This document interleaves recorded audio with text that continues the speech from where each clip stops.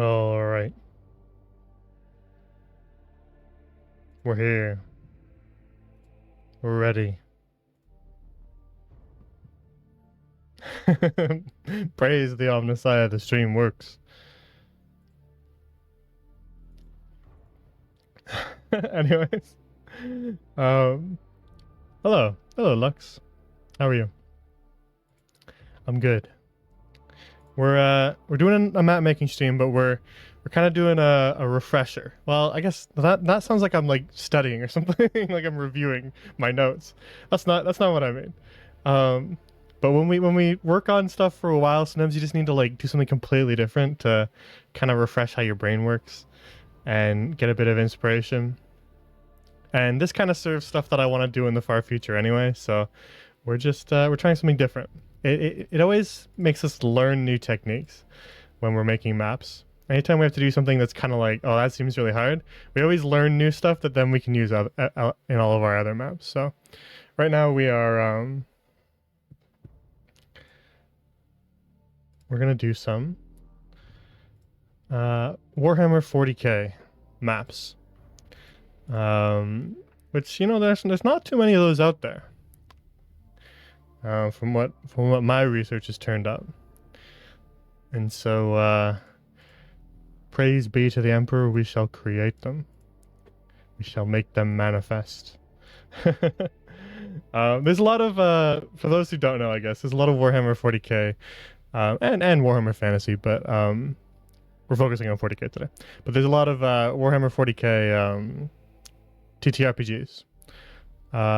There's stuff like well, there's a lot of tabletop games involving Warhammer 40k. Yeah, that's not much of a clever, brilliant statement. Yeah, duh, including Warhammer 40k. Yeah, that one's a tabletop game too. But I mean like RPGs like D&D. We've got stuff like Dark Heresy and its 2 editions. We've got Rogue Trader stuff. What's it called? Wrath and Glory, is that what it's called? There's a newer one as well, called Imperium Maledictum. There's a lot out there, and so we're gonna try making like a battle map for that. For any of those, really, doesn't really matter which one. I've got some references kind of pulled aside that we can use, and we're just gonna give it a go. There's a lot of very precise things in the Warhammer 40k aesthetic, and so I've plucked a few probably necessary assets, some twin-headed Aquilas and stuff like that, and we'll have to use a few of those things from the various video games and other sources. But for the most part, we're going to structure it using the sci-fi stuff, but mixing in some of the gothic stuff, because that really is at its core what 40k is. It is sort of gothic sci-fi. It's a very specific aesthetic, so we'll have to work hard to really nail it. That being said, we might as well just get into it. We might as well get started, because I feel like this will be another one of those ones where we just spend 2 hours on the same map.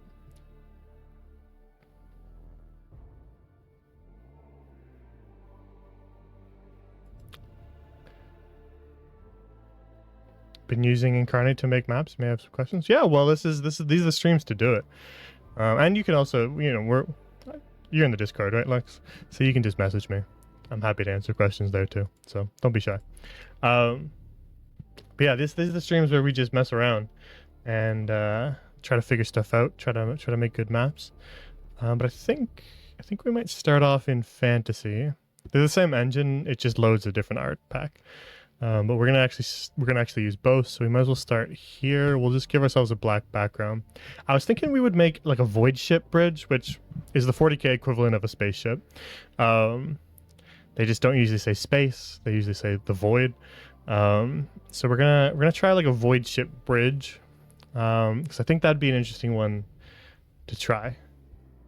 And so we will, we're gonna need like our structure. So I was thinking maybe up here will be like the window, though I don't know.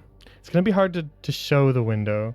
So we might try to use some trickery to give the impression of a window. I do have some references that we can use for the Void Ship Bridge from things like Rogue Trader and the like. So we'll pull up a couple of these.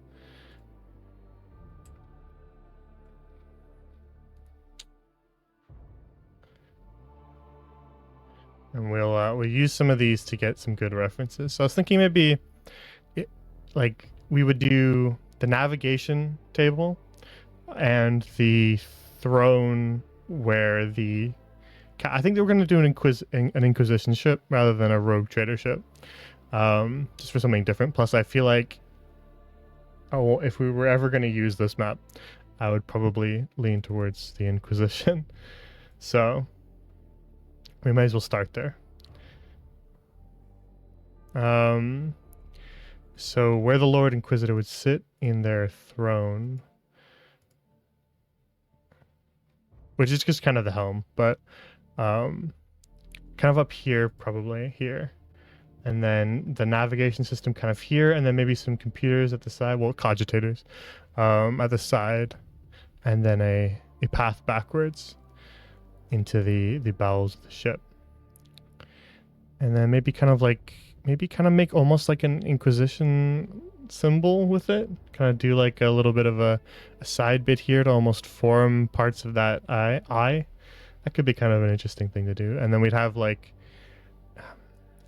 yeah, so the tough part here is that, as you can see in like these images, there's a lot of like gaps, see? And here, I'll pick up some more pictures.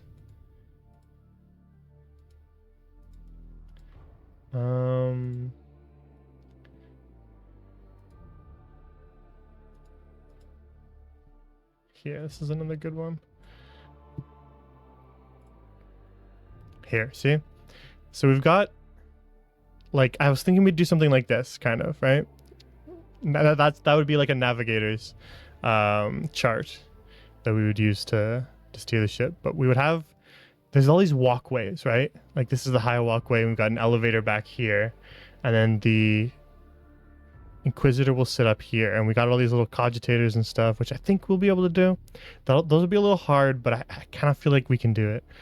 We're gonna have to be clever, but I think we can do it.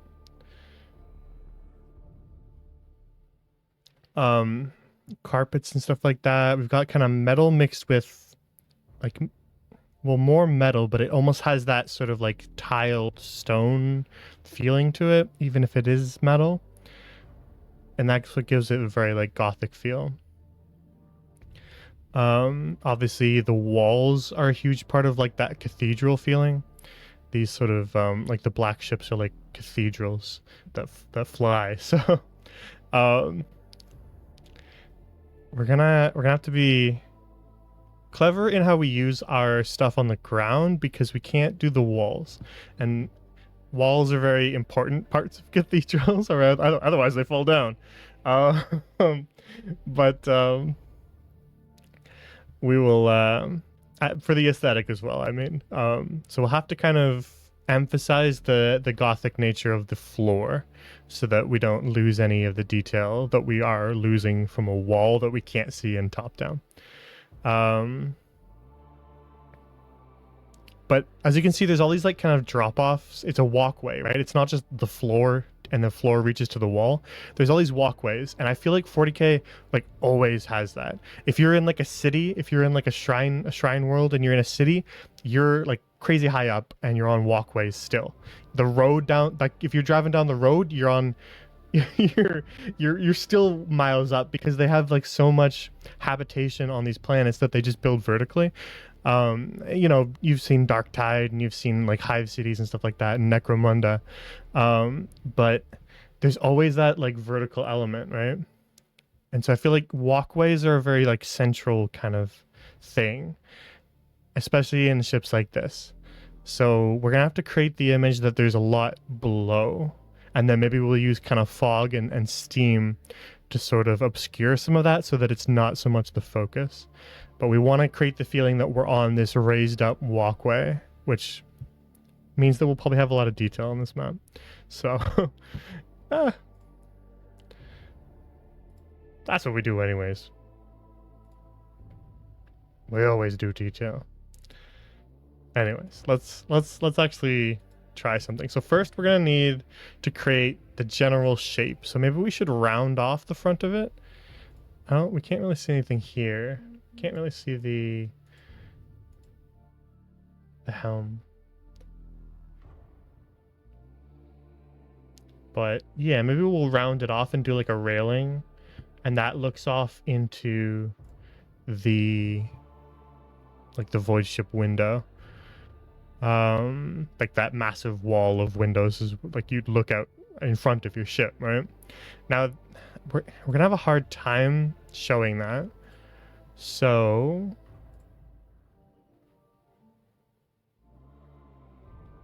what we'll do maybe is create like a sort of deceptive little illusion. And that will be how we give the impression that there's a little more going on than... we don't want the box, actually. Hang on. So as far as walls, maybe we should start with something that's kind of just like a metal railing and then go from there. Because there would be kind of like a metal railing, right? So maybe we should start with that. We'll do something like this. Down to here, out a little bit. Create these little kind of alcoves here. And this will come off the mat. We'll just keep it part of the same thing. We'll come in here. Something like this. And then line that up there. Come out a ways there. Go up here. And we're creating kind of like a plus symbol. And then doing... those two are a little shy, aren't they? Okay. So we've got sort of like a metal railing here. These ones are a little shorter.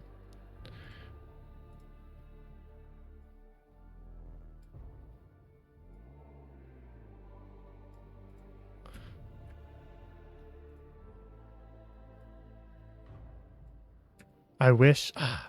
I think I say this every stream. When we're adjusting nodes, I always say, I wish they would let me adjust according to a grid.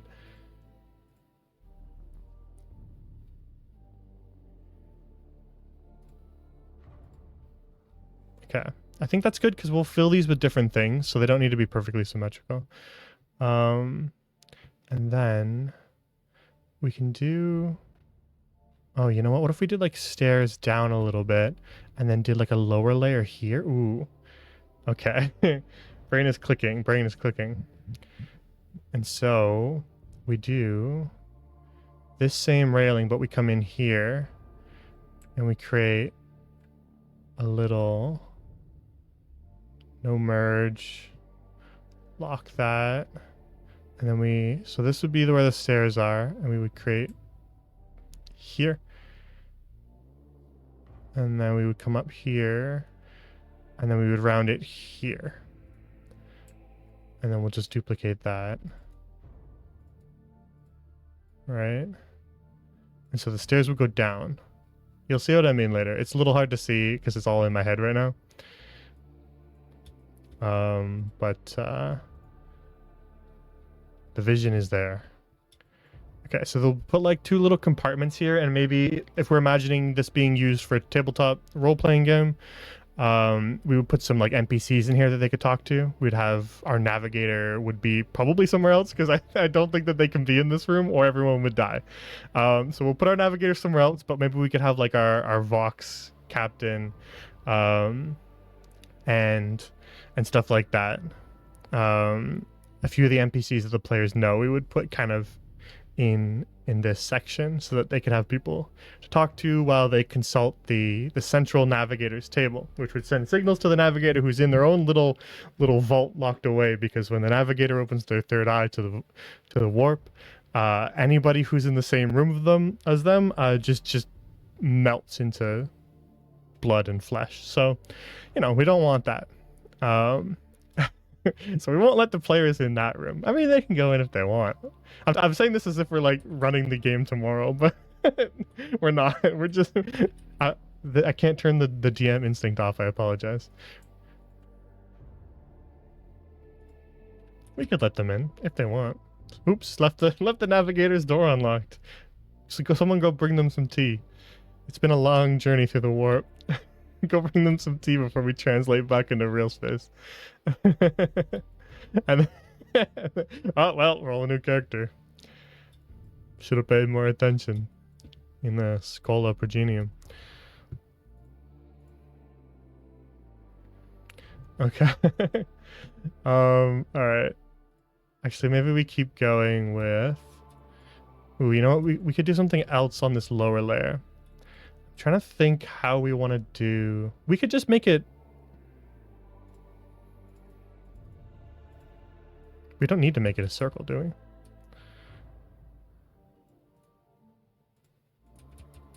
No, we don't.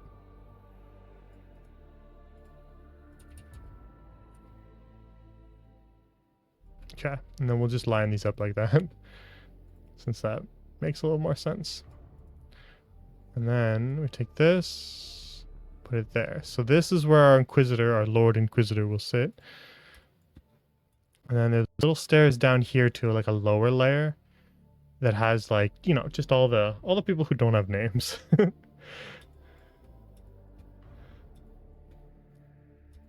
Okay. And we'll put a little side compartment center here. Put some more side stuff along here. And then our navigator chart in the center. I'm beginning to see the vision.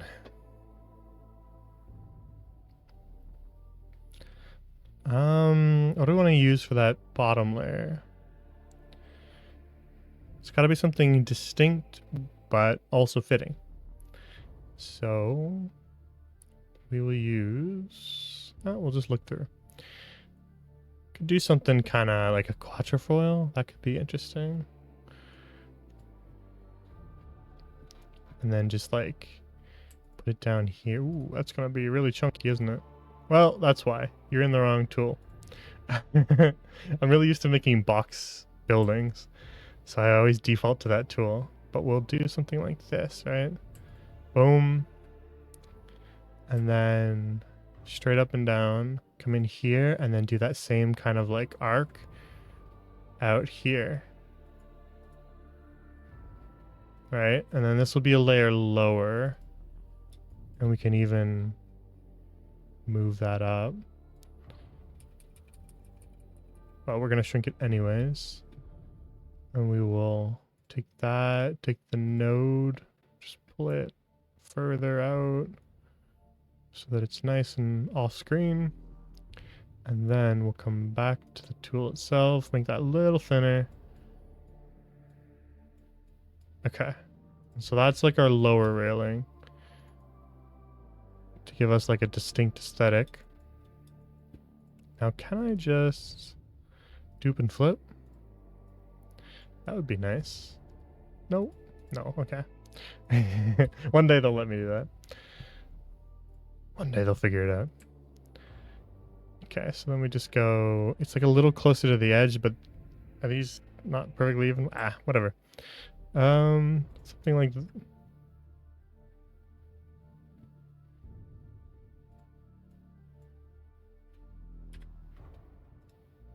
ignore that, wrong tool. So something like here up to there, and then it's kind of like there, that kind of angle.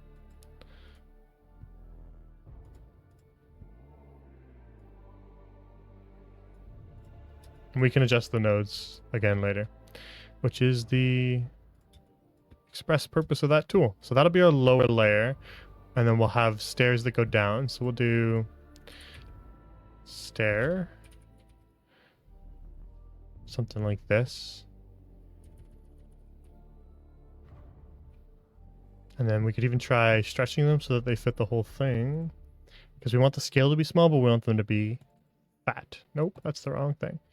See, I'm always getting pranked by Incarnate because we have width and we have height here. And to me, width would go left and right, right? But nope, gotcha, tricked you. Actually, that's height. Doesn't make sense to me, Incarnate. But hey, you do you. Okay, so we'll put stairs on either side. And those will go down. And we'll make them look like they're going down later. And then we could even... Do we have like... Ooh, we can make like a little step up. What about like a millstone? Because I think they rotate the helm. If you look here in this image, this is from Rogue Trader. All right. Well, Reddit, please, Reddit. Reddit, please. Please let me zoom, Reddit. Please, please. It won't let me zoom.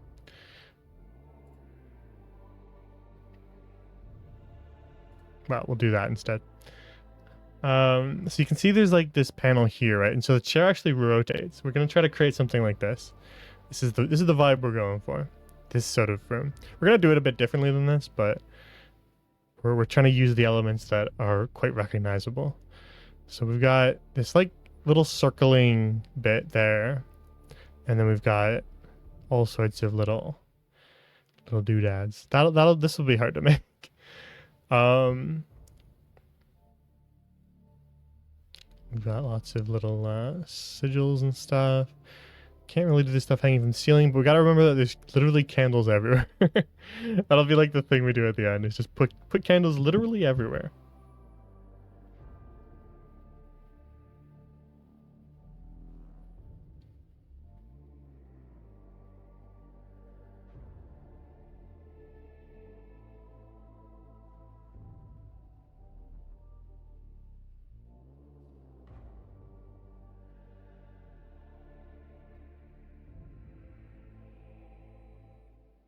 Okay.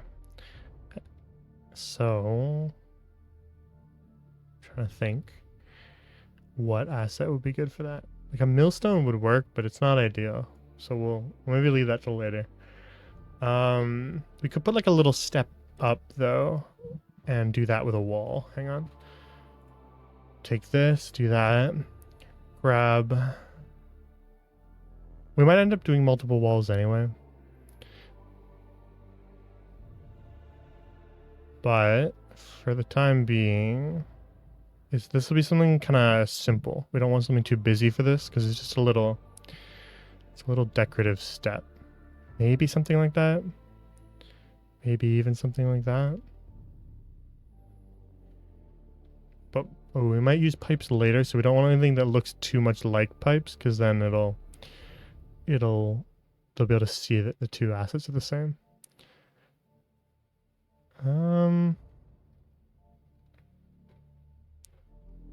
We're also trying to think, we want like kind of a red, black, gold kind of aesthetic as our primary colors.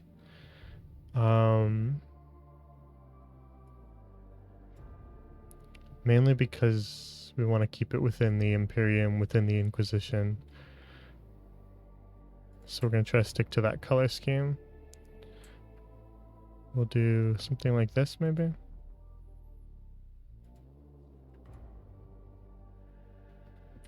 Little thicker than that. Try boom on this angle. There, and then when this lines up, then we do that. So that'll be like a little step up to the platform, so that kind of implies that the Lord Inquisitor is sitting a little higher up. And then we could do something similar with our navigator's table. Kind of give it its own little plinth. Create something like this.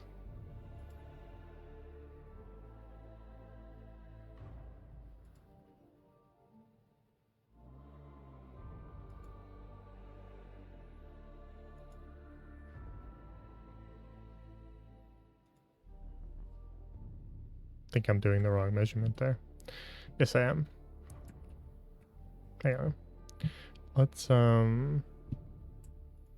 start from scratch. Something like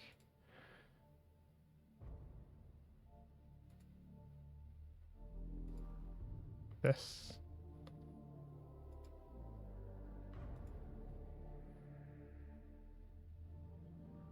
Is that the same? No, that's the same. What? Am I blind? What? What? What? Hold on. Ah, there we are. I'm looking at the wrong angle. There we go. I am blind. There we go. That's better. Okay, because we can just change the size after. I haven't made too many shapes like this before, I'm realizing. I mean, it's the first time I've used that guide to make that. Okay, and then we'll do kind of like that.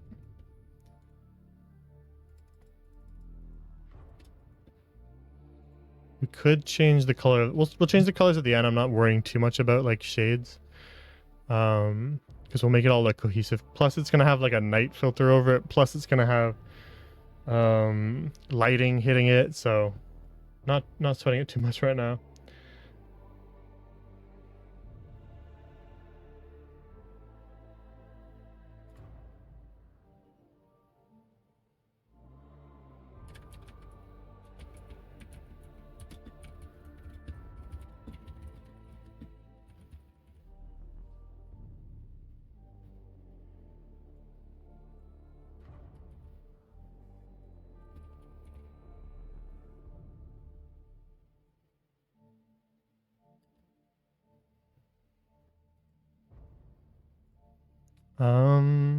Yeah, these will have to match too, so maybe we'll do that right now. I literally said I'm not going to do that, and then I just got lost in thought thinking about what needs to match. Okay, back on topic, Charlemagne. Jesus. Okay. Emperor. Don't say Jesus. There's not Jesus here. It's the Emperor. We praise the Emperor here.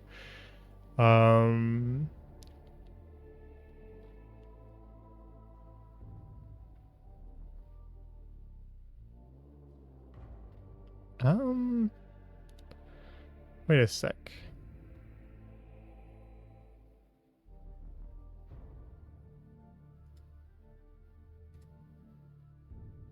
Okay.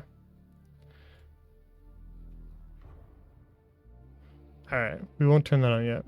I kind of really wish they had just left a lot of that the same. Anyways, whatever. That's not in line.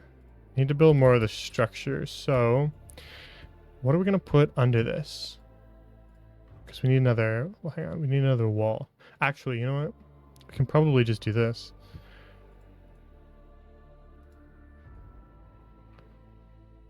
Like so. Drop it kind of fairly low.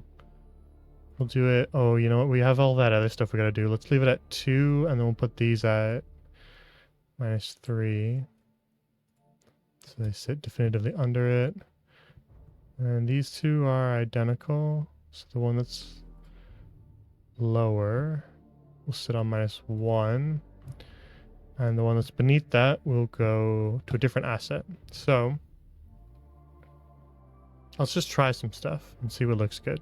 Well, what kind of walls do we have here? We got railings. We got kind of like metal stuff. Metal. Yeah, lots of metal. Lots and lots of metal stuff. Okay, keep that in mind. What if we tried something like that? Nah, that's too busy. Something like that.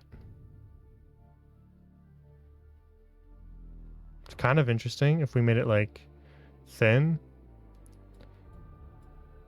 And then almost like shrunk it.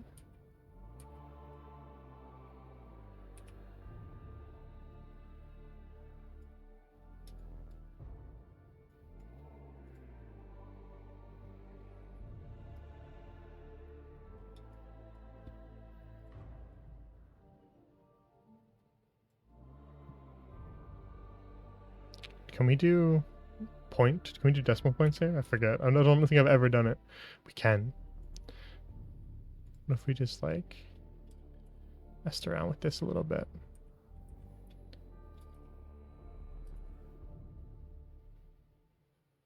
And then kind of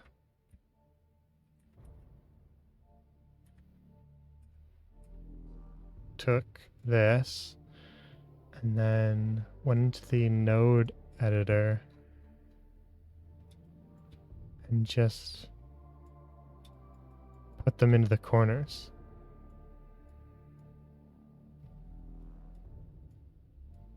As our guide. Kind of interesting. That's kind of interesting. And then we'll put something in the corners. Well, I know I just said that, but I meant something different the second time I said it.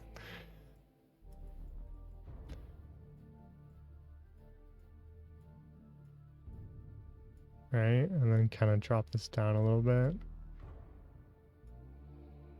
Kind of pull that up into the corner a little bit.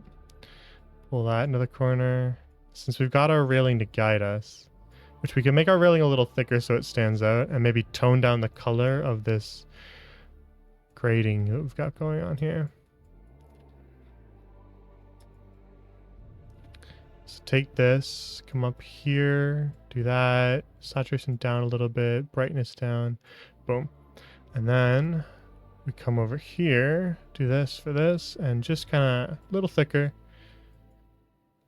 And then we'll maybe add like little details along it. That could be interesting. Yeah, and then we'll do like, there's the window. So we'll do like huge lighting coming in, and that'll be like our illusion effect to present the image that they know what's that direction without explicitly showing it.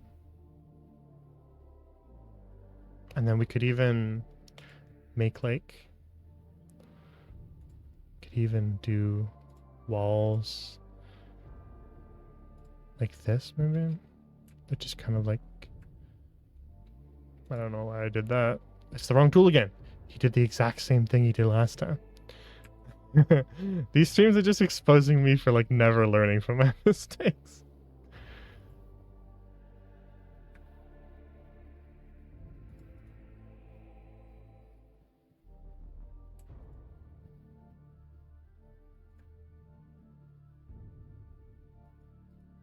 Right, and that's like our bulkhead.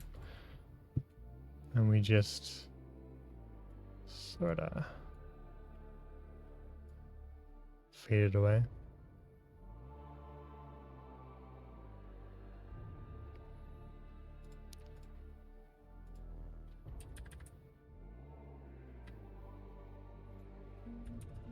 Kind of do something like that. We can just get rid of that if we don't like it, so we'll just keep it for now. Because that's an easy fix. Could even add more detail to it, but for now we'll just leave it there. So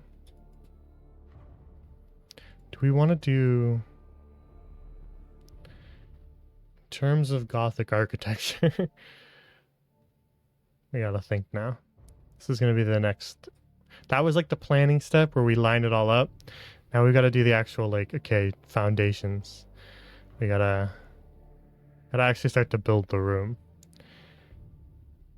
And then we get to detail, and then we get to lighting and shadows and stuff, but we gotta think now. So lots of little skull statues, those work. We could do lions on either side of the throne maybe.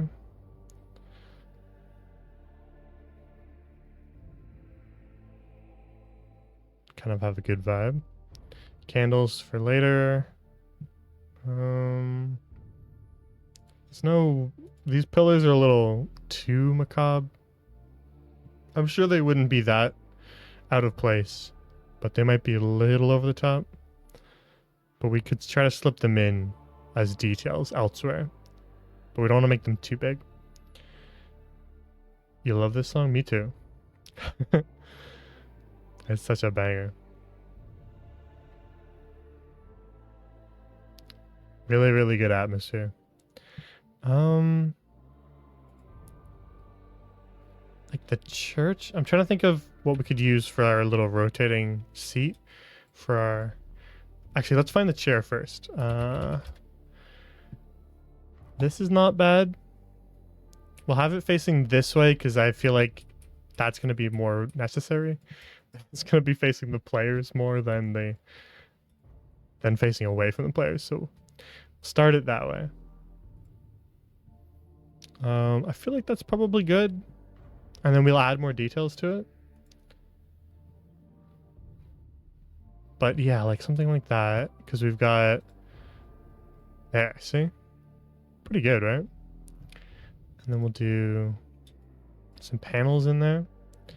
I don't know. The panels are going to be hard. But we'll figure it out. We're going to mute the tone of that a little bit. We're going to take that and kind of drop it down a little bit. Kind of do something like that. Okay, cool. And now we got to think about our pillars. Our pillars. I got distracted because I saw the bell and thought, oh, that could be a good little rotating platform. Gothic. We were in Gothic. Statues useful. I use a lot of these details in like my manor maps. I think maybe the eagle one would be good for like cornering stuff. Like this underneath everything, kind of down -3, putting that like here. That kind of thing. Oh yeah, I forgot. I forgot that was see-through. What if we did warehouse rack, duplicate, we do a triple wall. This might be our first ever triple wall, gang. Take that just for the sake of ease. We just do something like this. Where it just is enough to sit under and it's gray and it looks like metal. And then we zoom in, right? And it's just kind of enough. Or we could even, make it like pretty dark. There, so it sits under everywhere. A little smaller. Hidden. And now we can put stuff under it without having to paint over it. Okay, I like that. And then we put this kind of little rayon on that. Kind of make it match the color scheme. Right? So we do little, I'm doing little accents, but we should be focusing on bigger things. But I kind of just do what takes me. Hang on. What's happening here? This should be down one. There we go. Okay. And then duplicate again. Put these little statues in the corners as accents.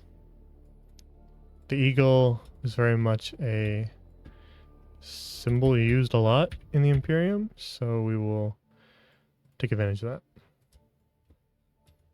Okay. There we go. And then I think lighting is going to be what sells this a lot. To get like that sort of moody, but also like dingy and grimy and moody, but also kind of pretty and like really archaic and beautiful and proud. That's the atmosphere we want. And so it's going to be very specific. And I think the lighting is going to be what sells it. That's going to be our most important bit. Little caps like this could be good for parts. Like this, and then we make a match.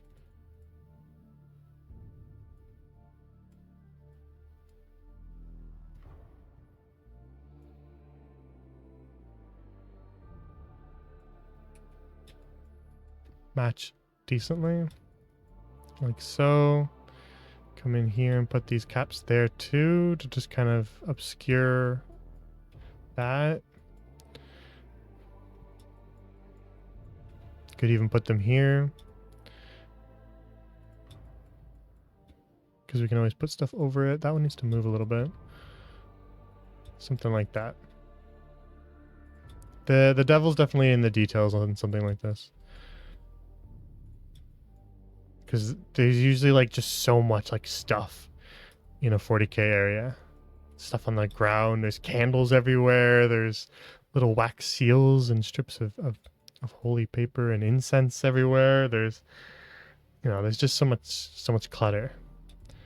I think that will help us sell stuff quite well. You know, I like clutter.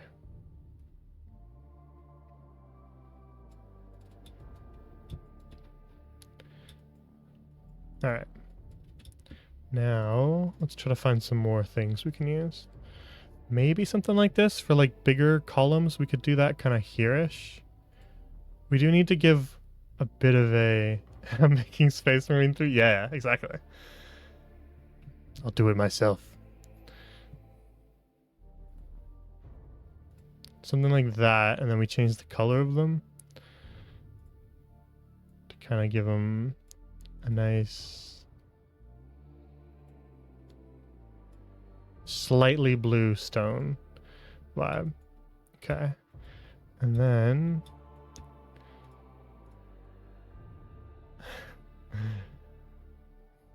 something like the quatrefoil stuff would be good. We just need to find the right spots to use it.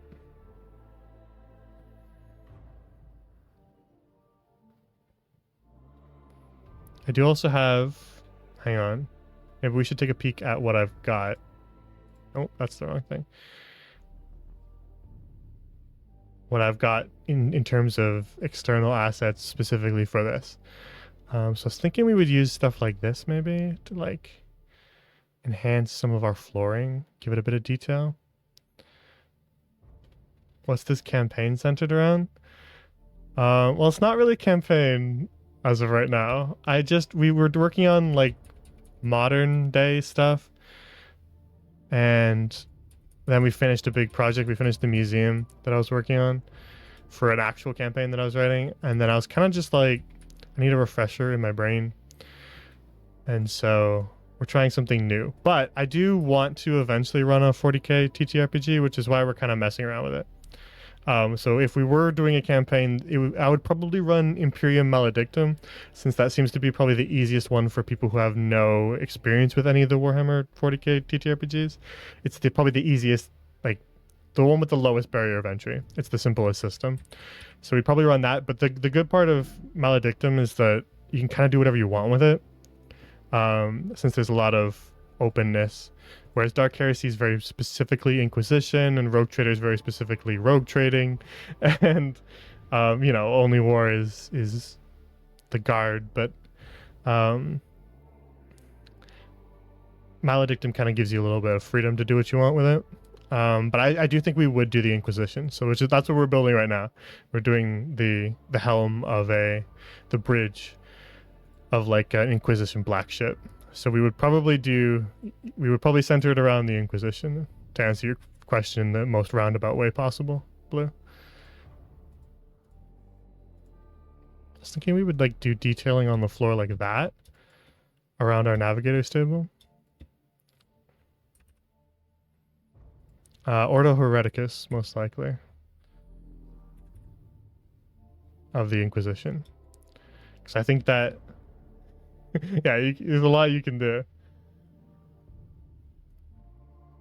But I think that the Inquisition allows for some fun intrigue stories that have like investigation work and social RP, and also combat and stuff like that. And you can interact with a lot of different groups when you're in the Inquisition, because you kind of just walk in and you're like, all right, we're in charge now. And so you get to kind of see a lot of different stuff in the Inquisition. And so I think centering it around the Inquisition would be probably my choice. That or Rogue Trader. Rogue Traders are also fun. But I think I would probably, if I was going to do one, I would start with the Inquisition. So we'll do something like that. And then we do need to make the table. Let's make the, okay, actually I have a reference for like a table that we could use. So maybe we'll just pull that up here. This is from Darktide.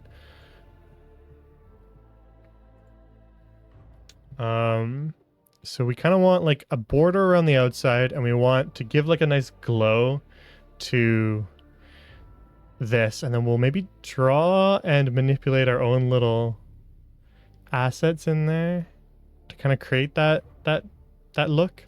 And maybe we'll use some of the sci-fi stuff for that. But we need a border. Oh, maybe we should, yeah, we should go into the sci-fi pack and maybe use something from there, because we've been exclusively using like gothic stuff. We need to create these wires, and I don't know. That'll be a hard one, because I don't actually know if those are existing right now in the sci-fi pack. I don't know if they've added those yet. And then we'll need to do all these little panels. That'll be another hard bit. But let's start with the frame, because I think we got these little things to help us with the panels. These are from Darktide, and I was like, I'll just borrow those. Thanks, guys. Because they work for little panels. And I was like, it's going to be so hard to make the panels. We'll just borrow the little Darktide character frames. But we got our Inquisition sigil, so maybe we should put that somewhere here. Like somewhere on the floor. In front of the helm. These maps are going to be crazy. Yeah. There's a lot of detail work to do in 40k stuff. And I do enjoy detail work. We've just barely started the structure of it. We could also try to fit those in there, but maybe we'll do something else with that. Rose case every time. Yeah, that, but it's candles instead of roses. There'll be candles everywhere. Okay. I think our little exterminatus one and our little patrol adept could be good for our like navigator's table. Can I pop that in here and pop maybe one of these just for like difference in here, and then we'll build a frame around those and maybe put something over here as well. Okay, and then we'll build our frame down in sci-fi, and then we'll just actually build like a little thing like this. Ooh, we actually do have some little wires here. Interesting. But what should we build the actual table frame out of? Maybe like a little electrical wall? That could look alright. And then maybe add some little details of other stuff. Do I have a favorite 40k army? I mean, I have a soft spot for the guard. If you mean like faction in general, or if you mean like specifically like 40k, the tabletop game, I have a soft spot for the guard, for sure. Faction in general, I still love the guard. The Kriegers are awesome. The Death Corps of Krieg, in terms of the guard. I really like the Black Templars. If I had to pick a Space Marine chapter, I would probably pick Black Templar. Blood Angels are cool. Yes, exactly. True blue.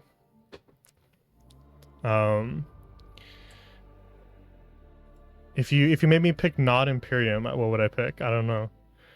I like orcs. Okay, if I had to pick non Imperium, I would pick orcs. And maybe like Plague Marines and stuff like that. The Plague Marine models are all really awesome.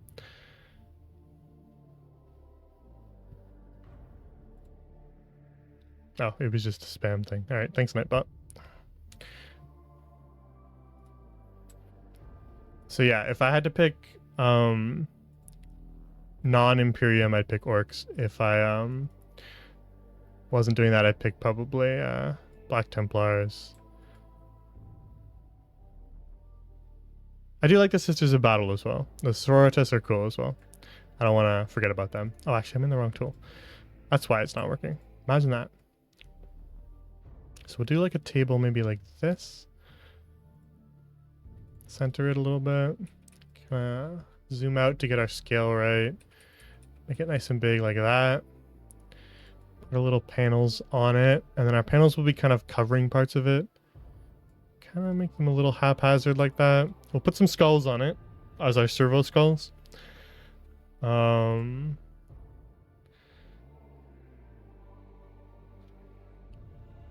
maybe we do something like just a little fade and saturation.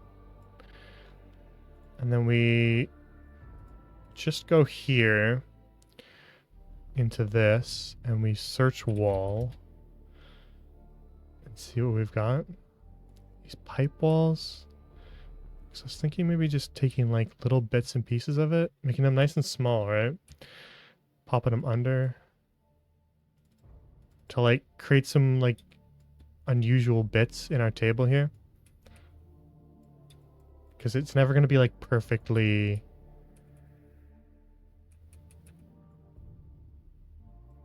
aligned. They don't really make anything new in the Imperium. So we're going to kind of bust some stuff up a bit. We might change these to green. And then make the table blue.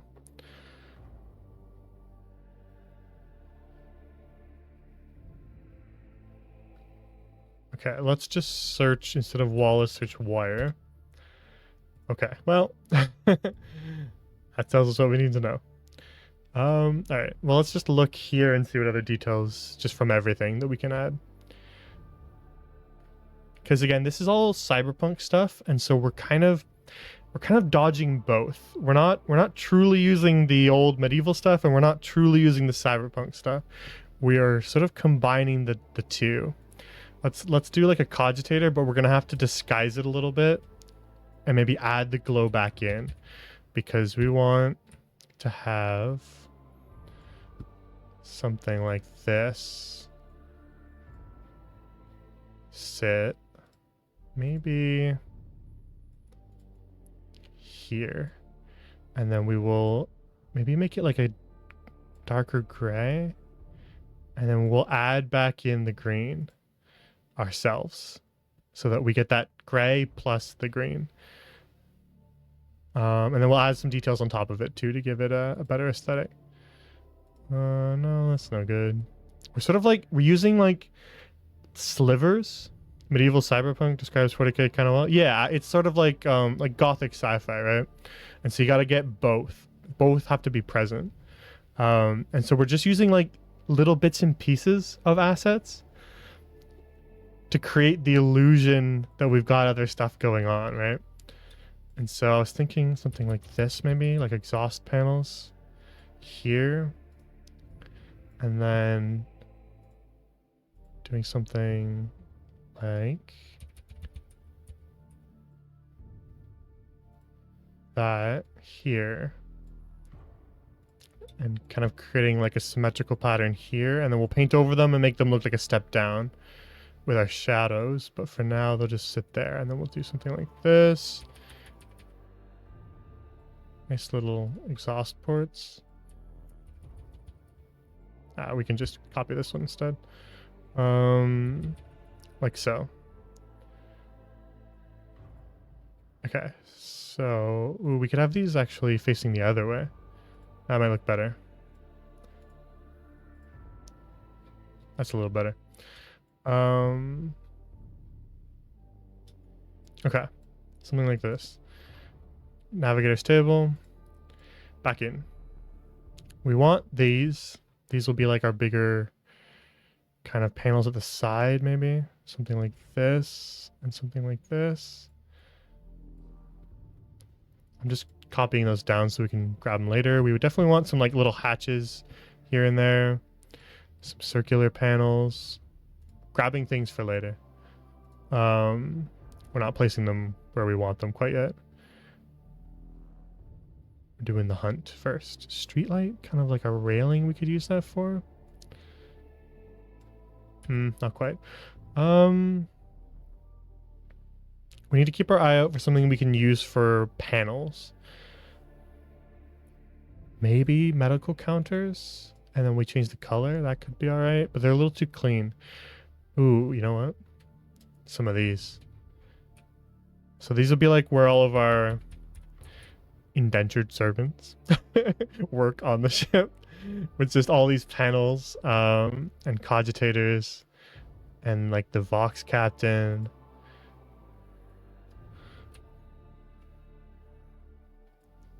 And so we'll just create a bunch of those, but we'll actually put them in proper places later. Projectors? What kind of tech we got here? A little too clean. We want everything to be like archaeo tech, basically. So we're very careful with what we use and don't use. Server racks could be all right for putting under our table.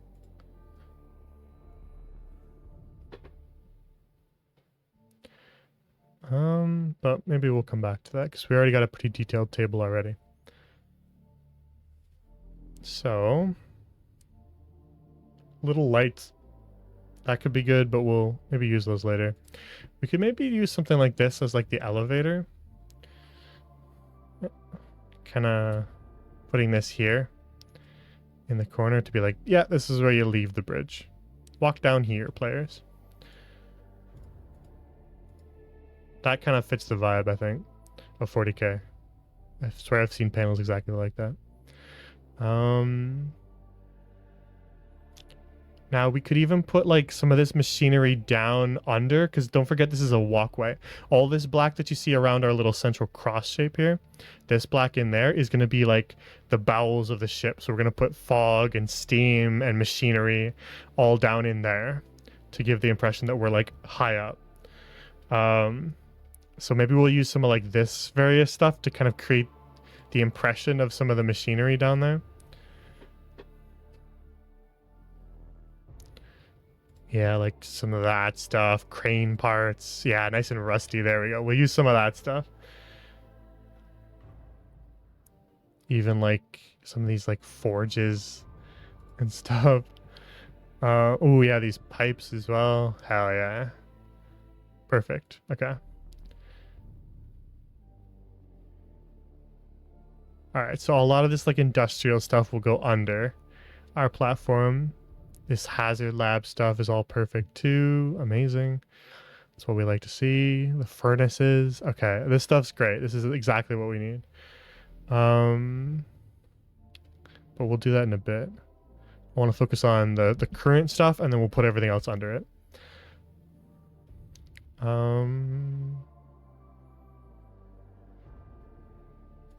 Just thinking in terms of holograms, there might be one that would look good on top of the table.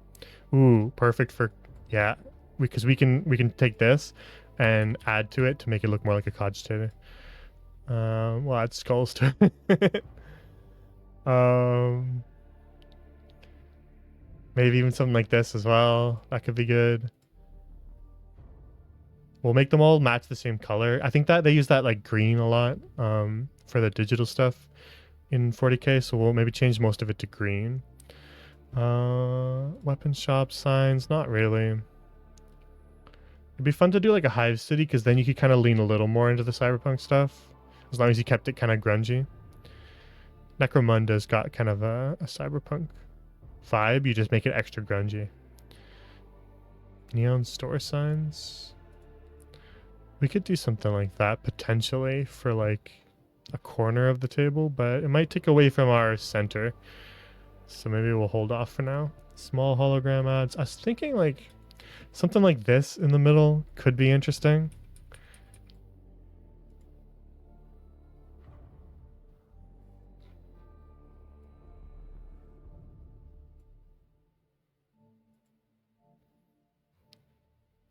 So we'll leave that there for now, and we'll maybe mess around with it a bit. Because I do like the Dark Tide kind of one, where it's just like a big panel. But I do know there's like a sphere used in the Rogue Trader one. Kind of different interpretations. Microwave oven. Use that for one of our panels. We need a lot of different types of panels. And we'll mix those in with our existing very Warhammer 40k cogitators to really get the right vibe. Now, I'm thinking we need to try to figure out what we're doing with our table.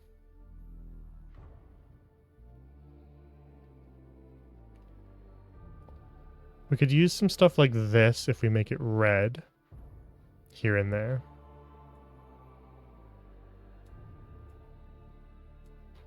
That's pink, but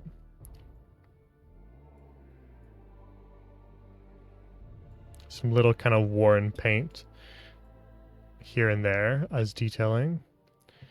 All those panels. Man, another bot. Same kind of link too. Get out of here, guys. Nightbot's gonna get you every time. You can't beat Nightbot. Presentation screens. I'm trying to find the right thing to like stretch, because it's either this or we take the notes from the other thing.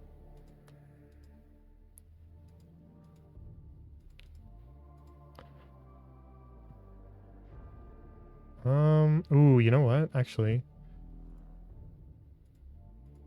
what if, would this work? Drop it down below everything. And then wide. How would buying viewers even work? I don't know.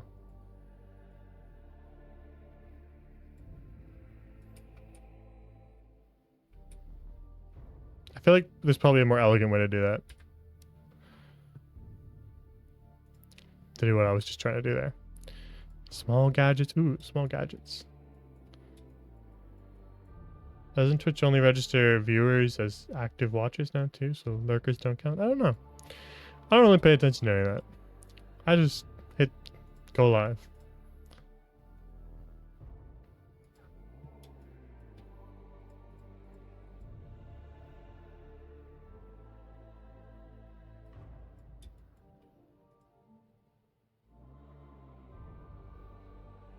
And then we kind of like create the illusion that there's stuff over here, but don't have to actually detail it out. And then we'll change the color of it to match. And add some details around it. Okay, so that gives the impression that like, hey, this guy's working here. On our void ship. What is the 40k version of Charlemagne? Probably like a Megos for the AdMech, right? Just one that's been dead for a really long time and is just a little servo skull.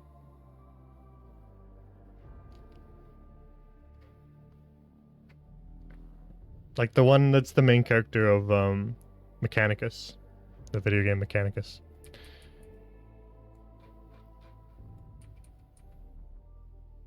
From the moment I understood the weakness of my flesh, it disgusted me.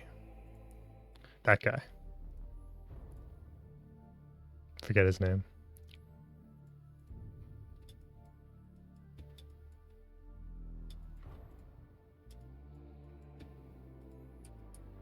Four. 1, 2, 3, 4. Okay, and then we'll align these panels, and we're gonna maybe try to do some rugs too, because right now we're like grunging the ship up, making it look kind of gross, kind of nasty, and then we're gonna add some details that like prettify it to give it that kind of regal. It's the mix of grungy and like beautiful architecture that really nails the 40k aesthetic, because it's like it's an empire in decay, right? And so whenever you look at the Imperium, you should see like something that was probably more beautiful 1,000 years ago, and probably even more beautiful than that 1,000 years before that. And so that sense of decay of like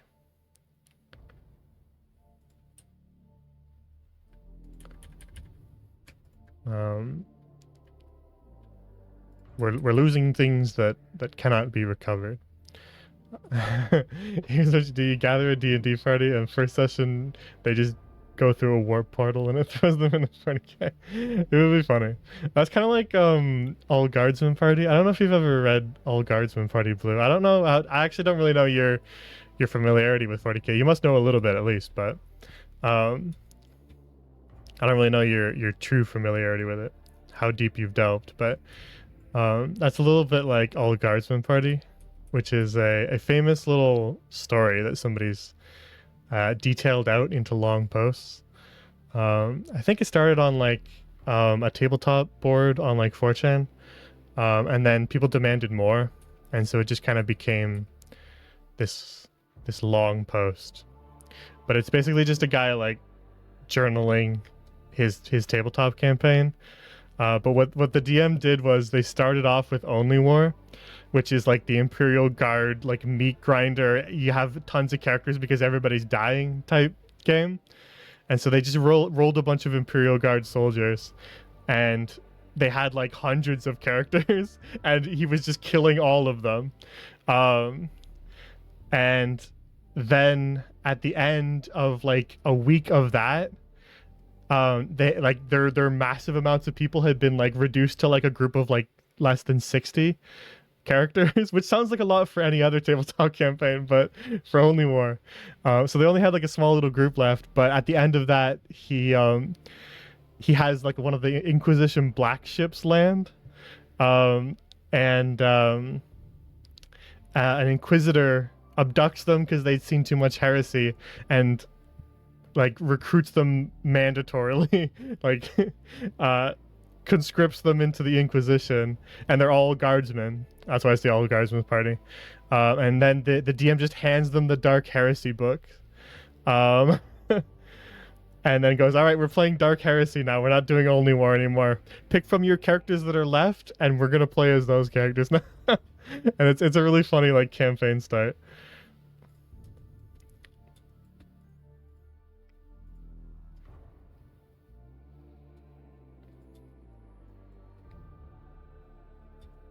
Of just like killing hundreds of their characters and then being like, all right, pick from their survivors who you want to play. We're playing Dark Heresy now. We're switching games entirely.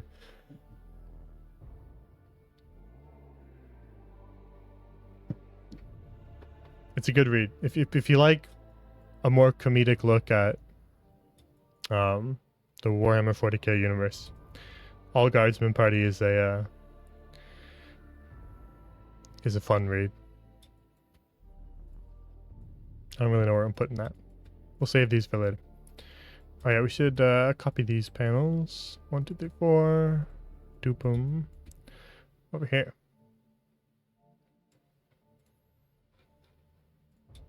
Okay. And maybe mix a couple of them in here. Keep some consistent stuff going. Alright, we're starting to get some detail in our floor. Ultimately, what's going to really matter is what we actually choose as our floor texture.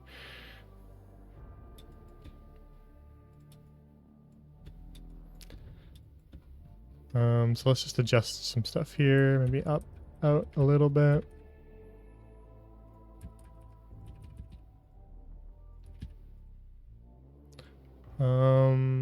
Seems like we don't have too much that's the same, but we'll flip a couple of them just to keep some variety. Just kind of that random flip them. Flip that one.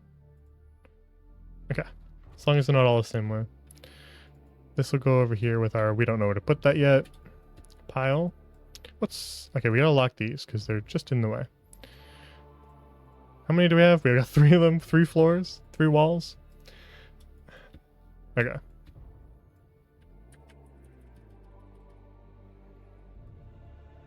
All right, you can start to see what we're working with now. And the lighting will be very important. It's probably not going to look quite right until we get the lighting in, but we'll do that at the end. So for up here on the bridge, let's take a look. Kind of like tiles and panels and stuff. We won't get panels quite that detailed, I don't think. But we do have little things we can throw in here and there to try to add some Imperium aesthetic. But what should we start out with? What's this? Let's just grab our tool and let's just try a section of the floor just so we know what it looks like.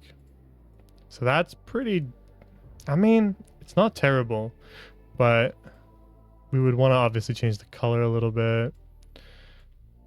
Can I do something like this maybe?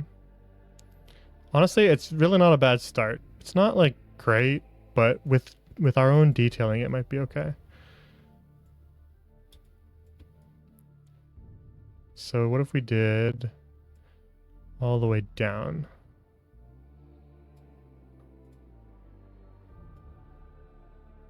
We're kind of symmetrical, huh? Which is what we want. And then we could even make these match if we wanted to.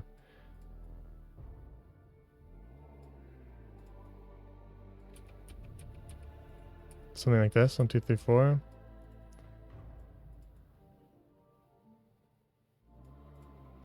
Make them fit into those. And then what would we do if we were coming up here instead? How would this look? Visually, what do we got going on here? Still kind of works. Could even do something like this and then duplicate that. Give it a float. Put it nice and aligned in these panels.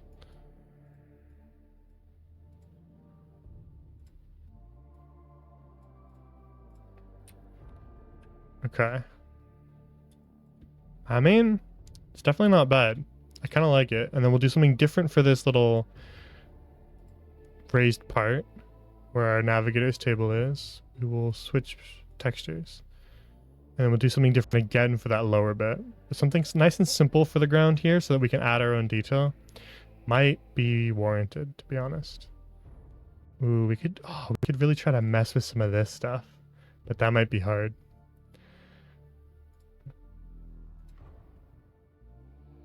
I mean, I know it'll be hard, but we could try to align it.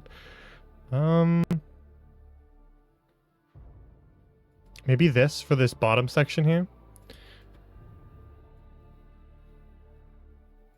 Come in and do that here.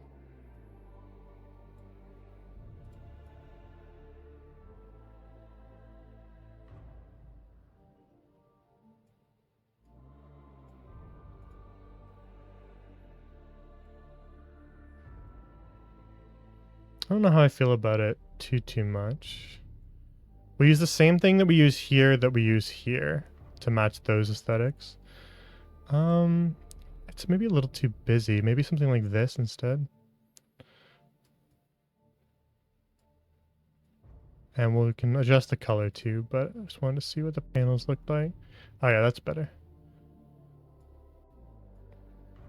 Since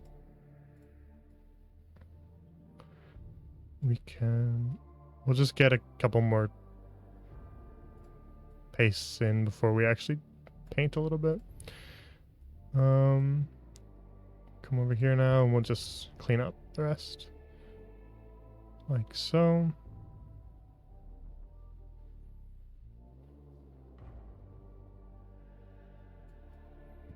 And again, the lighting is going to change the look a lot.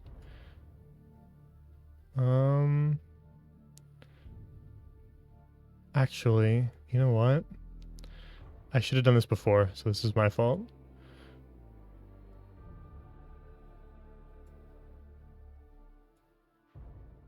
There. Just quickly go back over that.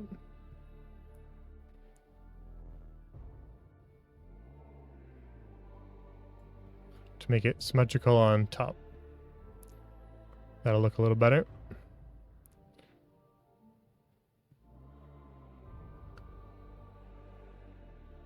All right, beautiful. Then we'll put a bunch of kind of wires maybe on the ground, clutter some stuff up. Now we need to find something for those raised sections now. Ooh, wow, look at that. Imagine we got them. Thank you, game. Game? Okay, what game is he talking about? Am I used to just sitting in front of the stream and playing video games, and that's why I said that? I'm trying to... Whatever. You know what I meant. Thank you, Incarnate. We could do something like this and then add our own, like, detail. But I swear there's gotta be something better, right? But something like this... Oh, maybe.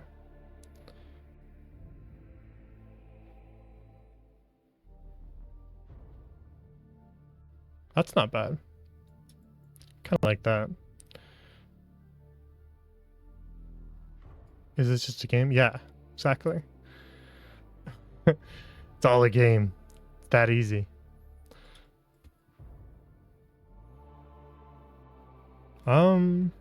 Is it weird that it almost lines up a little bit there? That was by accident, actually, because I don't think these are the same. I mean, vertically they're aligned, but horizontally they're not. Well, that's weird. What a strange thing that just happened to us there. Let's maybe try turning on the night filter soon, because that'll definitely define a lot of the color schemes we do here. And now that we're painting, that's gonna matter. We're gonna fill something else there, but for now. Let's see what it looks like. That's our sharpness. Okay, that's our... Hello?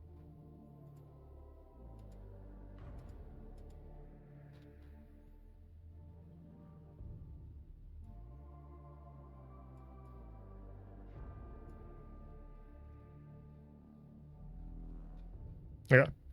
Where's our night filter? I don't know why night filter isn't just here. Ooh, we could do a color adjustment filter too. We don't want polluted air. What? Can I just do vignette and then change the vignette? No. What on earth?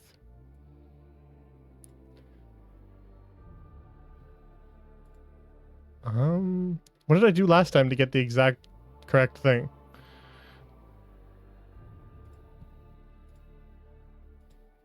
I had the night filter on literally earlier, and then I deleted it to do a sharpness one. Bruh. Well, it's definitely not the rain one. Was it just this? Ah, it was that. I don't know why they hid the night filter. Also, that looks...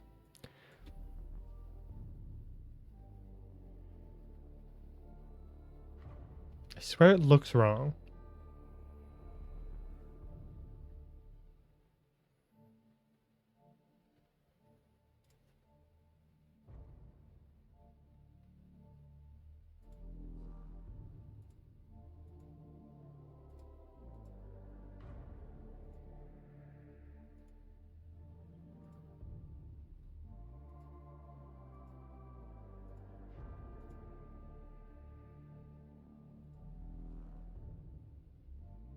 Am I crazy, or does it look different than usual? Well, actually, hang on. Maybe it's just this. Well, we'll get the right aesthetic no matter what. And then we do something like this here.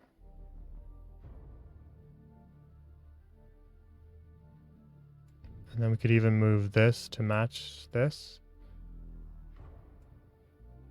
Take the circle bit, get rid of its shadow. Okay.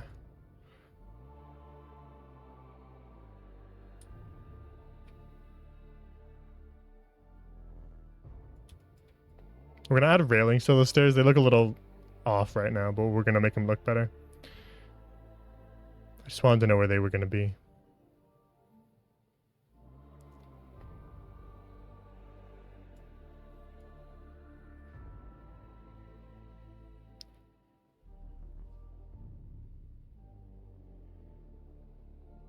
Okay, we could even thicken up these railings a little bit further. And then we'll put the Inquisition badge there to fit with our... There. And then actually let's bring this back so that it actually matches a little better. Make it match that color scheme. Okay. And then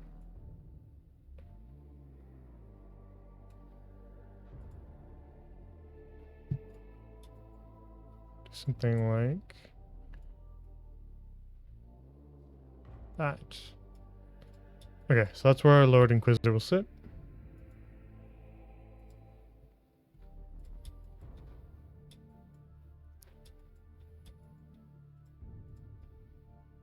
Alright, what were we doing again? I've completely lost track. We could try these stairs too, but we'll keep the ones we got so far.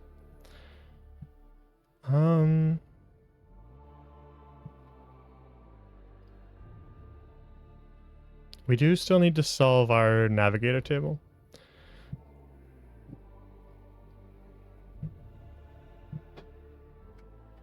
Where are... I'm trying to think, like, what's our biggest asset we could use to just make a big blue thing?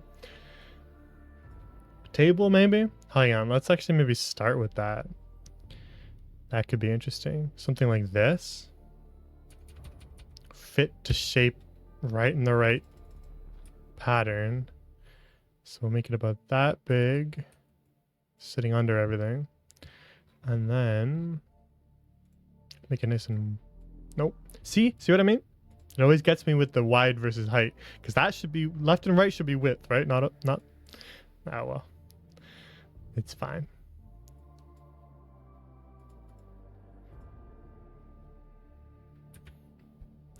The navigators in 40k actually have like really cool lore. Oh, you know what? Maybe we should do these for our little panels here so that we have something to paint over.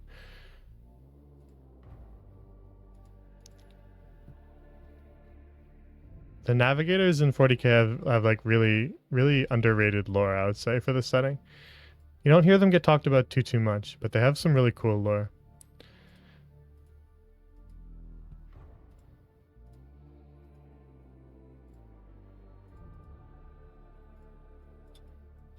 They're basically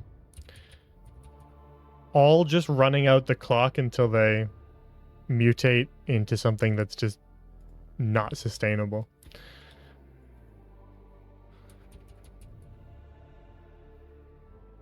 Ooh, that's a little annoying.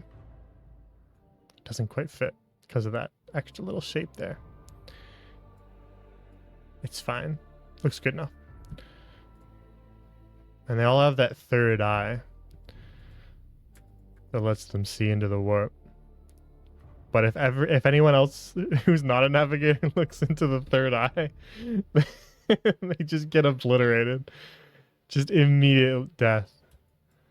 That's why navigators have their own little room. Takes a lot to look into the immaterium.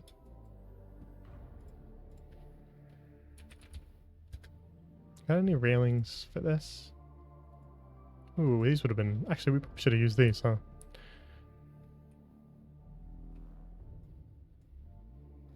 You know what? Why don't we just use both? This actually kind of works. Or maybe we should just switch them over.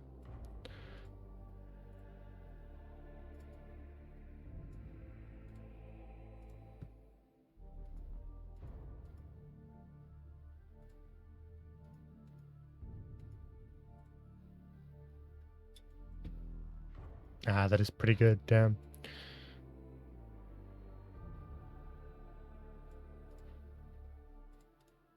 We'll do that for this bit here to kind of set it apart. For our Lord Inquisitor.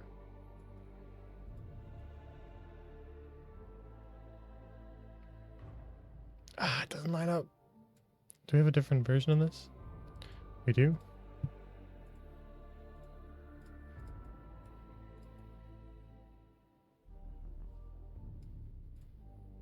Okay, not too bad.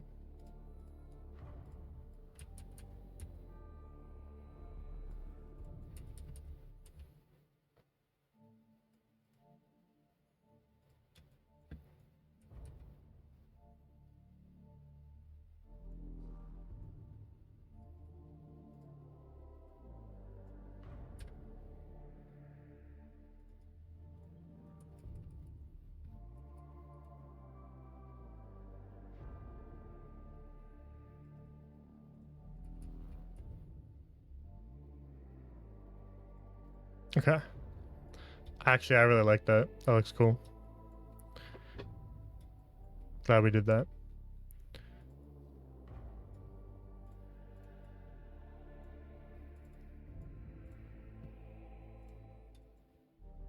Let's grab these.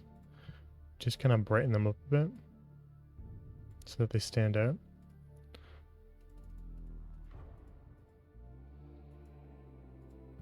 Layer are these on? Why are they on 5?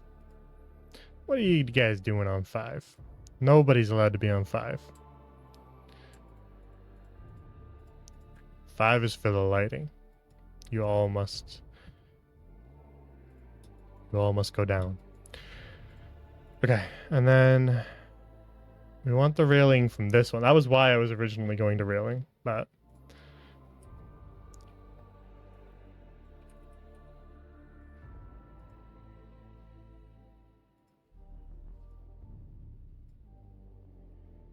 and then we could just put it here too,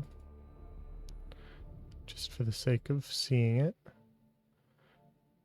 Under there, just that little detail to show that it's on that side too. A little bit of gothic detailing at the end of the staircase, can't hurt. Okay. And then should we change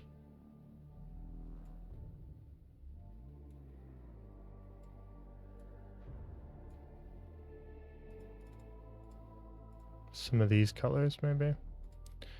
Make them match a little better. We can also switch the song if we want. I like this song a lot, but there's some other good songs we can listen to.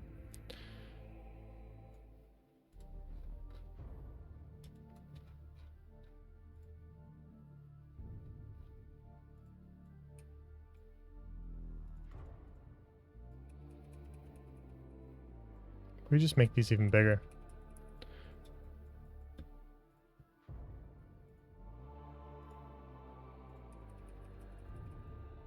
Make them nice and prominent.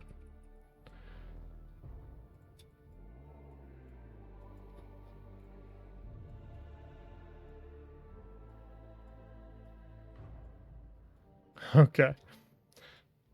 Man, we've already been going for an hour and a half. And we're not anywhere close to being done. It's gonna be one of them long ones.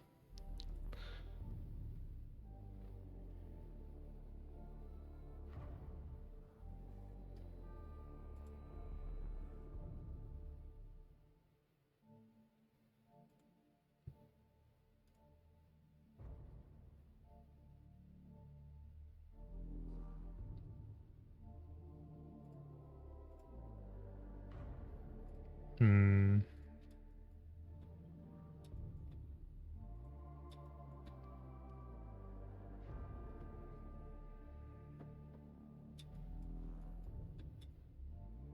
Okay. Oh yeah, we were doing this, weren't we? The table. I get distracted so easily.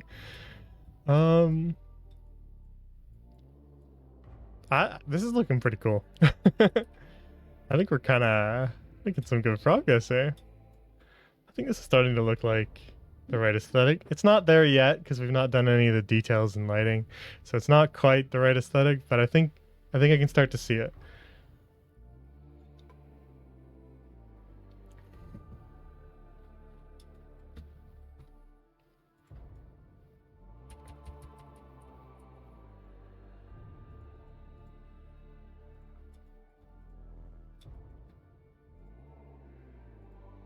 Incarnate is my tiny glade. Yeah, exactly. It's just a lot more work.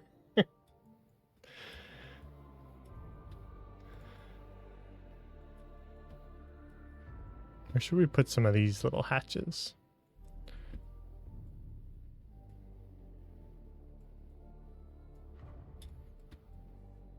Oh, hello. What's going on here?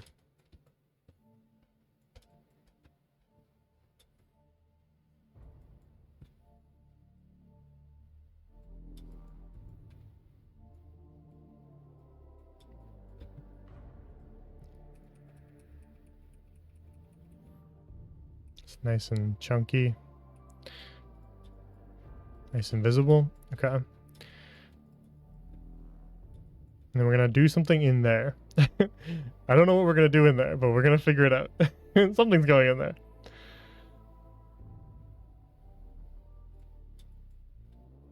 Okay.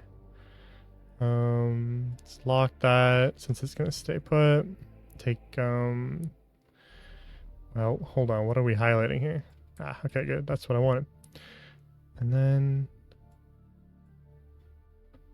ooh. So if we didn't do this, this might actually be good. Right? Kind of getting there. Start to see it. This is the exciting part about trying like a completely new aesthetic in Incarnate. So we get to see,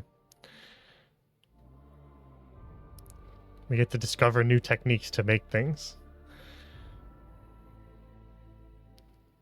Now how do we get the text? Well, let's start here. Let's try something first. First things first, we go. That's an idea. Rugs are an idea. Once we add the light, no matter what we put there, it'll look like it's glowing. So we don't have to sweat too much about the asset itself. It just needs to visually resemble something that we were going to use. So what if we did like this? This is what I was thinking first, is like something like that for like the text scrolling. And then, okay, bear with me for a second because we're about to do something unhinged.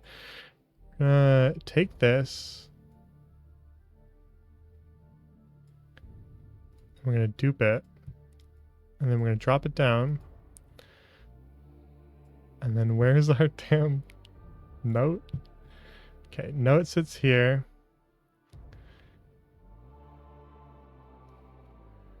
Metal table, metal table.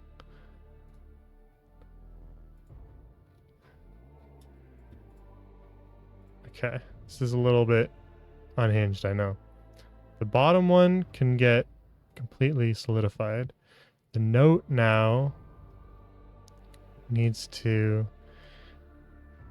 sort of hide most of itself. Like so. And then, similarly... Okay. Alright. Now we're talking. Right? Right? Right? We're getting there. And then we start doing lighting just to see how it looks. Crank the brightness a little bit and do something like this.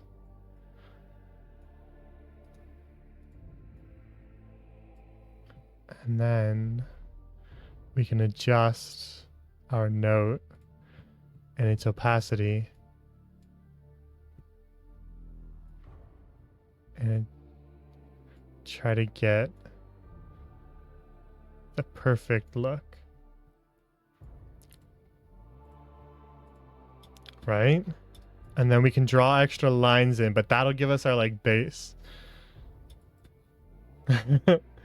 I think we're kind of getting there for that.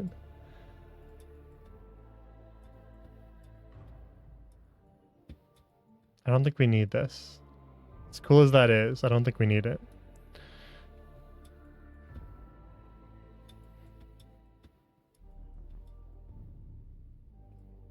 One, two, three, four. So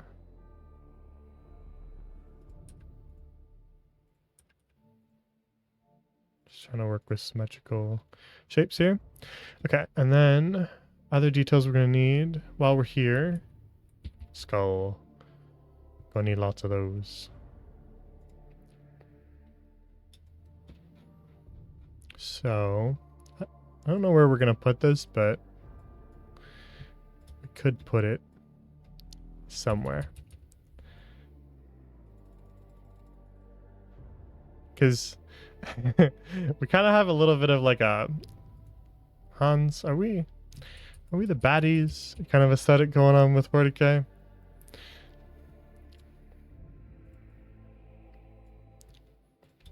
So we gotta remind, we gotta look hard as fuck sometimes. Is what I'm saying. We gotta make the aesthetic go hard occasionally. We can't just be sci-fi. We gotta remind them that we are the Inquisition here.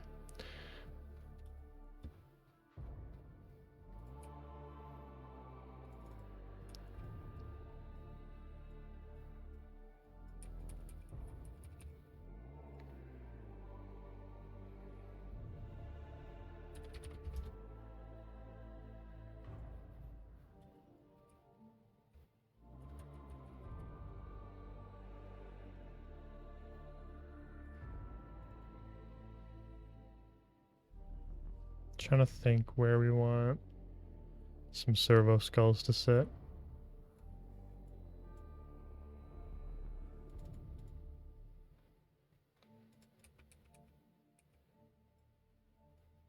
On our cogitators, where do we want our little skulls?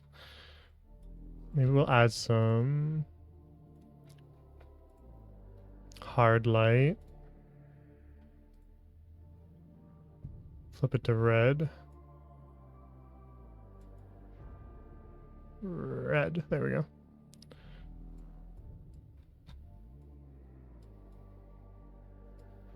Oh, you know what? That's why all our lighting looks so weird. It's not on the right layer.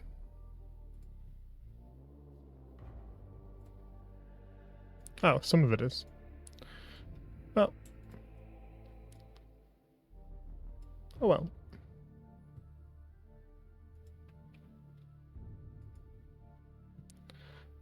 Kind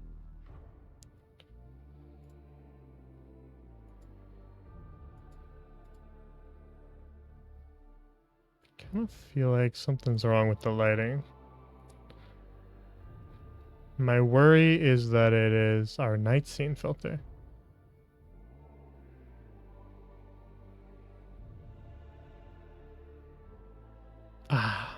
This is what makes me wish we can't undo this. But this is probably going to bug me for the rest of it. This time I was like, oh, we'll just start with sci-fi because we're probably using sci-fi stuff first. But the engine is slightly different. For some reason, the lighting is just better in the fantasy one. And I should have started with the fantasy one. I always do. But I was like, we're going to be using a lot of fantasy stuff. So we'll just start there. You fool.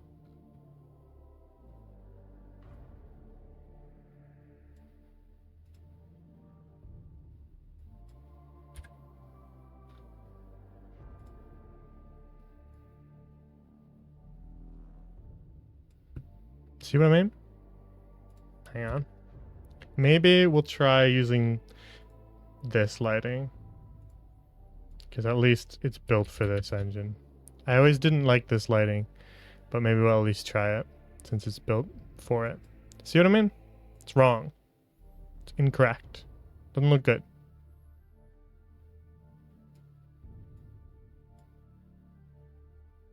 But we can't undo what we've done, can we? There's no way to change it.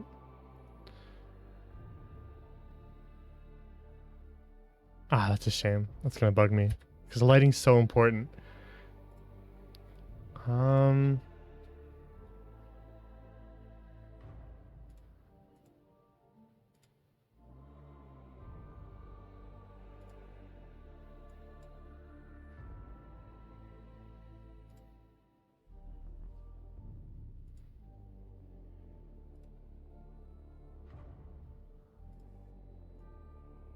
Well, we'll just keep going. It'll be alright.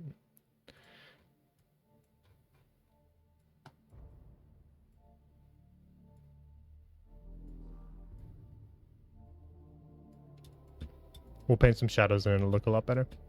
So I was thinking to get the aesthetic of the Immaterium, we'll just kind of like create like some huge lights like this, kind of fatten them up. Well, even real space as well. We just want to give like a couple different colors of lighting and mix them together. So we're going to do like a blue first across, right?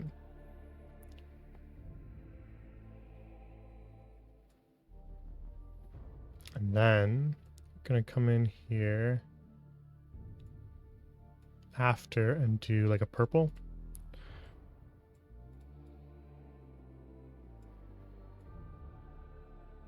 And kind of like phase it in between a little bit, right?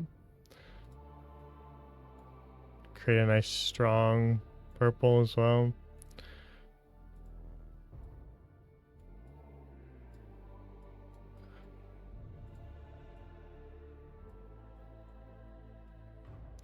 There, so this is what I meant by we're gonna create the like a fakey kind of illusion that there's a window on the ship without having to actually depict one.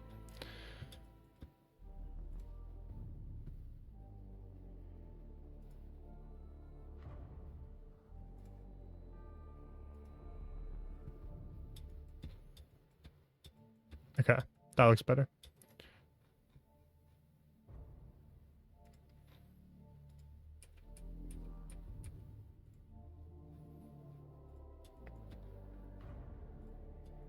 And then we can create maybe like a similar illusion here.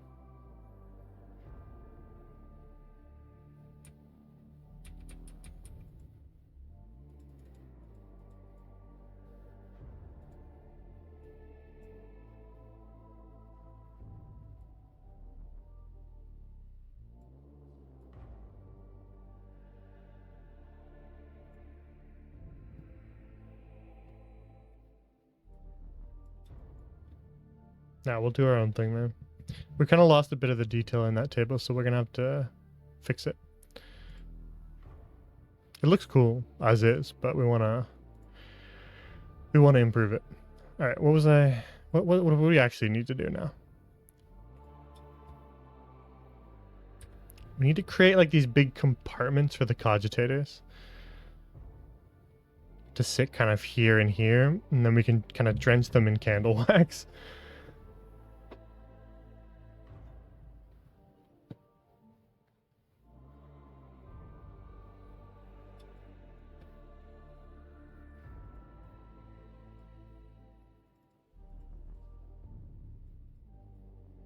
So we need to figure out what looks nice and kind of halfway. Something that would work for both aesthetics. I'm thinking maybe the quatrefoil can come back in here. To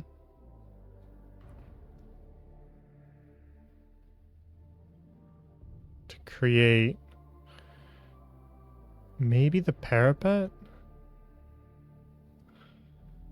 So what we're trying to do, even maybe like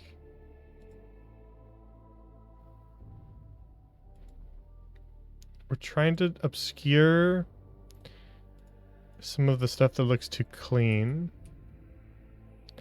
and create the impression that there's a sense of archaeotech to everything.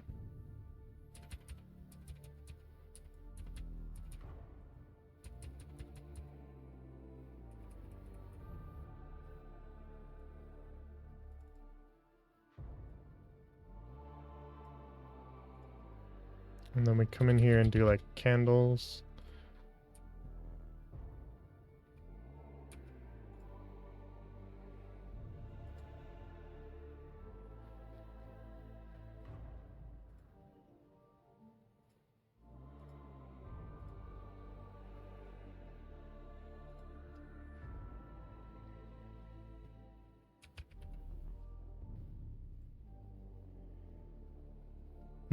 Is everybody stand? Everybody stand? Y'all standing?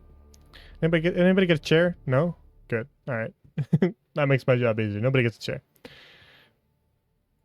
Too bad.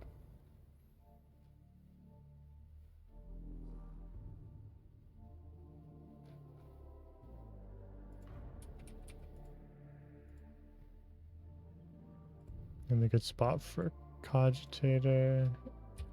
Little skull. We'll add some details to those skulls, but for now we're just trying to place them in.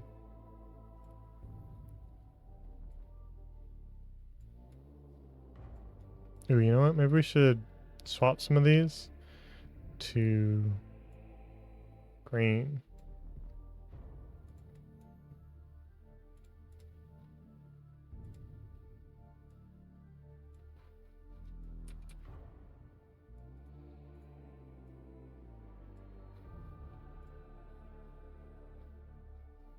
It does tend to be in one eye. It looks a little cooler in with just one eye.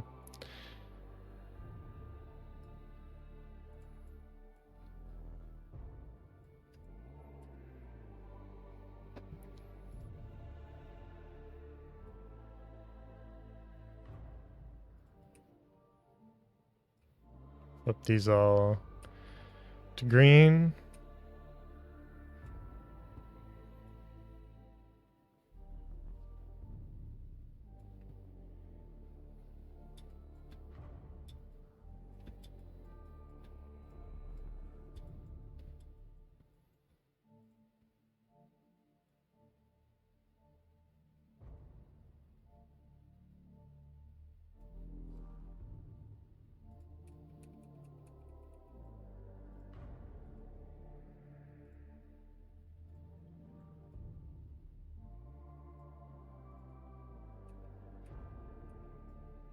And then could even take this.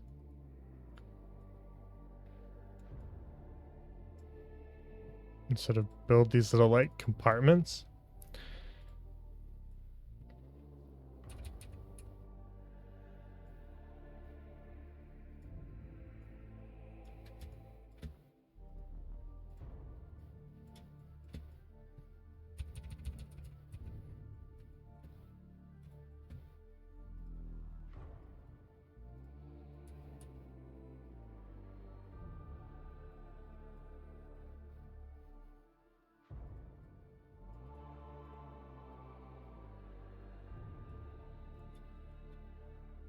Something like that.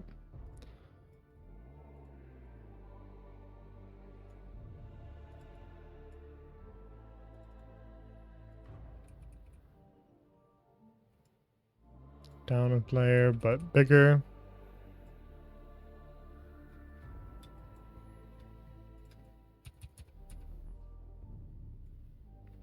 Just kind of create like a bunch of stations, basically.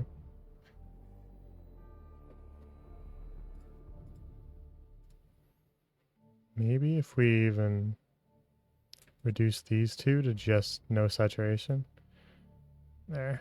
We'll take on the color of our sort of warp immaterium shining in. Very nice.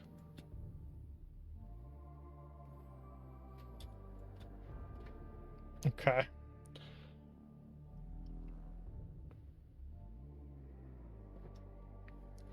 Making progress.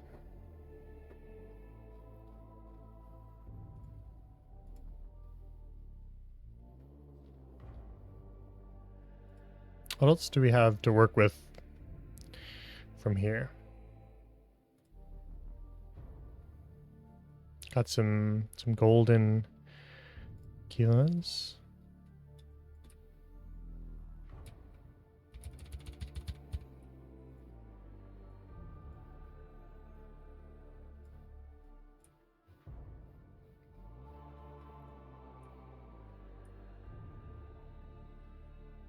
Try to fit these in where they actually fit.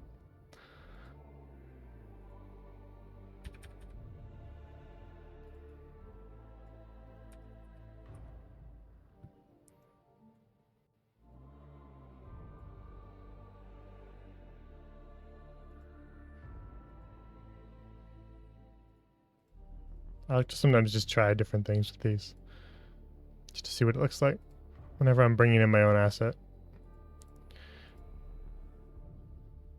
Ooh, that's actually kind of cool.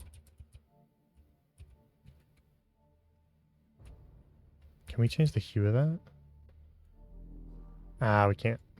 I think it's just blue because of our... Oh well. That is kind of cool though.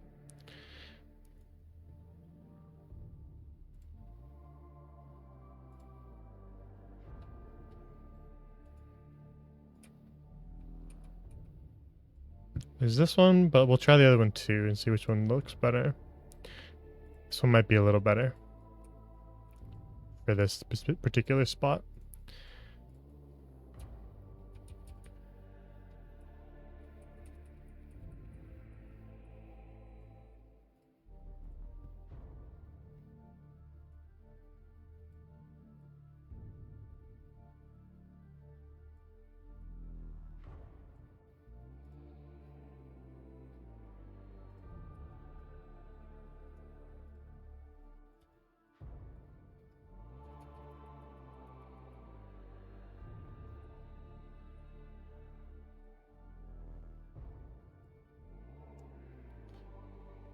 Could try this one too.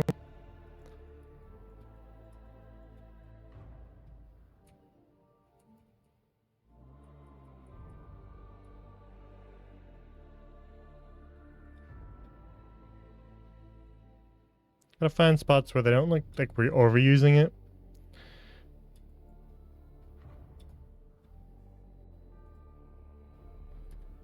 Try them elsewhere.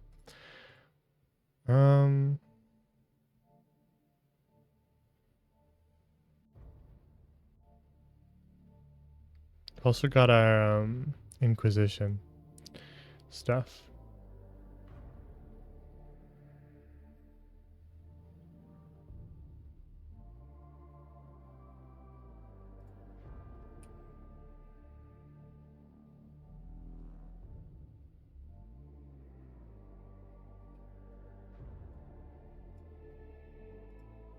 This doesn't quite work, right?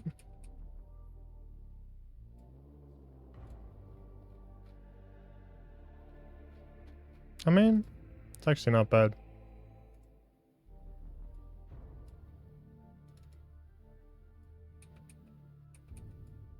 If we put something under this, like this.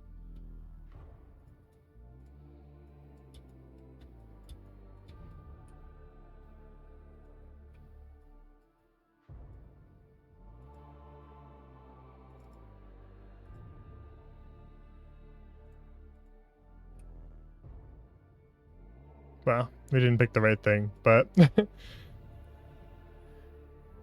I had picked the other thing, this thing,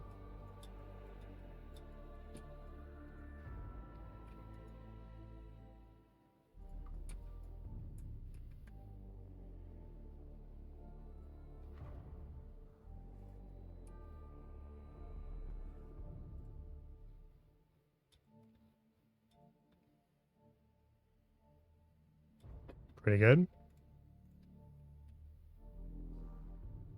Okay. We'll leave it at that for now in terms of our stuff. Well, we could put a data slate next to the stuff there. Could try like doing some weathered Inquisition symbols in there, but we'll figure it out.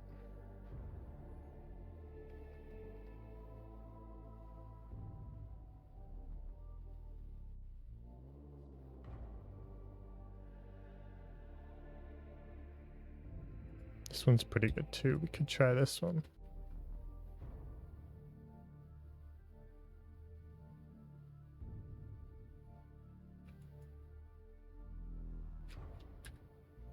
That one looks good. We'll leave that as that.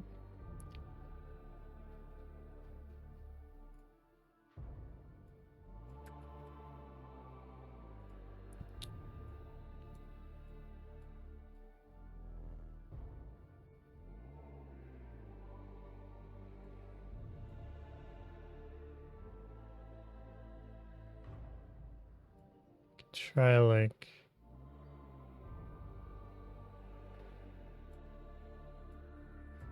something like that. Looks pretty cool. What are we on? Oh. Okay, let's make sure none of this stuff's on anything. Nothing on 5. You're not allowed on 5. Only the lights are allowed on 5. How many times do I gotta tell you? Okay, that looks pretty cool. Stand in front of the Inquisitor.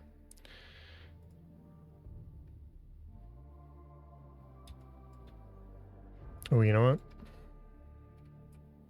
Let's bling out the Inquisitor's seating spot. I feel like no matter what, every faction is got a lot of detail. No matter how rich you are, there's crazy amount of detail. There's a lot of work gone into everything here. So it's not so much an expression of wealth. It's more just an expression of the Imperium. Oh, are they like grave things? I forget where the lions are. Is it in here? Yes, it is.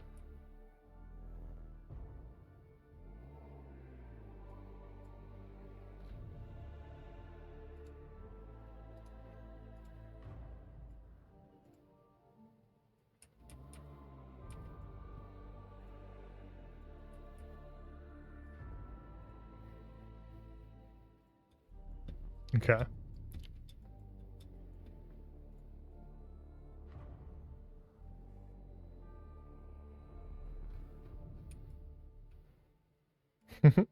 Just put these panels in there.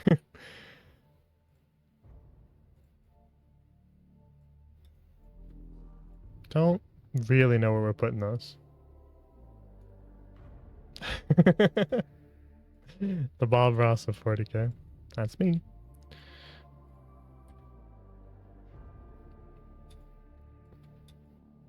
You know what? Actually, it's better. It's better here.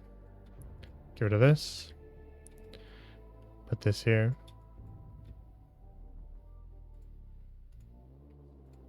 $51. Put that back to 51. Get rid of that. Put this here. Put another one of these here.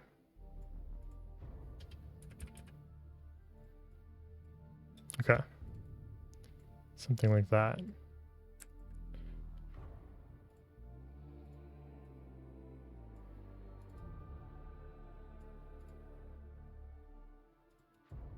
Okay. Here we go. Now we're talking. Get rid of that. Get rid of that. Bring both of these over. Beautiful. Slot them in, kind of centered. Bring these up to match it. Okay, there we go. Now we're talking. So we just take all these and just kind of shade them a little darker. Still don't know if we're gonna use some of this stuff over here, but maybe stuff like that could work. Sitting in line with that.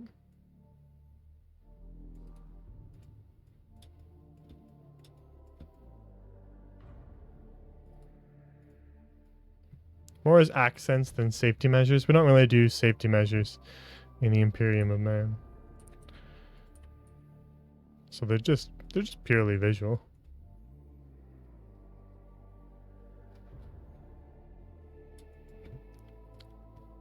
And then should we try to find some sort of plinth for these statues to stand on? Like so.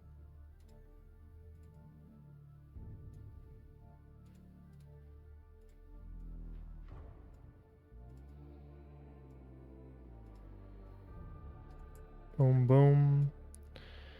Take the lion and the thing. Put it there. Goes pretty hard.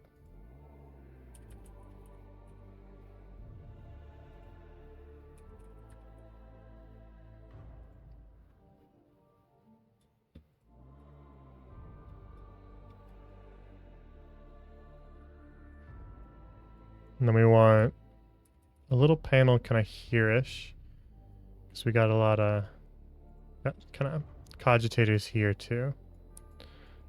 So we want to create that.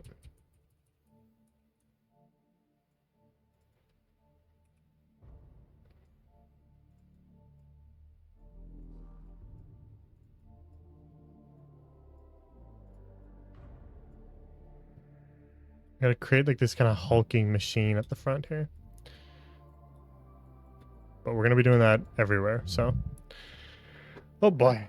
Our work is never ending on this one. Ooh, you know what? You know what's really good and very 40k aesthetic? Gravestones. But we just use them for other things.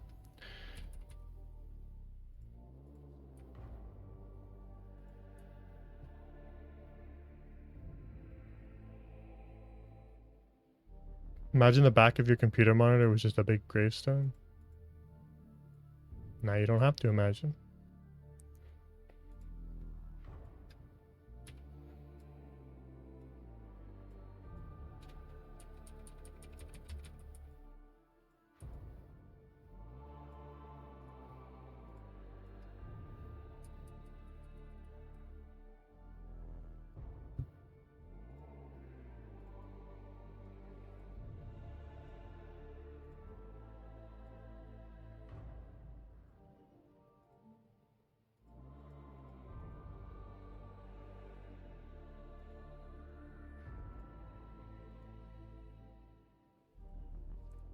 Getting a little finicky with layers now.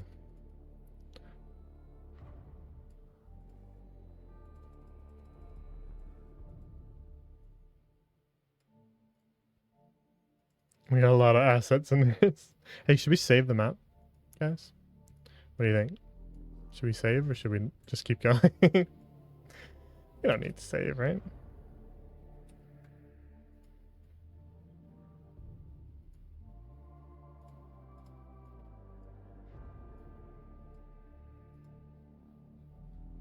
Hard mode? Exactly.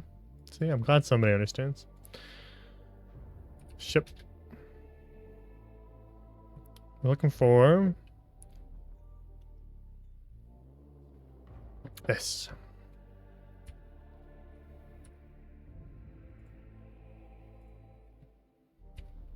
But we're gonna make it look like it's made of metal. By cheating.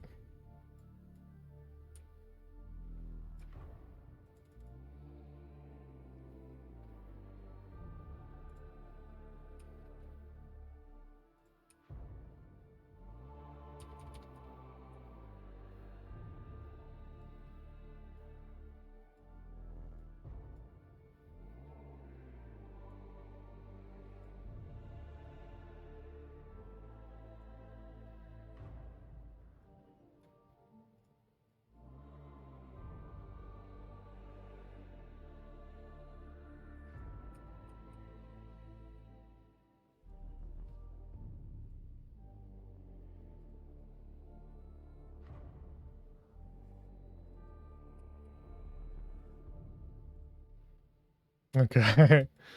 Now we're talking. So now we need to mix in some other little bits of machinery.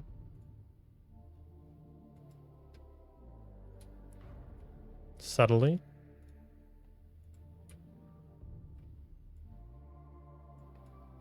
That's not gonna do. We need something better than that. Whatever. We'll get that later.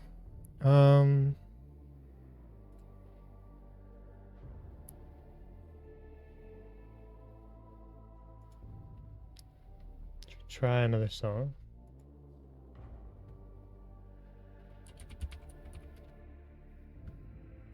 And listen to this song for 2 hours now. Let's change it up.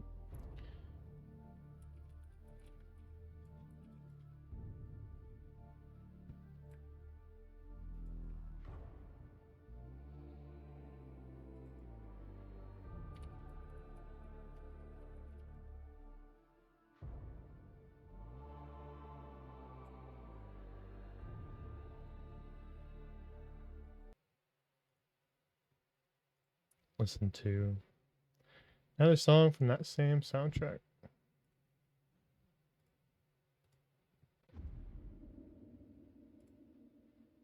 We'll make sure it's not too loud.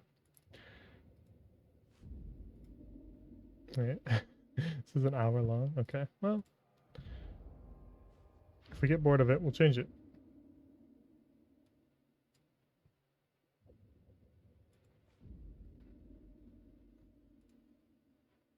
I'll adjust it once it actually gets into the song. Hmm.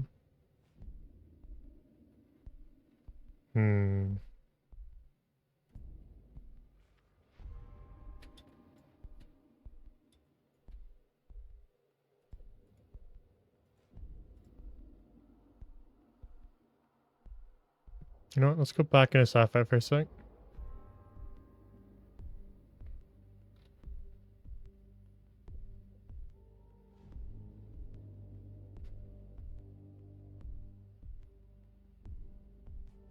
Need a bit more tech. I did say the industrial bit had some good stuff, so we'll just kind of scroll down.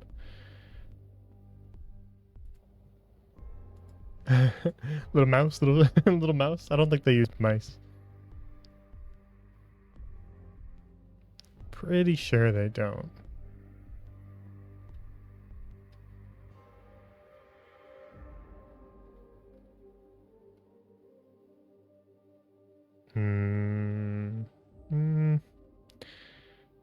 No, none of this stuff. It's not quite what we're looking for. This song's so good. The organ.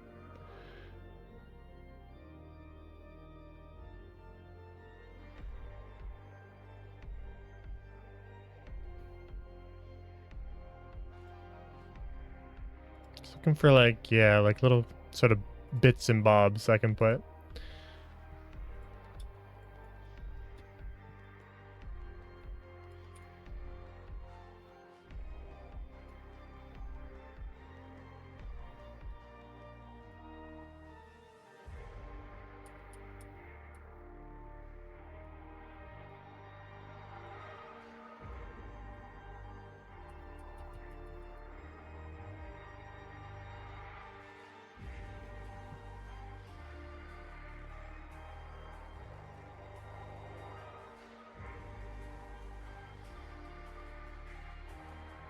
Okay, and we've left.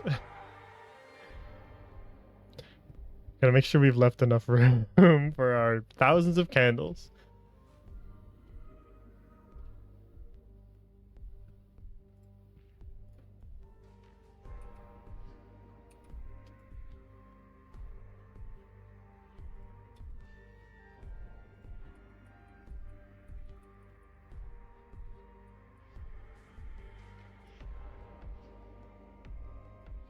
Can we like combine chairs together maybe? That could be interesting.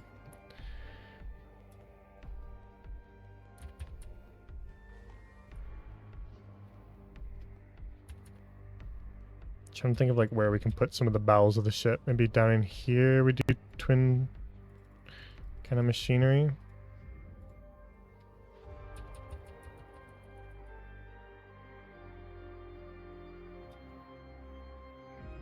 Are we getting there? What do you think, Chad? Are we getting there?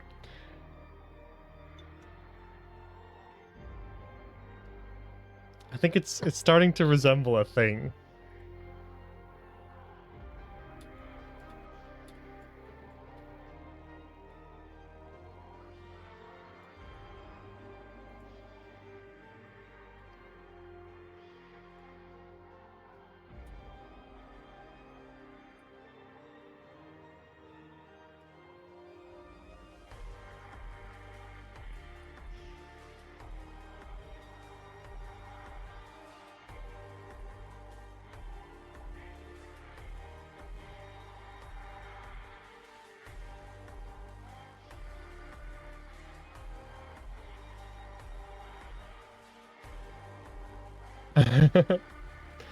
I think it's looking pretty good so far.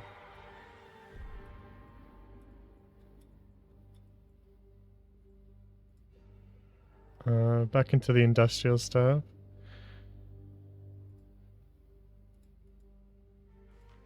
None of that.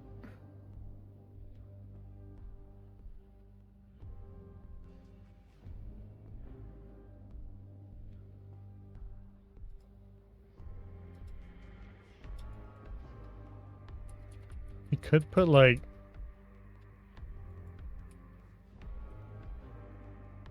these here.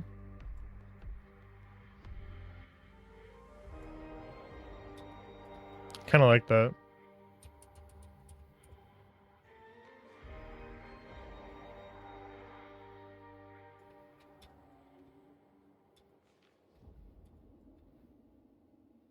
And then with our light,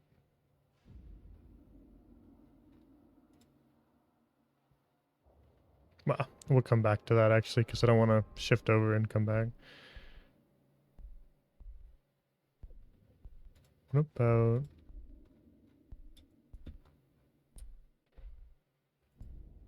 doing something like this on top of one of them? Like busying it up quite a bit.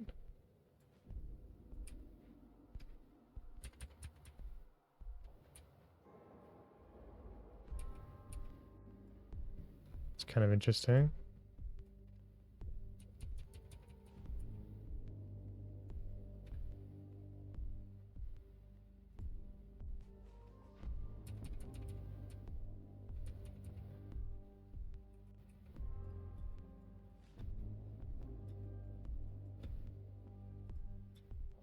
Okay.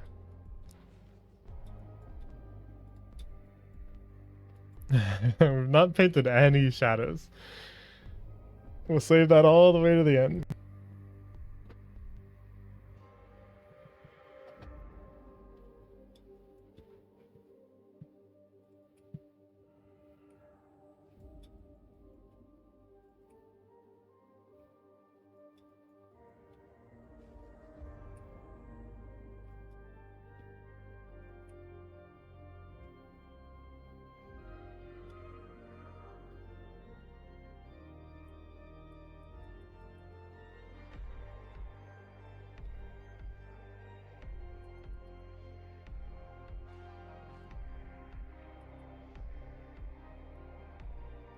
Still don't know what we're doing inside those. We'll figure it out. Oh yeah, I didn't copy these. Gotta do that.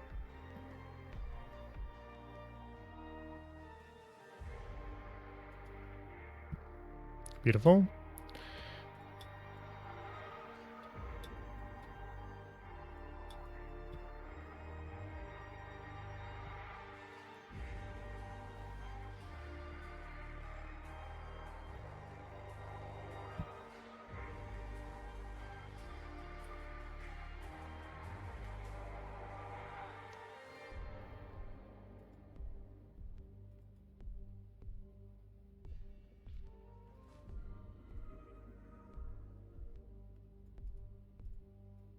I want to just create the impression that there's like a lot going on.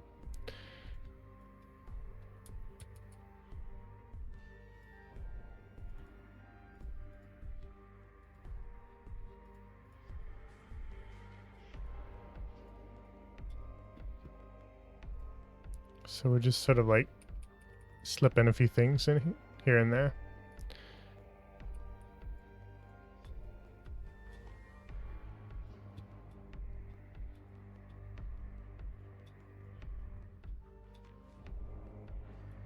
Okay, and then we need to create more of these gravestone computers, our cogitators.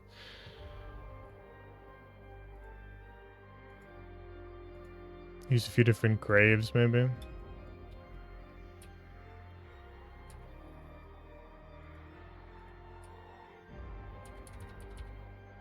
Put them on 3, so long as they still sit above some stuff.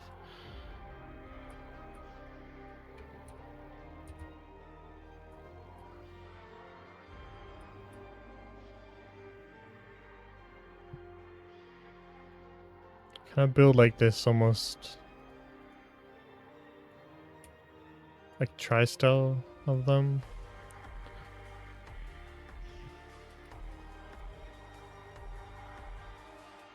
Like make like a trio there.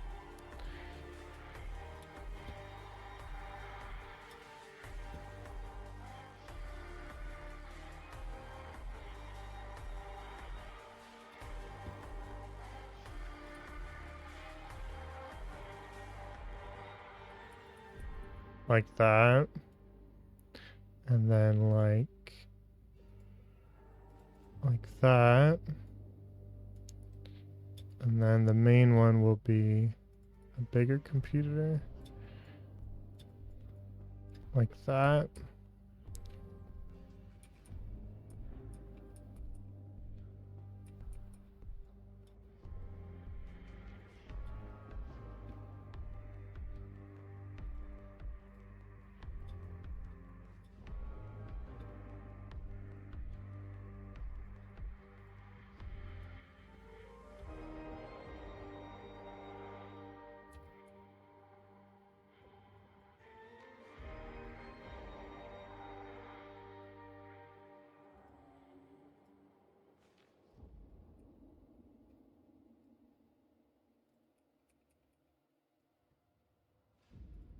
And then line this up. Come back in here. Get some little readings for these monitors.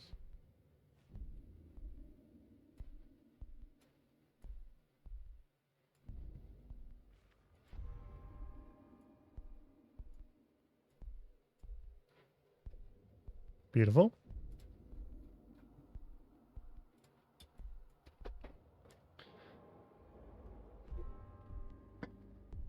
Okay. Gotta stand up for a second. Stretch.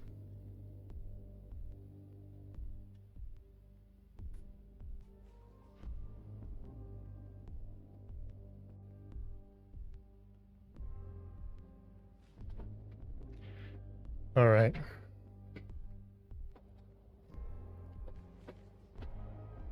So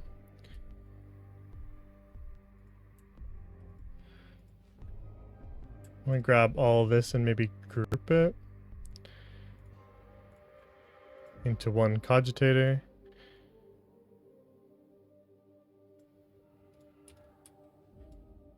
Make it sit a little more even. Drag some of this stuff out.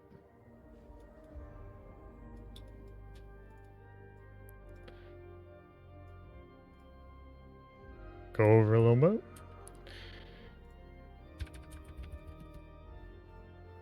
So far, we've not had to use too much of like my assets I brought in. I really only use them 1, 2, 3, 4-ish times, 5. I thought we would have to lean on them a little heavier, but to be honest, as long as you get like the twin-headed eagle in there once or twice and pop a little Inquisition, we're kind of covering the rest.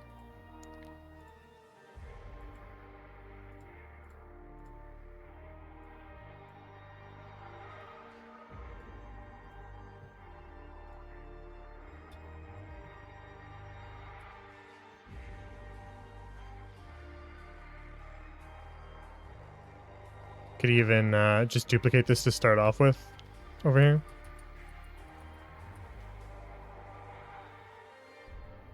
And then kind of create our own little interface. I do want to maybe expand the base of our cogitators out a little bit.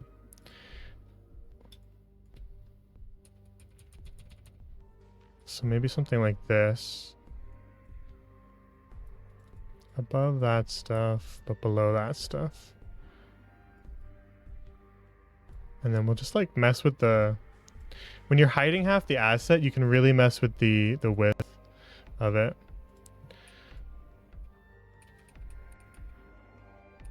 To create like almost like a counter here for us.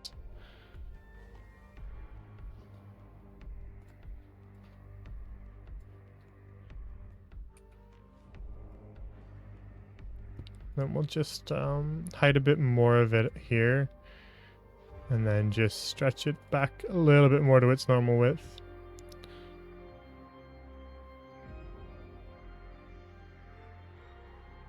Okay, that'll give us a good spot to put candles now. Do the same thing over here.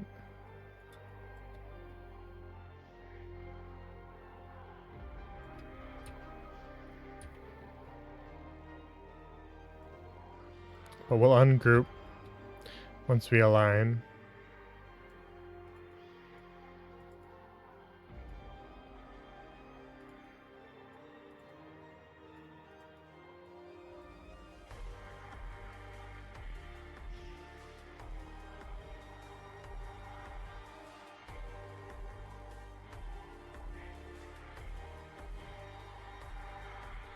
Get our cogitator in here. Align the thing under it.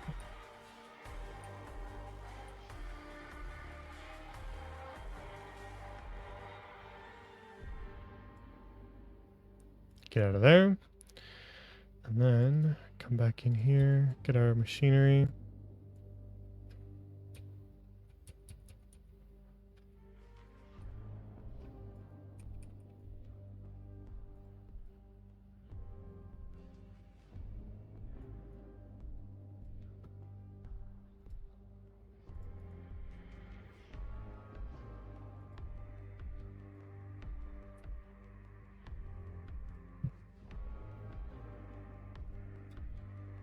Okay.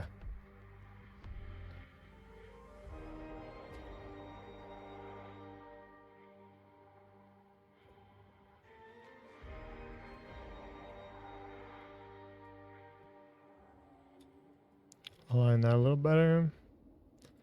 Ungroup that one too. Align that a little better. Beautiful.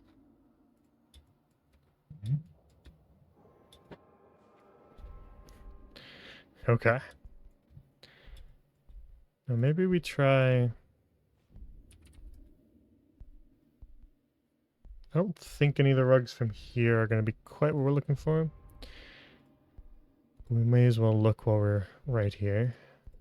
I'm thinking no. That'd be good for a Helldivers thing.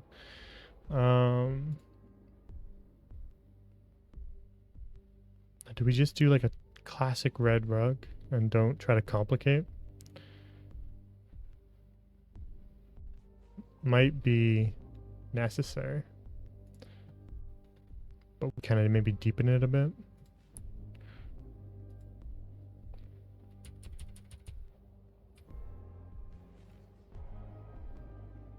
See what it looks like under our night filter.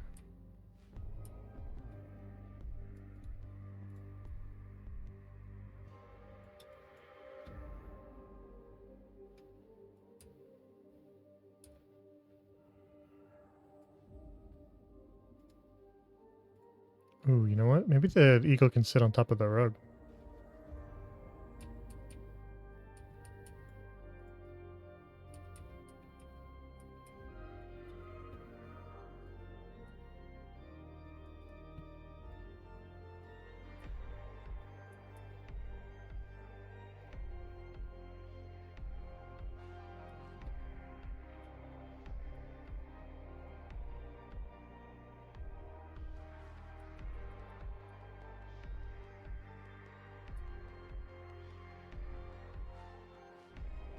Kind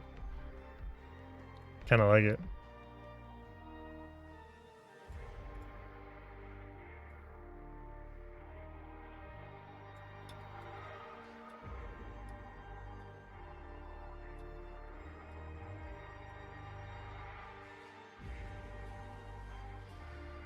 You know, maybe if we just...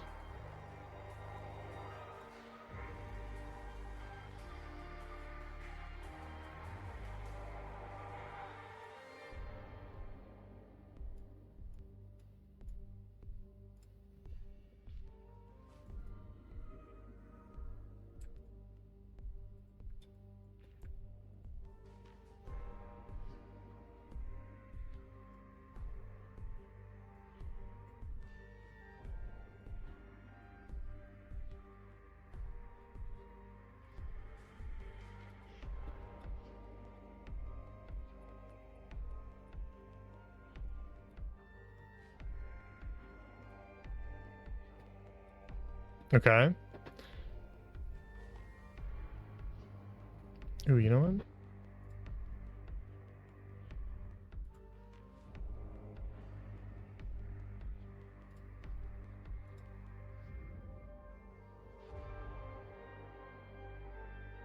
Something like that could be cool for some sort of detail, but I don't know where to put it.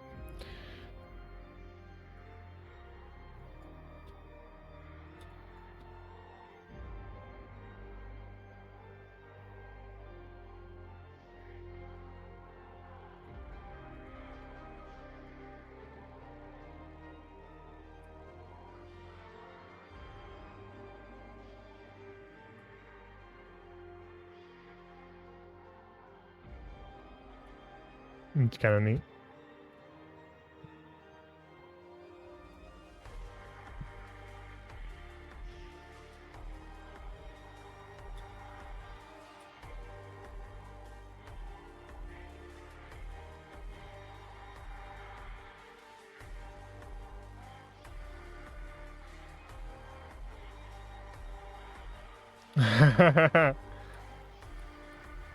Hell yeah.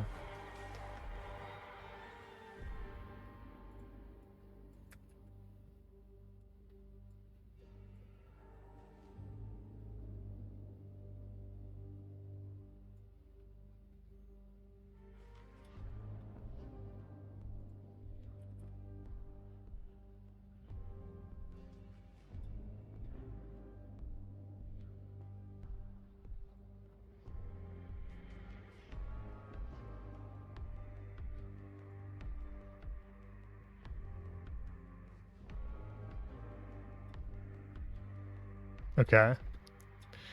It's kind of slaps so far. I think we're getting there.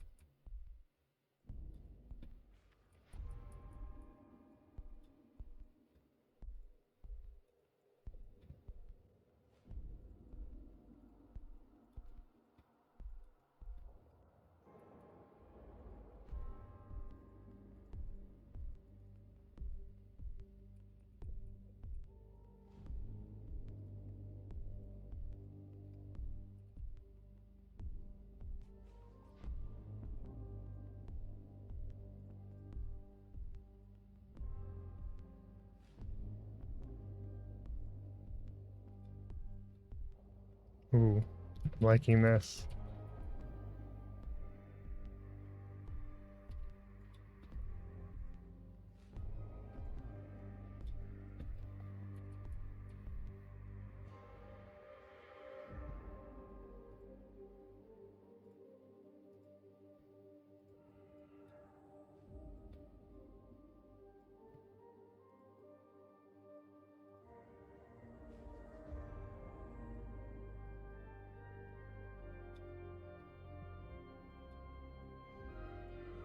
Okay, let's actually save the map.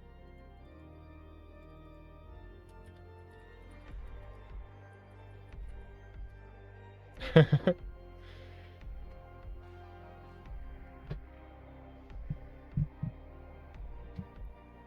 didn't actually have too many changes in comparison to usual because, to be honest, we hadn't done much painting yet.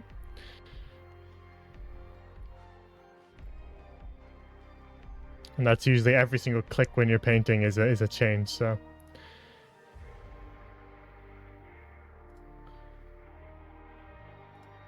We weren't that high. I've been a lot higher than that.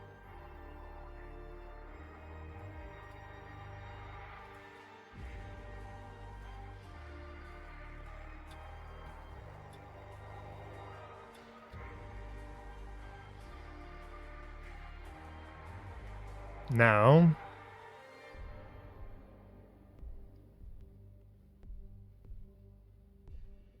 what do we fill? Like, I mean, there's the obvious thing to fill it with.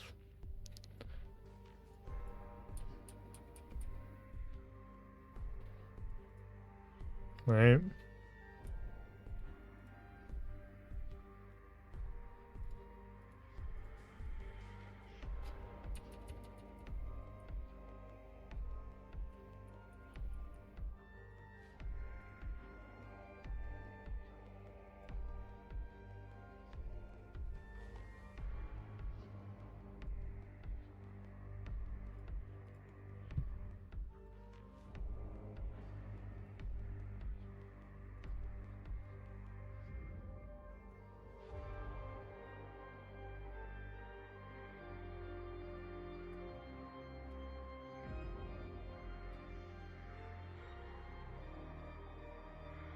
Could try looking for some other stuff too, though.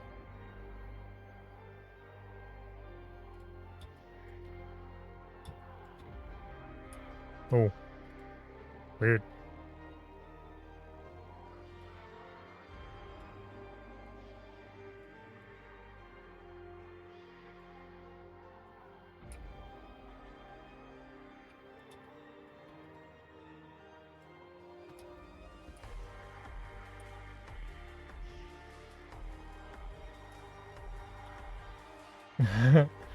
Okay. Every time we add a new detail, it starts looking better. So I'm getting really happy now.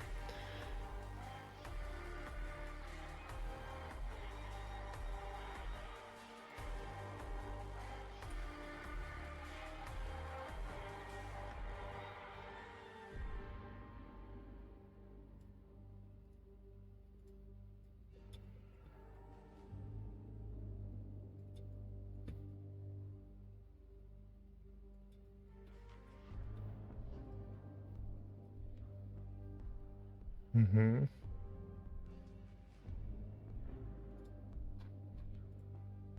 We left their data slate on the table. Someone come get your iPad. Maybe we could give the Lord Inquisitor one?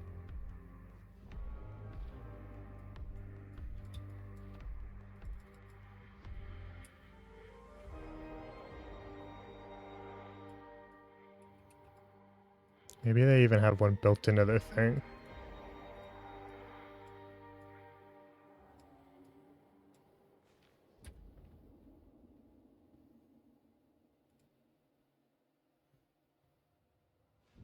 Okay, let's go back over here.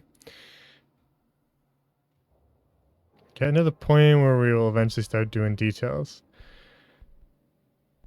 Things will really start taking form. Think about adjusting Spooktober to start it off with some Demonologist. Something new, what do you think? Yeah, sounds good to me. You're replacing it with our first Phasmo? I forgot the schedule off the top of my head.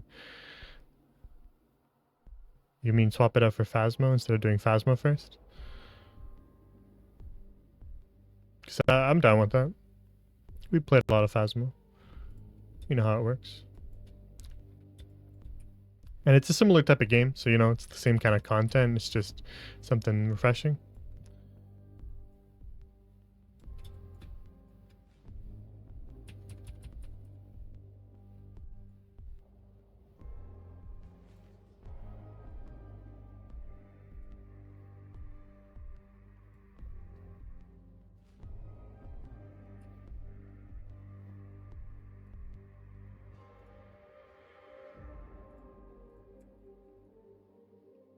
Dupe these two. What did I just duplicate?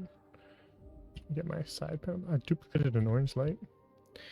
No, this and this, that's all. Thank you. You like the idea of exercising it more than just IDing it? Yeah, that does seem fun.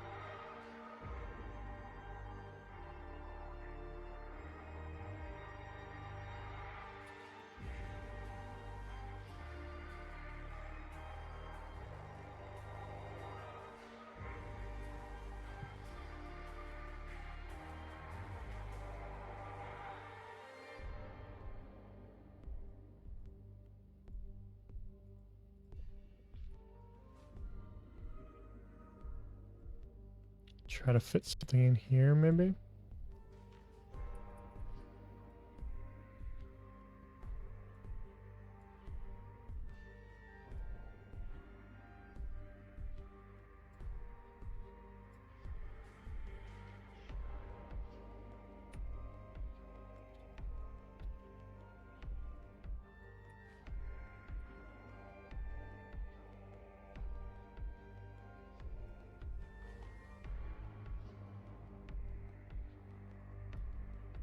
It's starting to come together.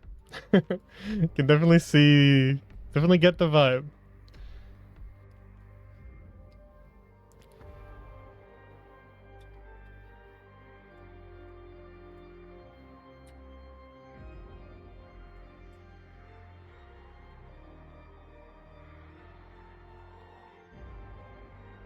What?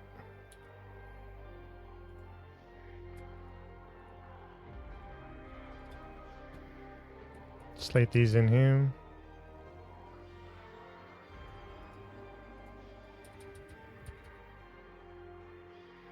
In case anybody forgets what they're a part of, they have to remember. You're in the Inquisition now.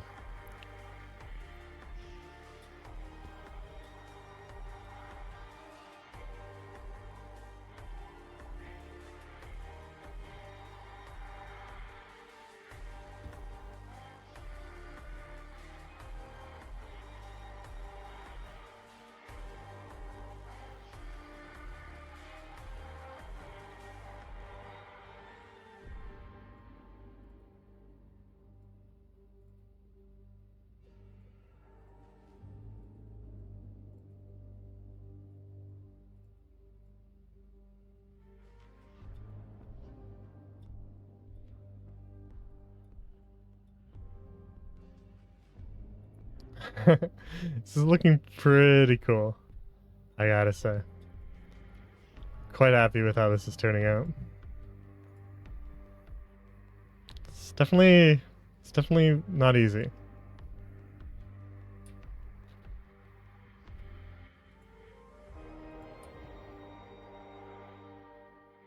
But it's coming along.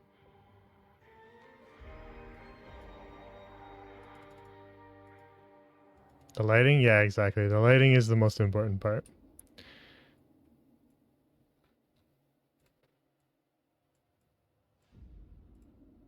Try to maybe tweak this a little bit.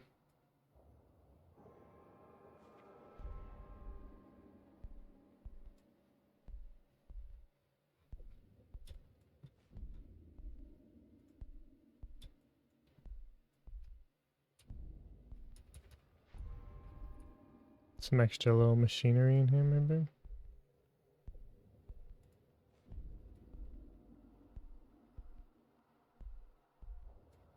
And then cover it up with stuff.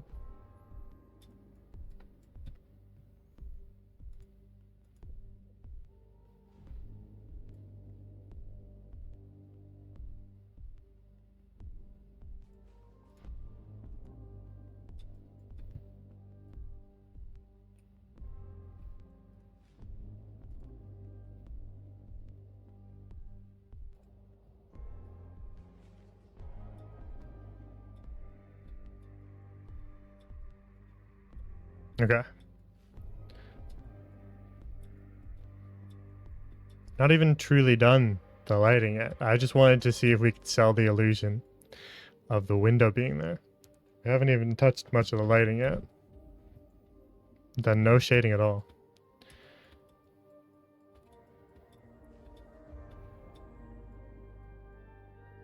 So let's get the rest of our cogitators in there.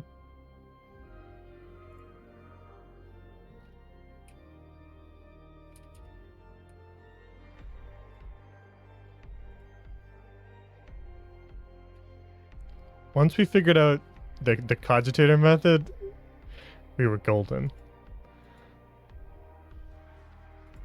Because that really worked out for us.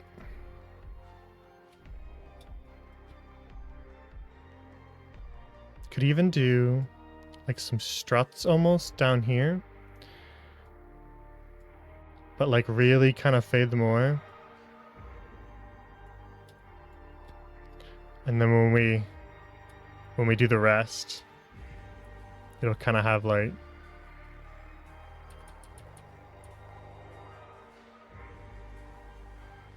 some lower, farther down stuff.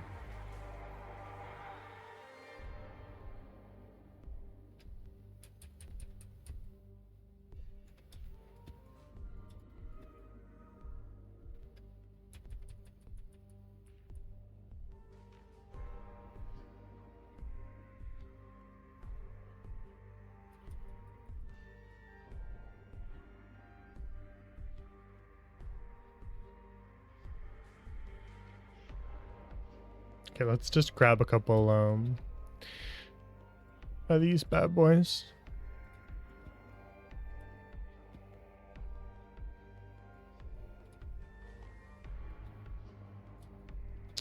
For the far side.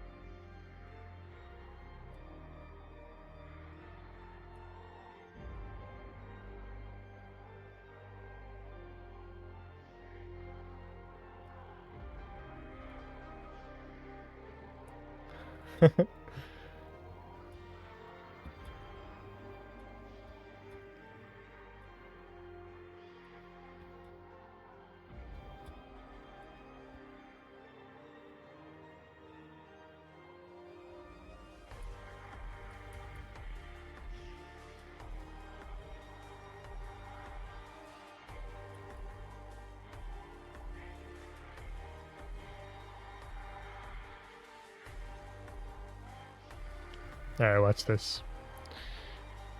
Shrink this down.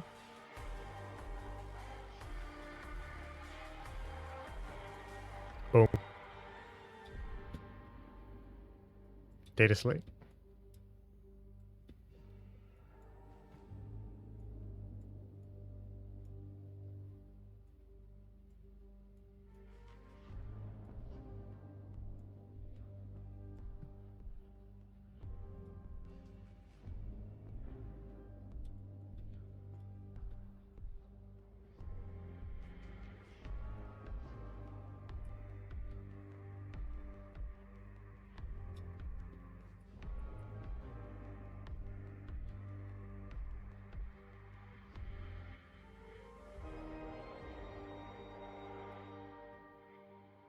Okay.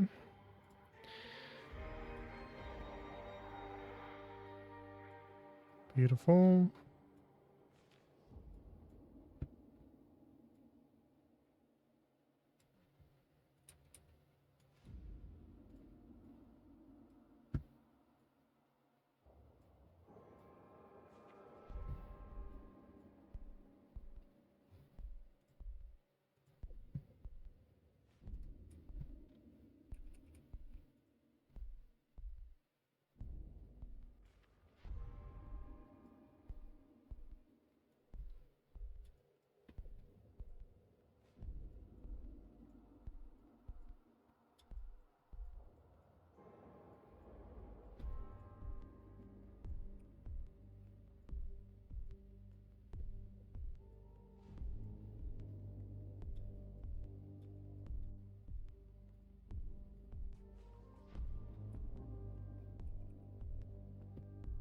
Stretch these out so that they match nicely. Maybe we'll make this one blue just for the sake of a bit of variety.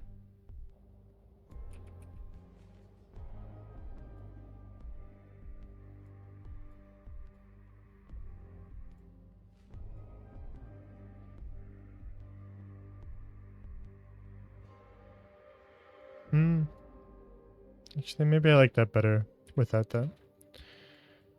For the variety's sake.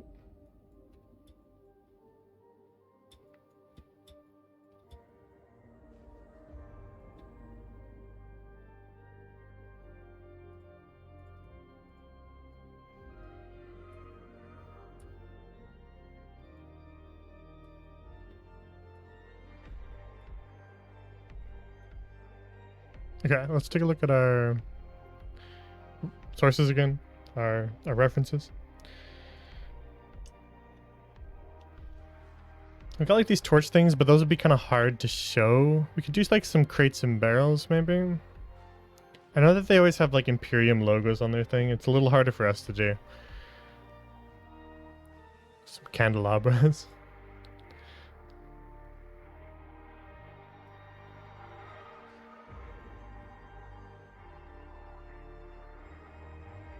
Some wires too, maybe.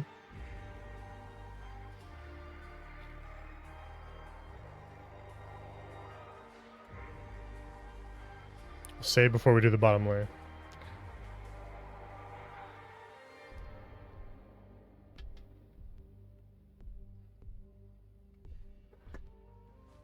Still not entirely sure how we want to do it, but maybe we'll start with the fog.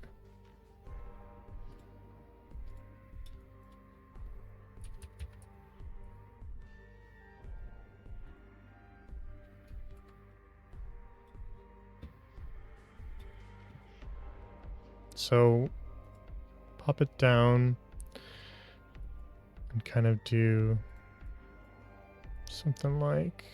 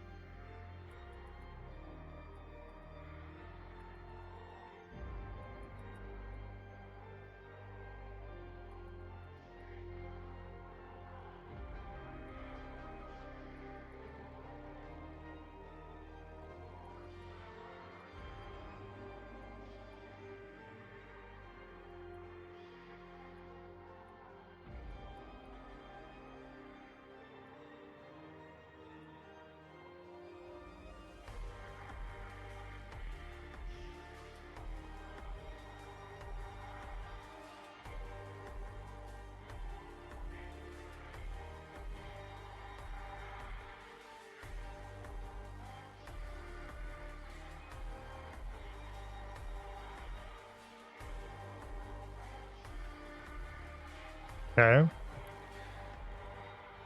And then machinery wise,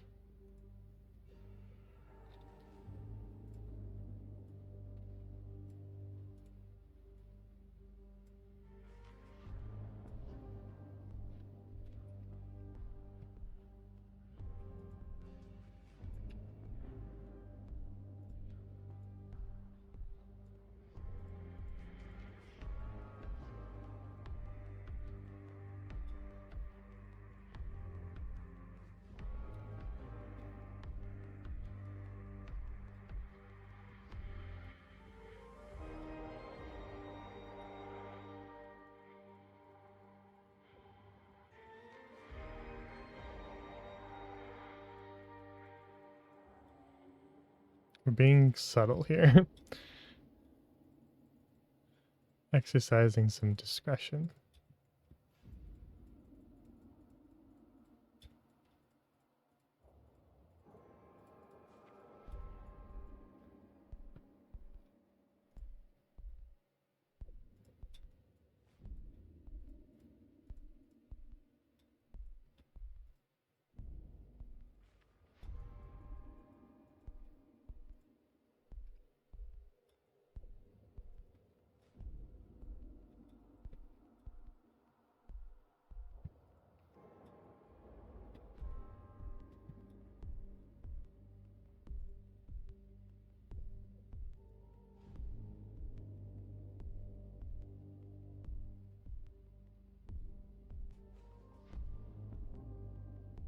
Same image.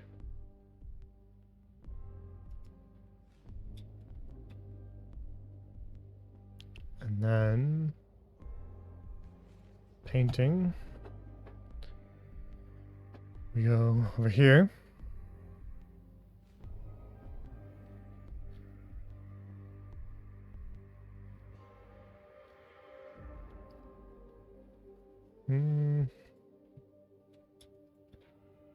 Okay, this is gonna be hard.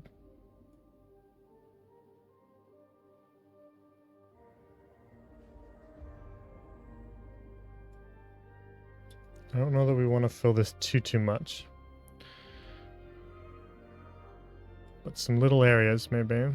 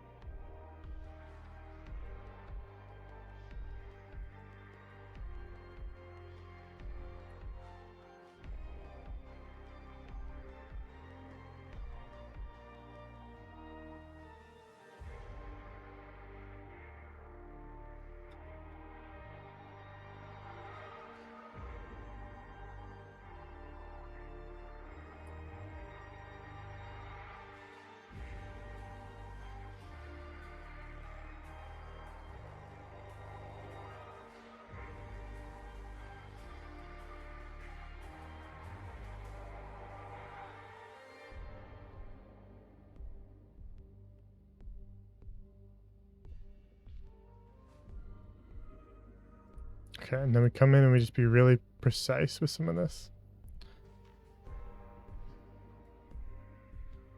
We try to cut it off wherever we can. Like so.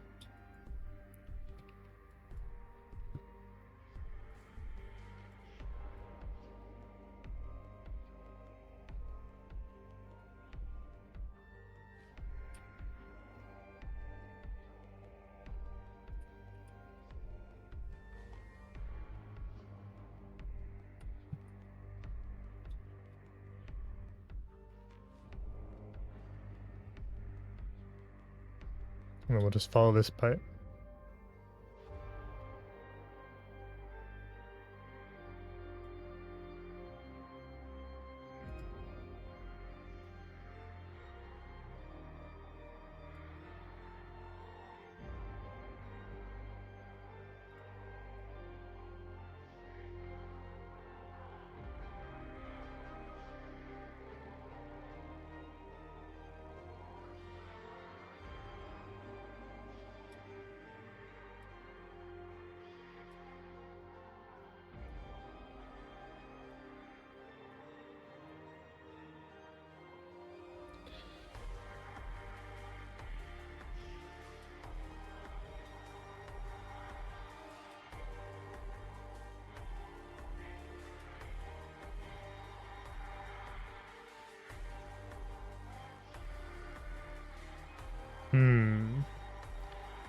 Okay.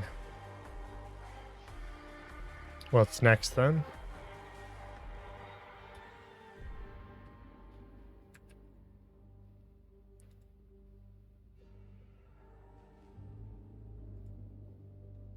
No, we don't want that.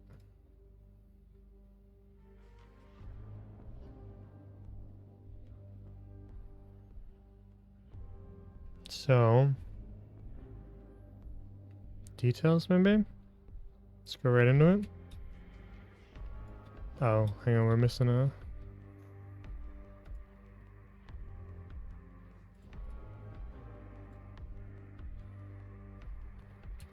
cogitator here.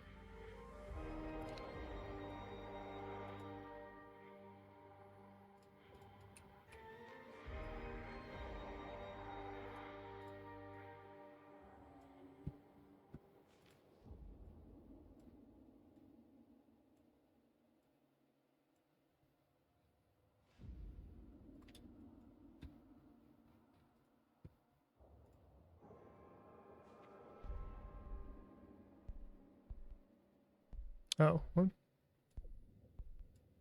Wrong thing. This thing a little brighter maybe.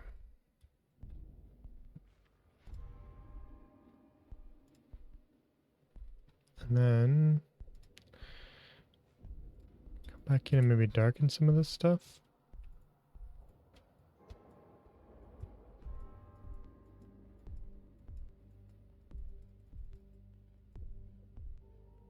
Actually, what if we just...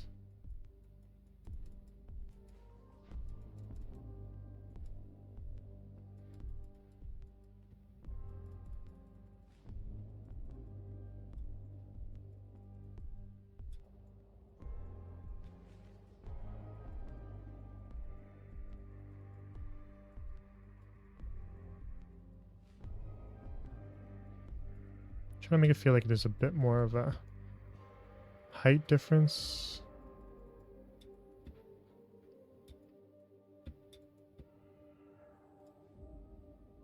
Now let's get our candles going.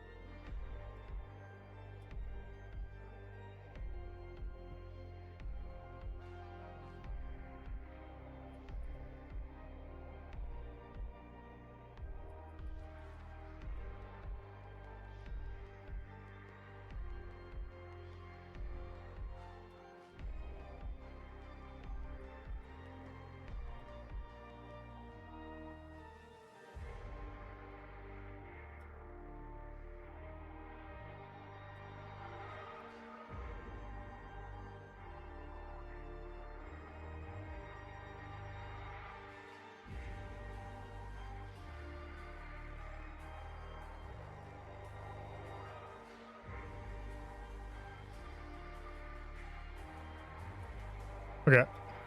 Perfect.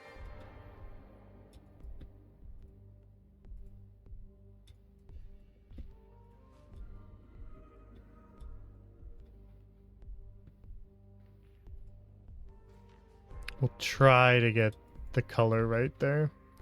Even though there's a lot of blue, we'll try to get a bit of extra color in there.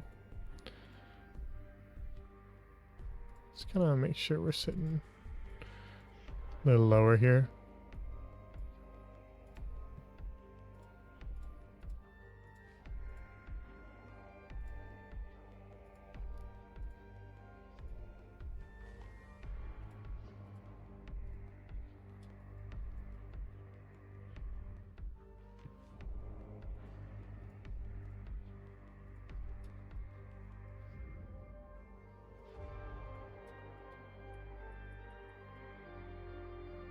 Ah, that's why we had them so high. Oops. That's fine.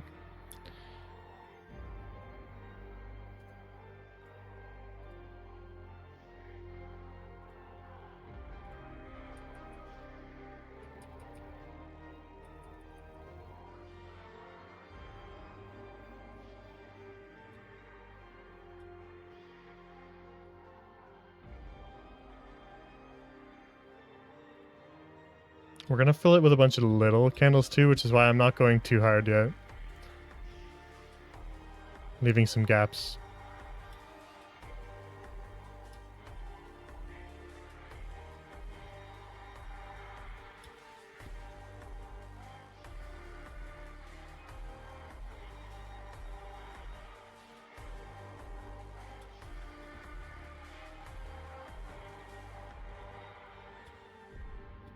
Basically every like little corner should have some candles. That tends to be what they do.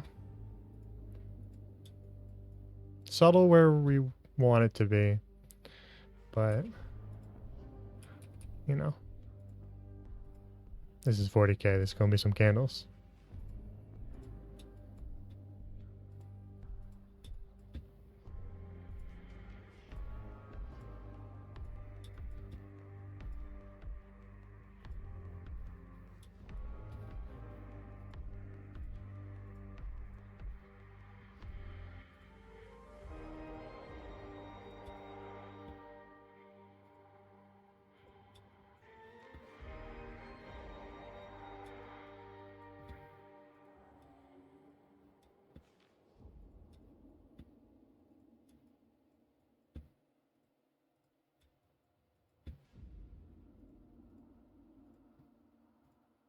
And yes, if you're wondering, everything is covered in candle wax in the 40k universe.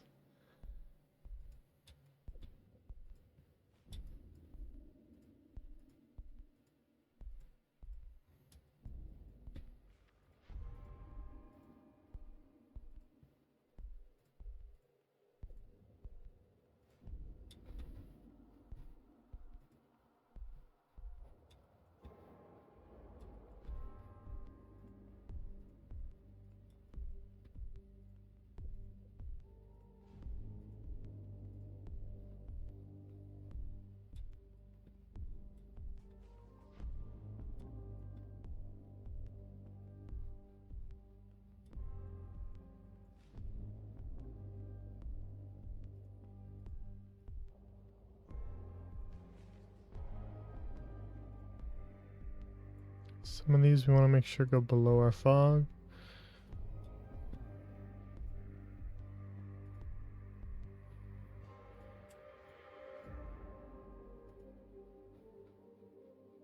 But I think most of them are right. Okay. And then we want the little candles. They have a little less detail, but they fill the gaps. And provide an interesting kind of contrast.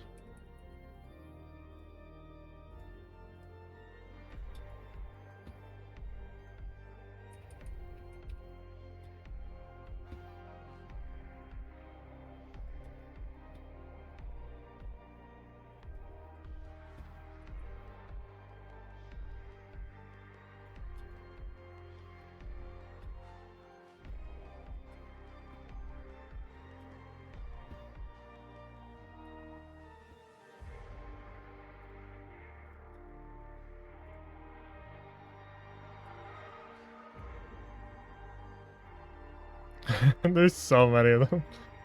Oh my god.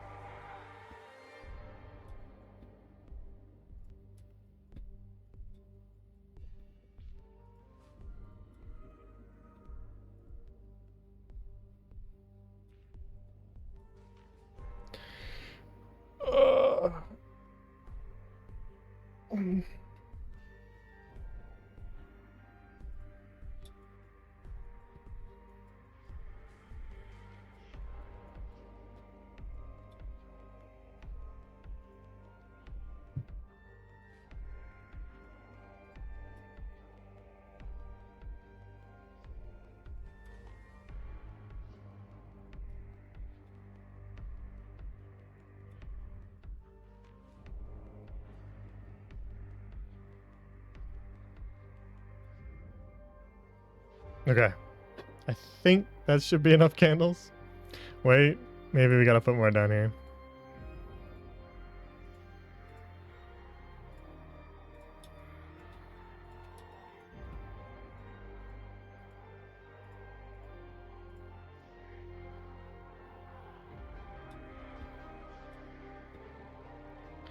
Okay.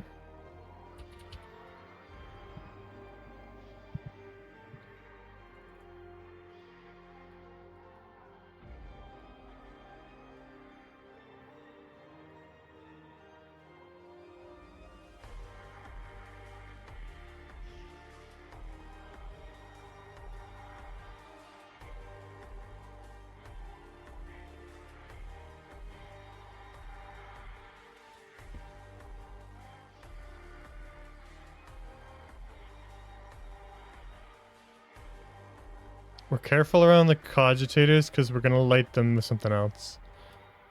So we do a little less lighting around the cogitators because we're gonna get the green in there. And we want to make sure to let the green pop too.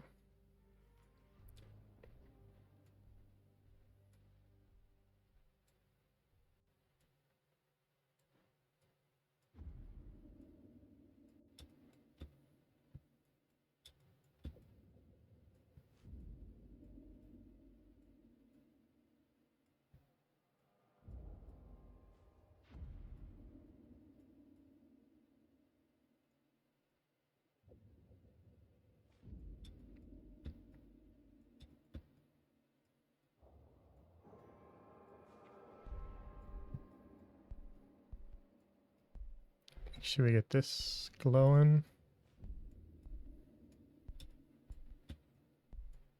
Some of our machinery kind of glowing. Get it nice and cool looking.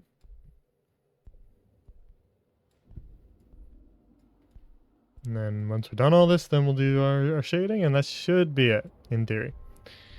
But we'll do any last touches we see from that point on. At that point, let's take these giant gears and let's darken them. Better.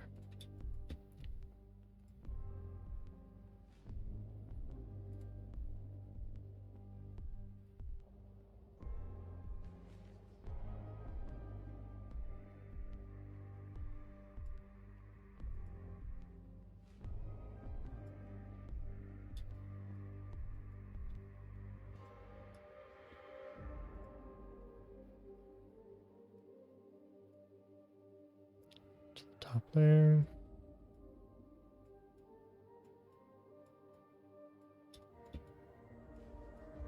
Okay. Almost done with the candles.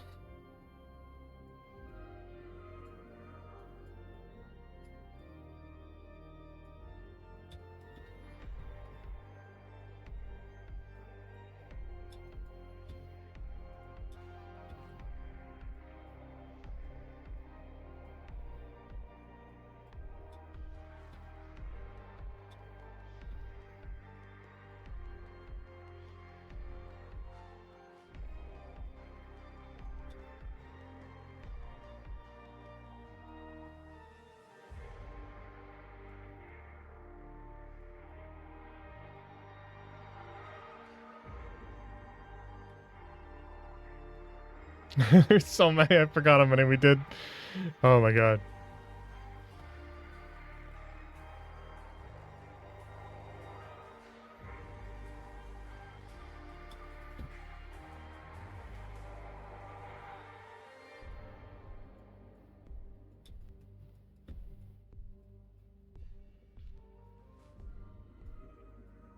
Again, gonna be kind of careful once we get into our blue here, because we don't want to muddy that too much. I do like that nice shade of blue we got going on. So we're just gonna kind of create some little contrasts in here at some specific points.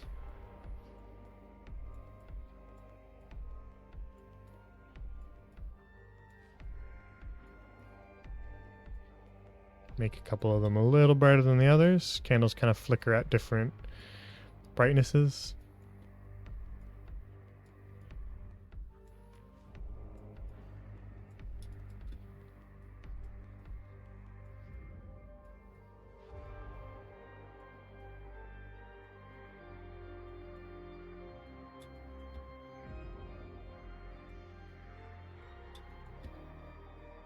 Okay. Getting there, getting there.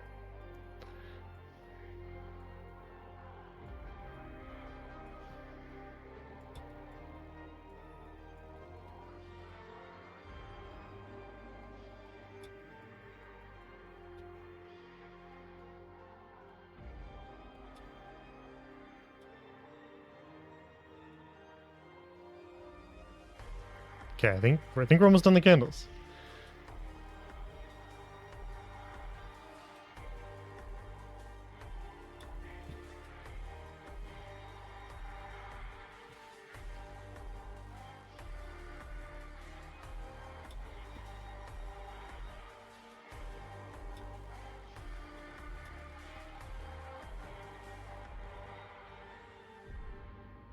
All right, let's maybe switch back to the other song for the ending, just for some variety.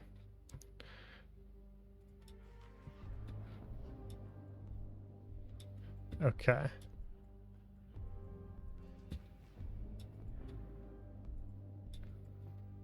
Now,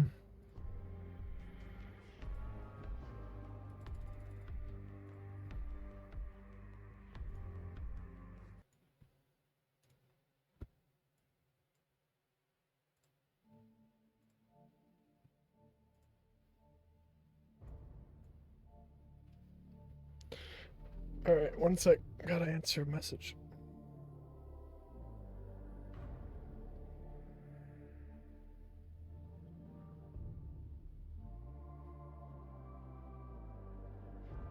Which track is this? The one that was just playing or the one that's playing right now? That we just switched to.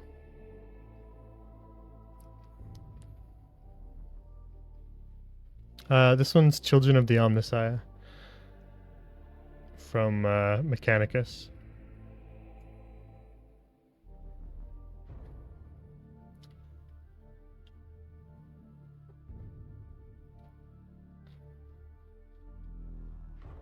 Okay, so first things first, I want to maybe take this light.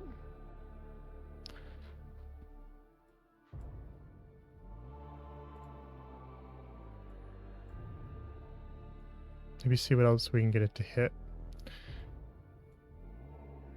Because we do have a bit more room there.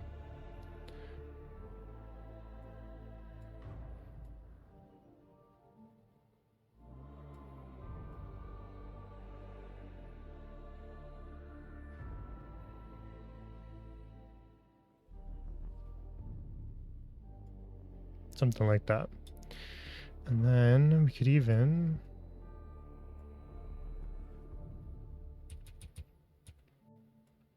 shrink down a little.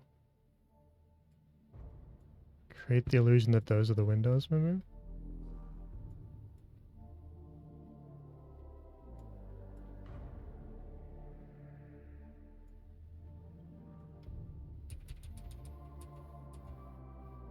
And then come over here and maybe do purple on the other side.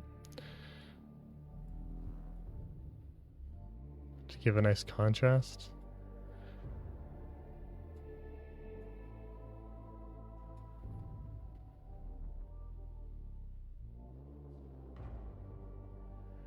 I kind of like it being a little darker on this side. Okay, and now we come in and shade.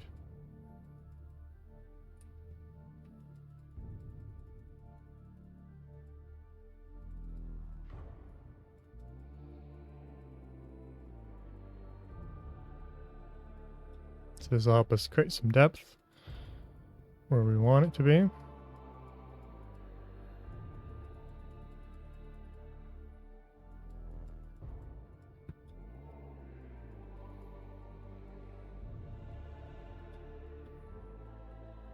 Nice big shadows on this side.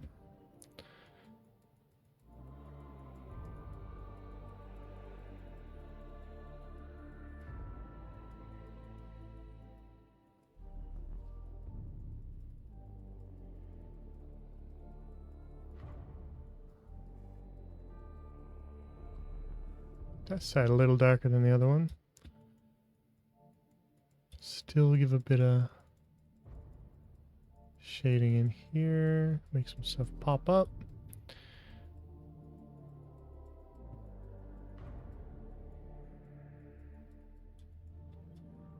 Okay, and then we're going to come in here. Just going to gently make this a bit of a lip.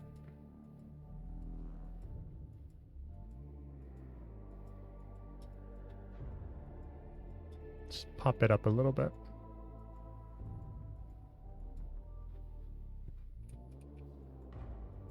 I'll paint on top of that in a sec.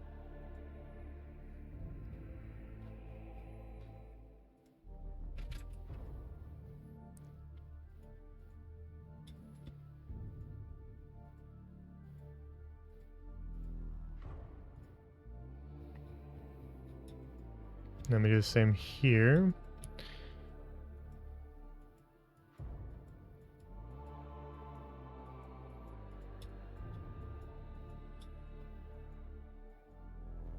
Just give the subtle impression that that's raised up a little bit.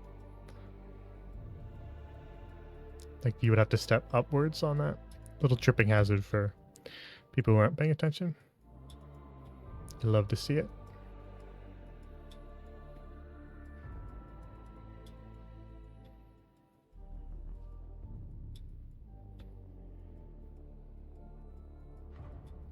And then, nice strong shadows here. Give our table some depth.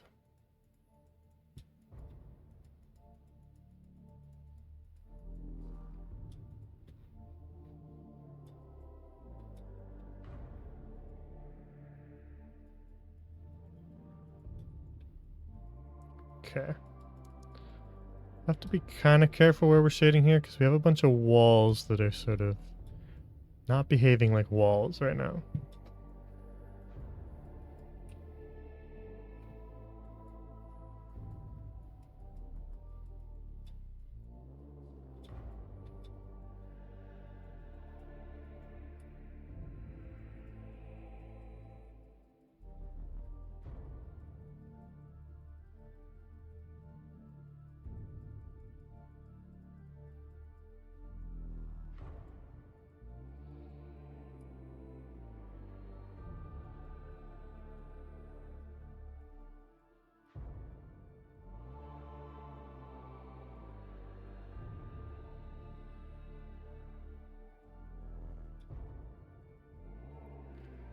Shade nice and dark in there.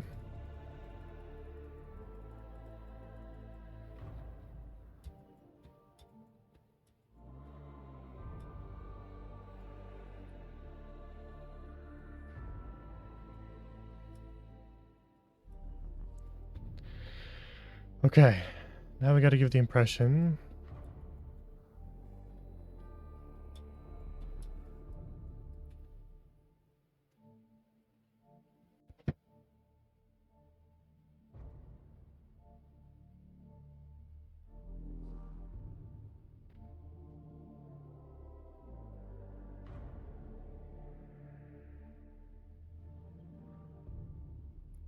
We gotta give...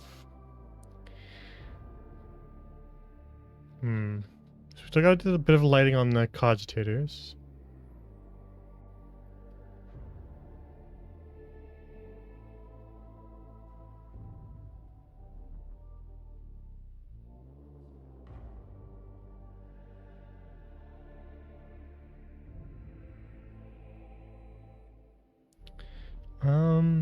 Trying to think of ways we can kind of cheat lighting a bit to enhance things, but it's going to be really careful top shading. Don't try this at home, kids.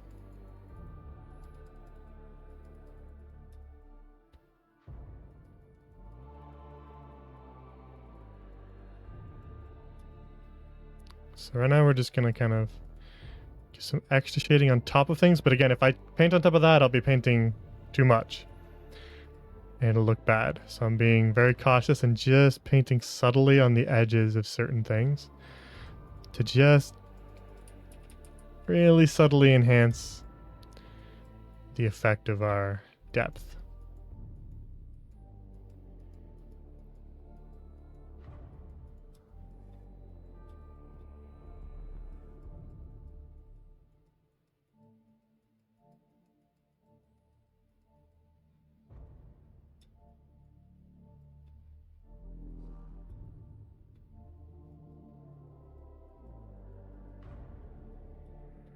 Just adding a little bit.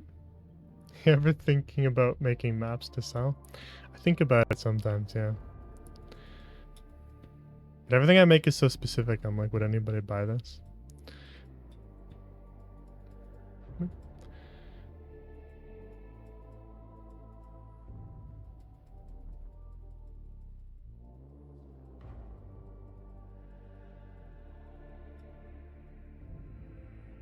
Oh yeah, we gotta do those.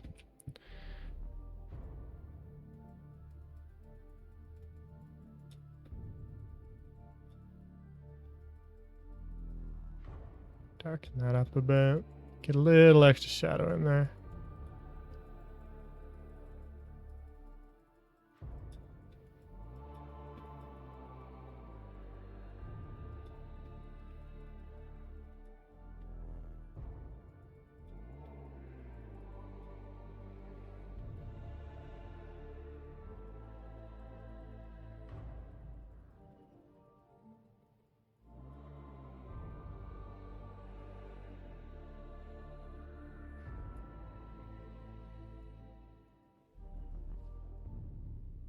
Oops, wrong click.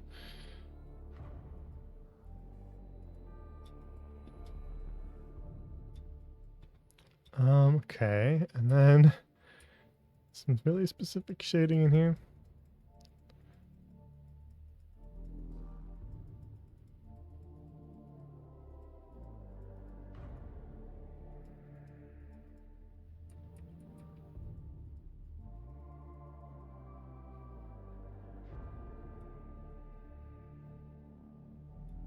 Beautiful. Ooh, you know what? Be a bit of shading in there.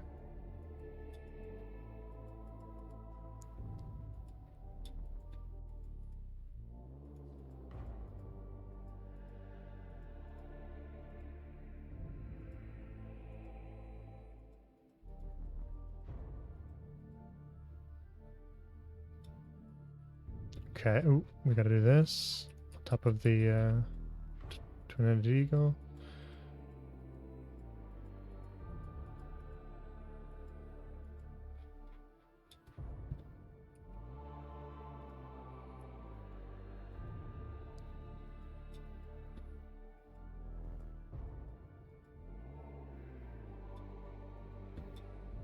Okay, made it extra clear that that's a step up now.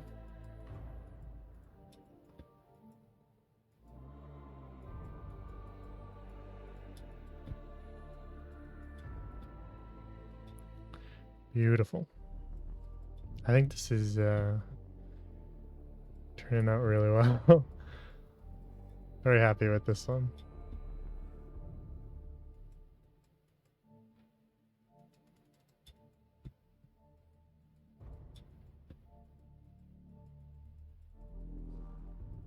Give it a little dimension to some of this stuff.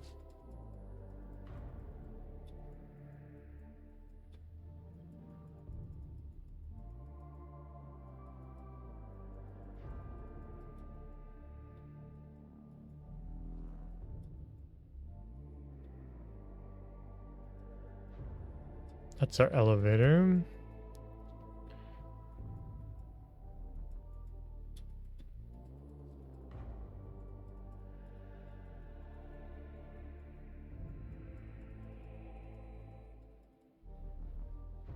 Okay, what do we think? We getting there? We're almost done.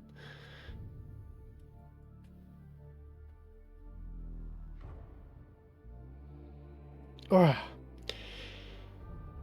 Holy moly. Okay, I didn't I didn't really know what we were biting off here when we started. Oh, you know what? The stairs.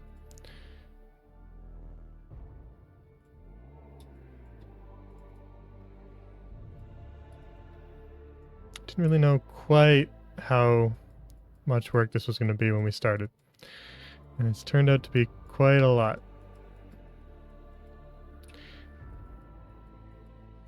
But now that we kind of know some of the tricks, if we ever had to make a map similar to this or that had the same kind of aesthetics in it, should go a little quicker. I don't want to darken this too much because it is getting hit directly by the light, but we just want to... It's 40k. I know. I didn't really have like much of an image in my head when we started, is what I mean. And so wasn't quite ready for just how detailed we were gonna have to get here. I did think this would be a longer stream, but whew. We just kept finding new things to add, and it kept looking better and better. Oh yeah. Oh yeah, that looks much better. Hell yeah. Okay. And I think the last thing to do is to really sell the cogitators with a bit of extra green light.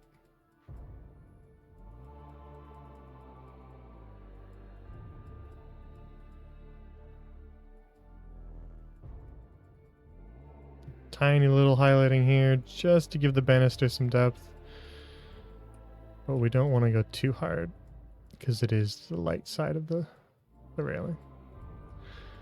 Go nice and dark here because we are in shadow. But we don't want to overdo it. We want it to at least match the other side a little bit, but kind of creating like the heavier shadow there where the light's not hitting it. Okay. Now, let's grab some light. Grab something like this. Right. Top layer. Brightness down so we're getting more color in it.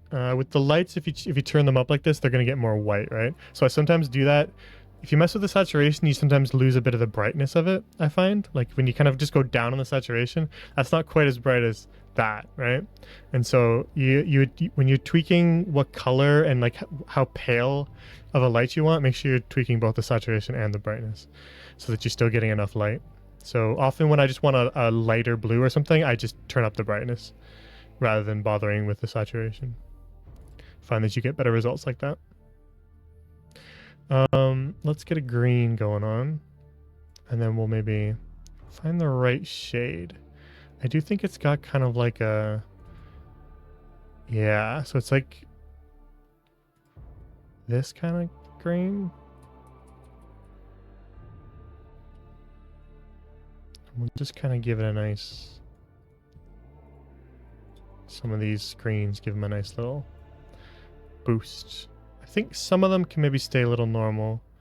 Some of them maybe a little brighter. We'll see.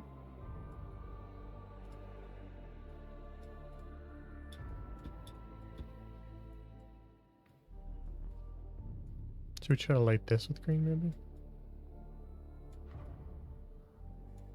That looks good.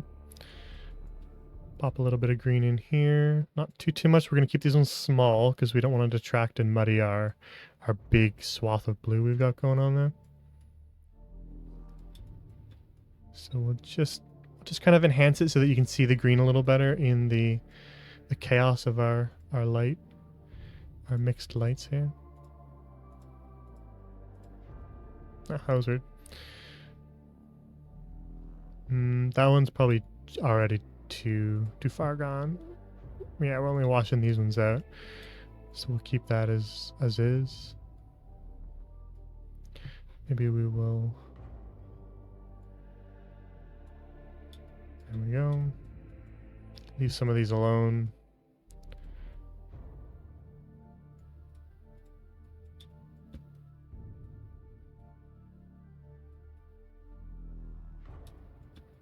Yeah, we're just kind of selectively leaving some of them alone versus adding a bit of light to some of them.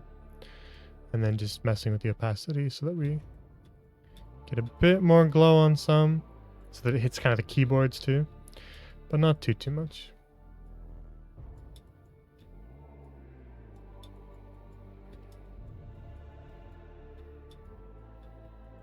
And then I want to make sure I get this glow here so that we get that nice contrast color in there.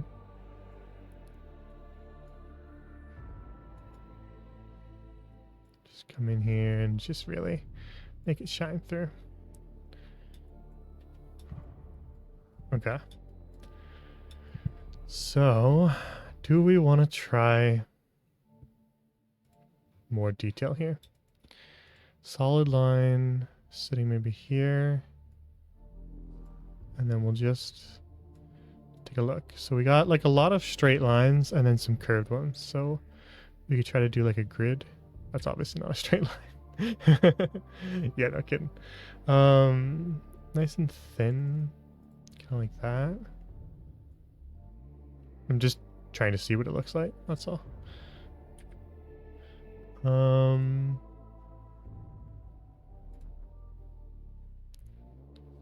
Even, yeah, just doing something like this.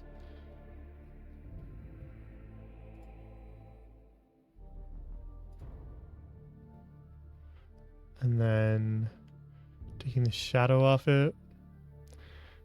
Layer 2. Line caps. And then just coming in here and doing like a light weird grid.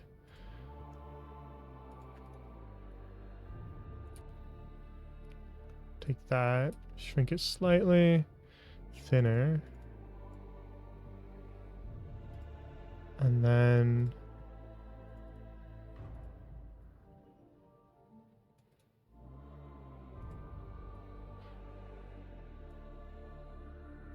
it's sort of messier than just a straight up grid, right? Like you can kind of see a bit of a grid in there, but the brighter stuff is a little more chaotic. So we kind of need to vary and to do a bit of variation to it. Sorry. Kind of some of them a little close together, some a little further apart. Come in here, grab this node, move it up so that it's still on the table. And then keep going with some of this.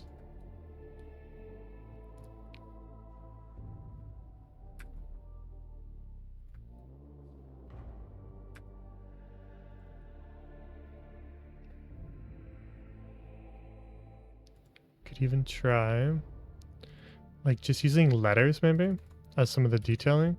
Like just like the letter A when we make it small enough.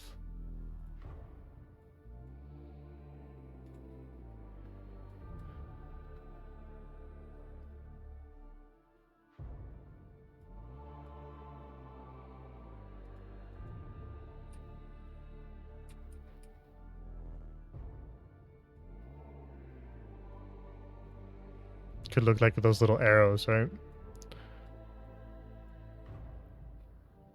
And then we could even fade them down a little bit to match the board a bit better.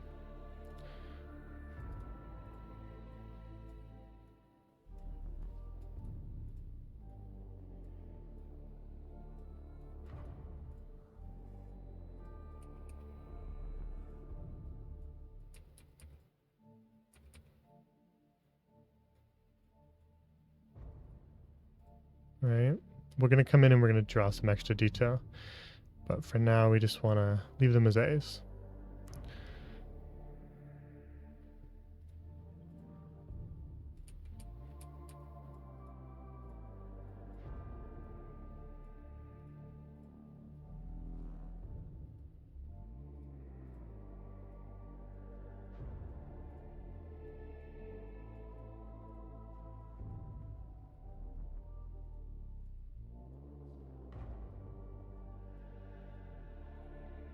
Fill in some other ones kind of out and around.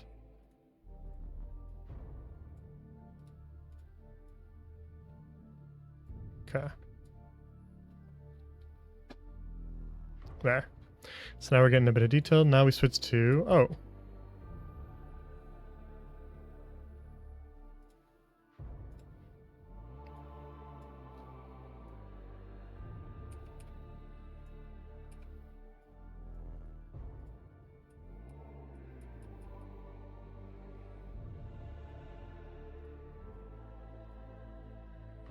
Like void ships and planets, kind of.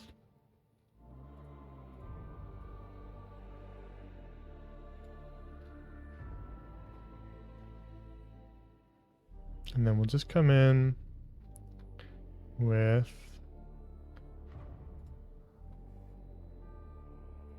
a bit of pen. Just kind of fill some of these in so they don't look like A's. What level are we on? We're on -2, that's why. Layer out. 3.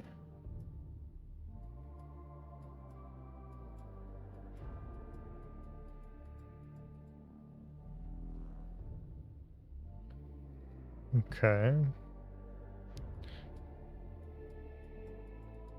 Maybe we're still down one layer.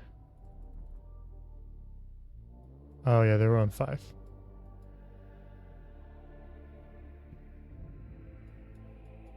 Fill in some of the bigger ones just so they don't look quite as much like A's.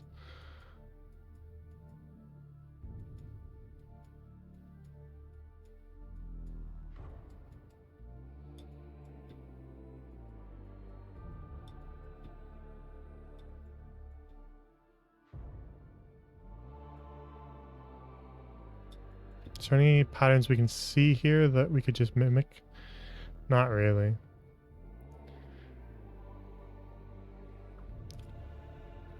But we could try some like looser patterns. Something like drawing some stuff through it. That's not quite how we want it.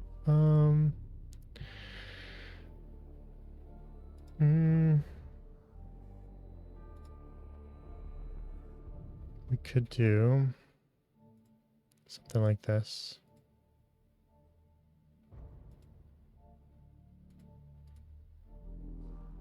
That's pretty good.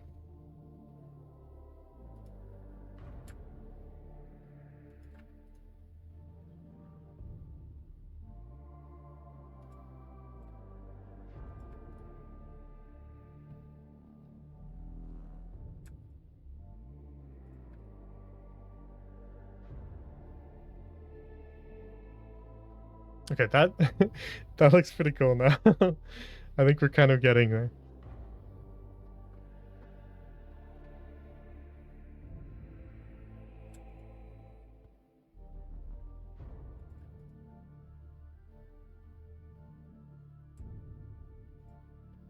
Can do that. Some more little details in there.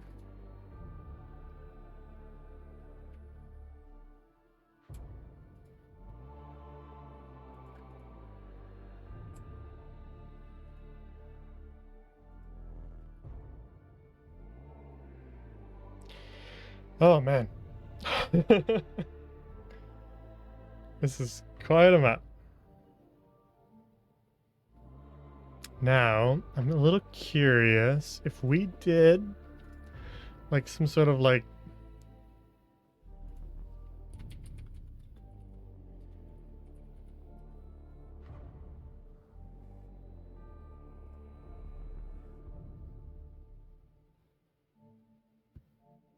Like if we did some sort of like lorem ipsum type thing, kind of appropriate. We are kind of doing Latin. High Gothic, sorry. What? Music? Oh. Okay. Um. Now, if we did some sort of like lorem ipsum here, and then just like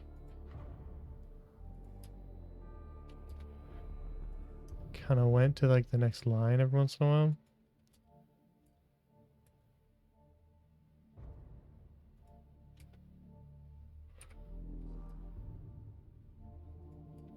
Could we create a wall of text?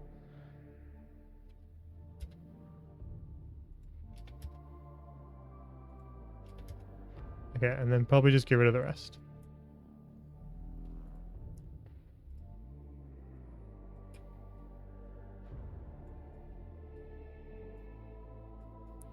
See, because it doesn't need to be visible what we're actually looking at here. Just needs to kind of fit on our grid here. Onto our little data slate. And then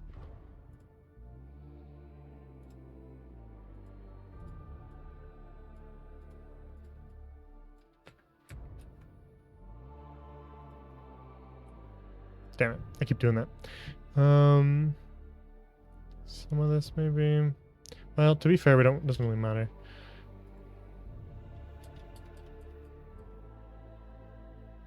Doesn't really matter where we cut it off. Can't read it anyway. So we'll shorten some of the longer ones slightly.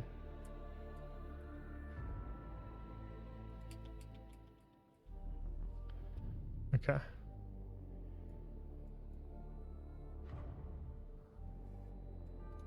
Alright.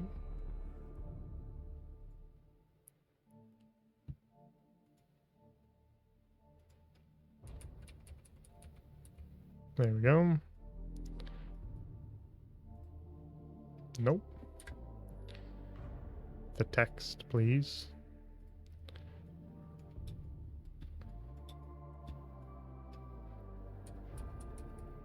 Pop it there, right? And then just do one more line of like just lorem ipsum again. And then shoot it down. Oops. Wow. I keep forgetting that if I hit smaller when it's already too small, it will go big again. Okay. Now we're talking. That actually goes pretty hard. I like that navigator table now.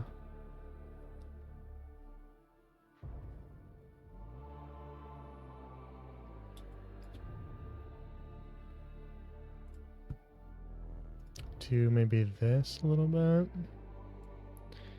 Make that a little more subtle. This a little more subtle.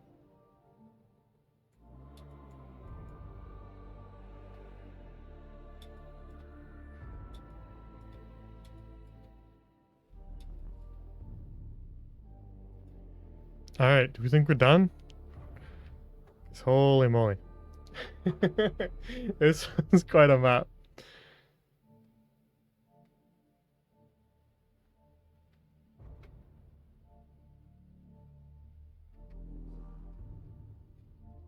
Oh, wait, maybe one last little green thing we didn't do on the Inquisitor's data slate. Just a tiny little green detail. Just enough to make it glow.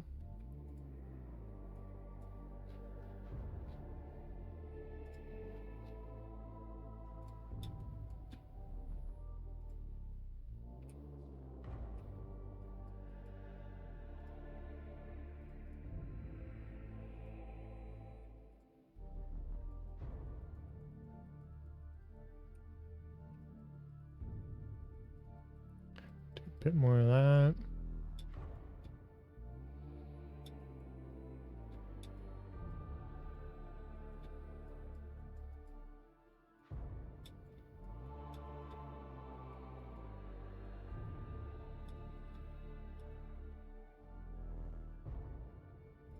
never really messed with the rugs too much. Do we like the color of them? Right now it's just that, so we could try messing with that a little bit. Might be a little nicer.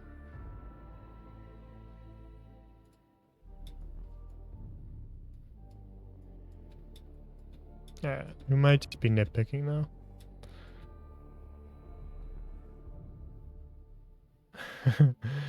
Looks pretty cool.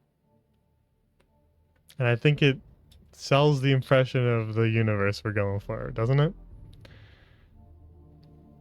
2 little stations on the side for different people to be working. We could have a cog boy working there. Could have a Vox officer there. Here at the navigation chart, players can stand there, and then we'll pull up a map for them. I say not having a map for anything else. We'll put some officers down here, just kind of working the nameless, faceless guys who are working the instruments. Lord Inquisitor up here. And when they want to talk to Lord Inquisitor, they can stand right here.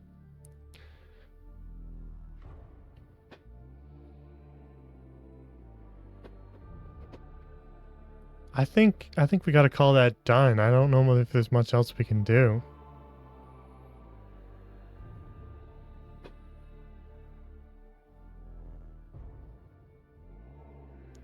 It's very busy, but I like it a lot. It came together probably even better than I expected it to. I expected to really struggle with some of the cogitators and kind of some of the stuff that just makes it feel like 40k. But in all honesty, it does feel like 40k. We could maybe try my eyes picking out. We always do this at the end of every map for those who are new. We pick out little details that could maybe be just touched up, where your eye goes, what if we did that?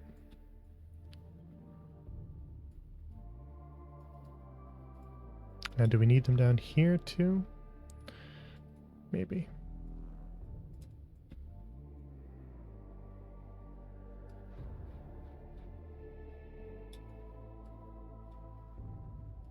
Could even try... We could try this. It's not necessary, but we could try it.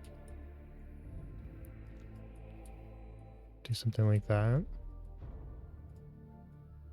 We'll just look at it because it's easy enough to just get rid of.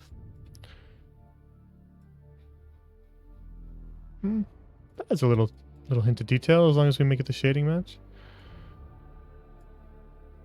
Kind of fade that one a little bit.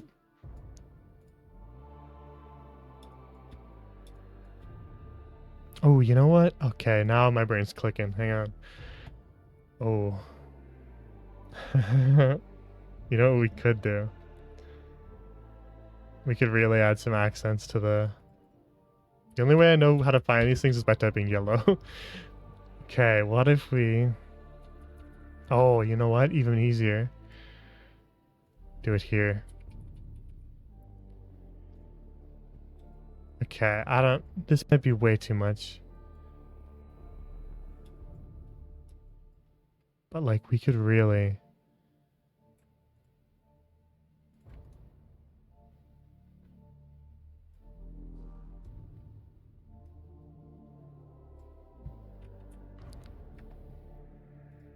add a lot of details to some of these.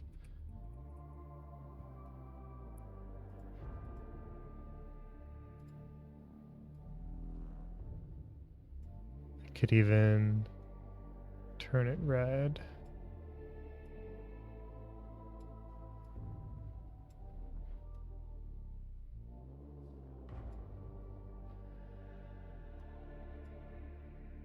But like, yeah, we could really go crazy with this detail. Which I don't know that we want to do that. But maybe around the Inquisitor?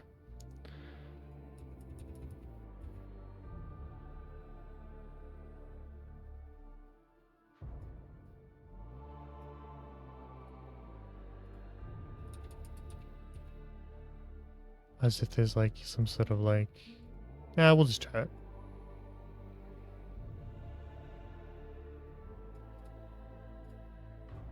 I'm just gonna check it out. See how it looks. It's not terrible. I mean, I didn't finish it there, but... It's just like an extra little like focus up here thing.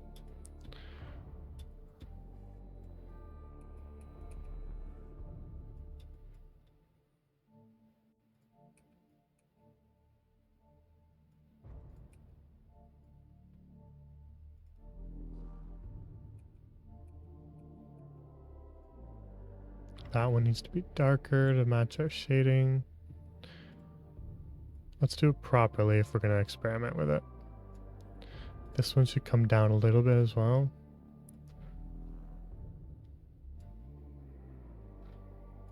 And then just a tad bit there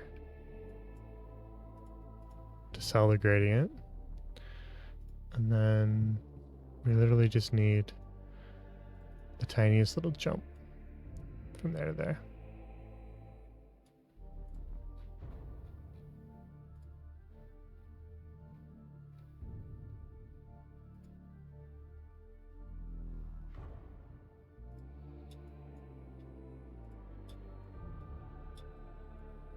That's not bad.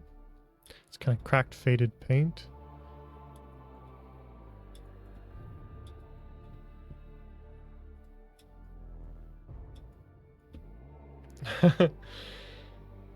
Okay. I can't decide if I like it or not. So I think we might just get rid of it. I would, if we wanted it, I would be like, I love that. But I don't think it's necessary. I think it's too complicated when we should just be bringing attention to the twin-headed eagle and the Inquisitor thing there. I think the rest is fine.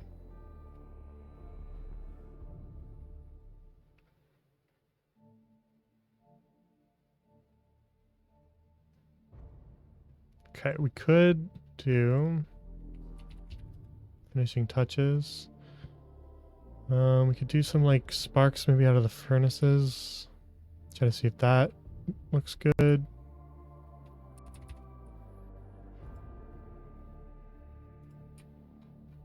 I usually do one bigger one and then I shrink and do a second one of that same type to create.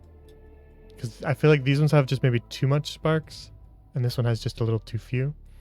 So I usually combine them. Sometimes this one works too, but I like to kind of combine them in different sizes. Give them a good rotate so they're not the same. And then maybe we'll just do like a tiny little spark here.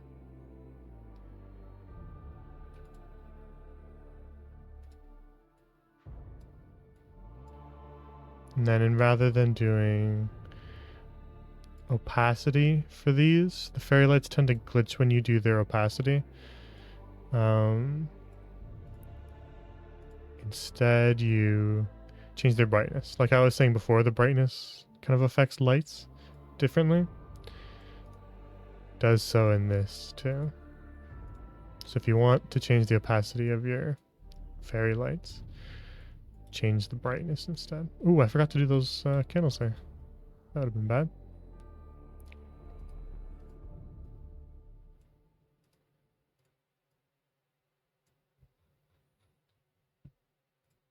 Skipped right on past them.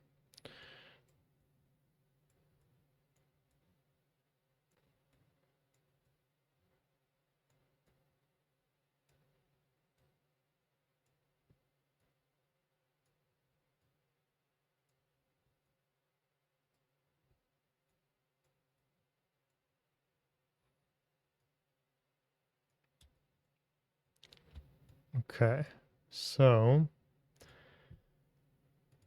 I think we're just about done then.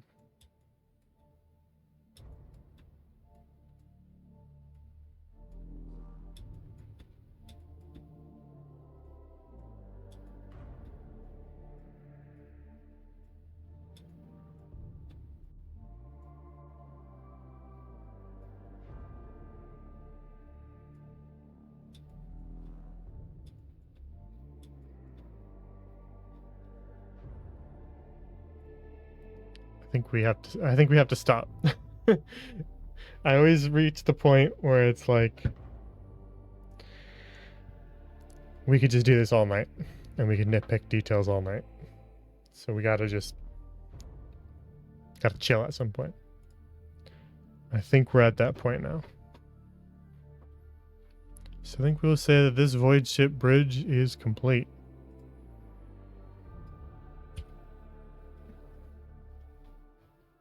So we just take a look at it. Got our elevator down here.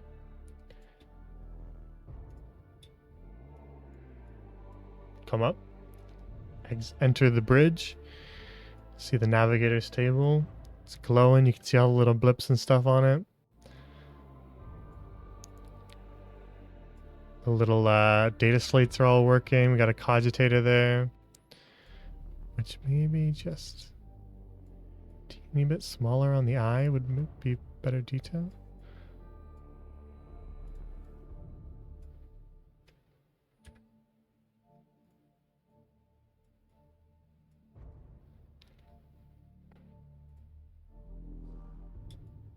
And then got our data slates and everything. All these little sigils kind of etched into marble. And then got a station over here surrounded by tech. Got a station over here surrounded by tech. And then up here we've got our Lord Inquisitor's throne where they sit at the helm.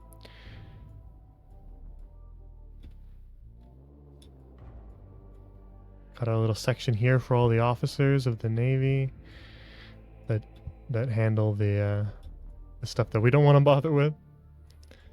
We got a big light shining through to give the impression that there's space out there.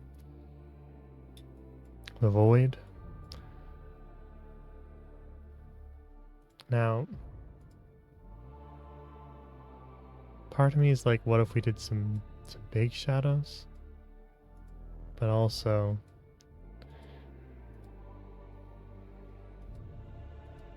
maybe not needed.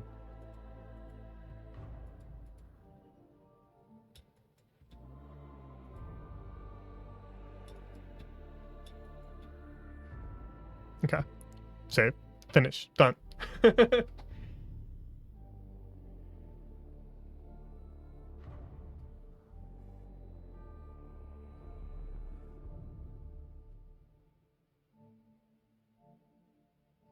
All right. It's very detailed. But it turned out really good. I think when you consider that we'd be sort of zoomed in like this, looking at it, it's got enough detail where it doesn't look empty, but also doesn't look over cluttered when you're kind of zoomed in here. So you can still kind of see what's going on.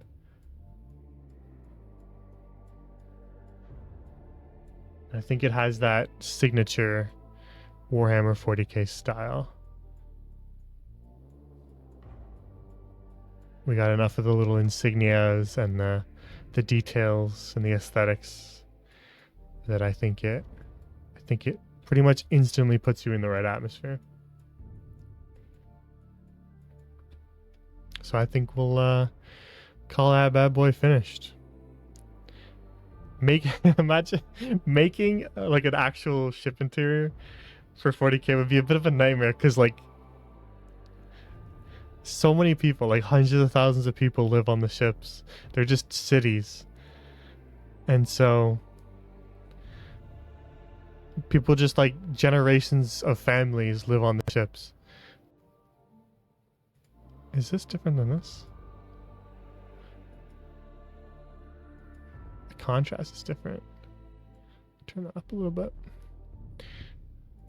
And so trying to like build this it'd be like building an entire world.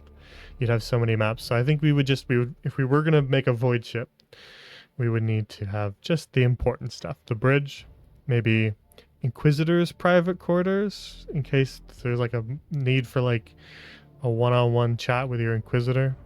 I don't know when that would happen. Maybe if they're considering you for interrogating. And it would be kind of like really nice and like kind of like a gothic kind of castle almost interior, but with that same kind of technological vibe. And then maybe like private quarters for the players we would do, and make that kind of like, almost like a shared room, like barracks. Maybe a room for like engines. We could have some servitors and tech priests, and just kind of make a room a bit like this, but with a lot more kind of tech stuff, a lot more wires and pipes and stuff, and maybe one big cogitator too, like a really, really detailed one. And then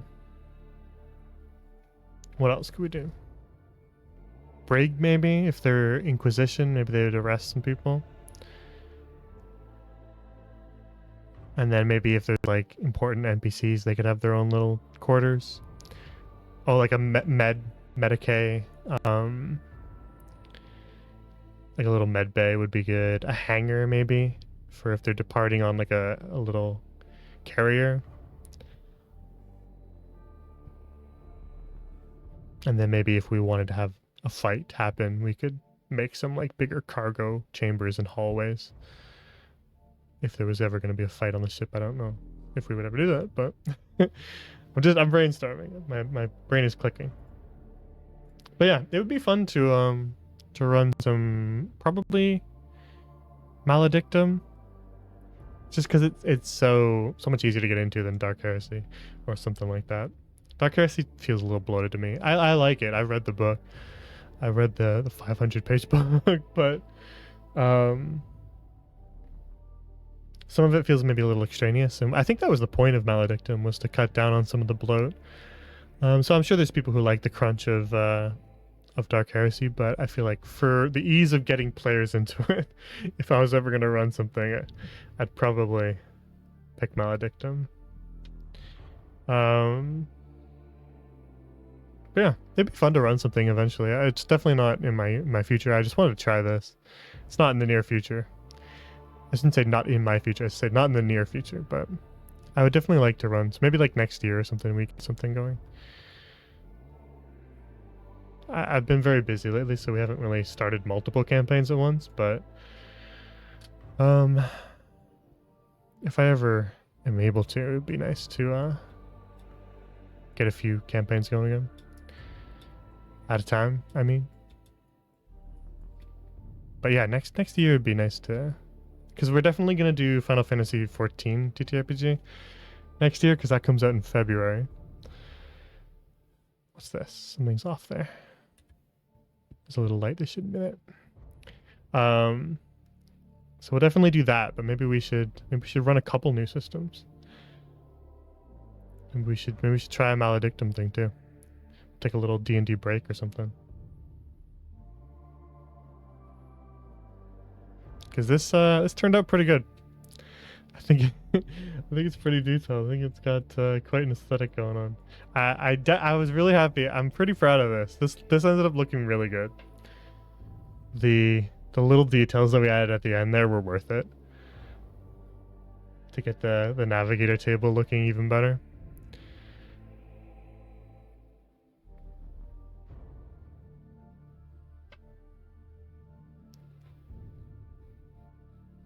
So yeah.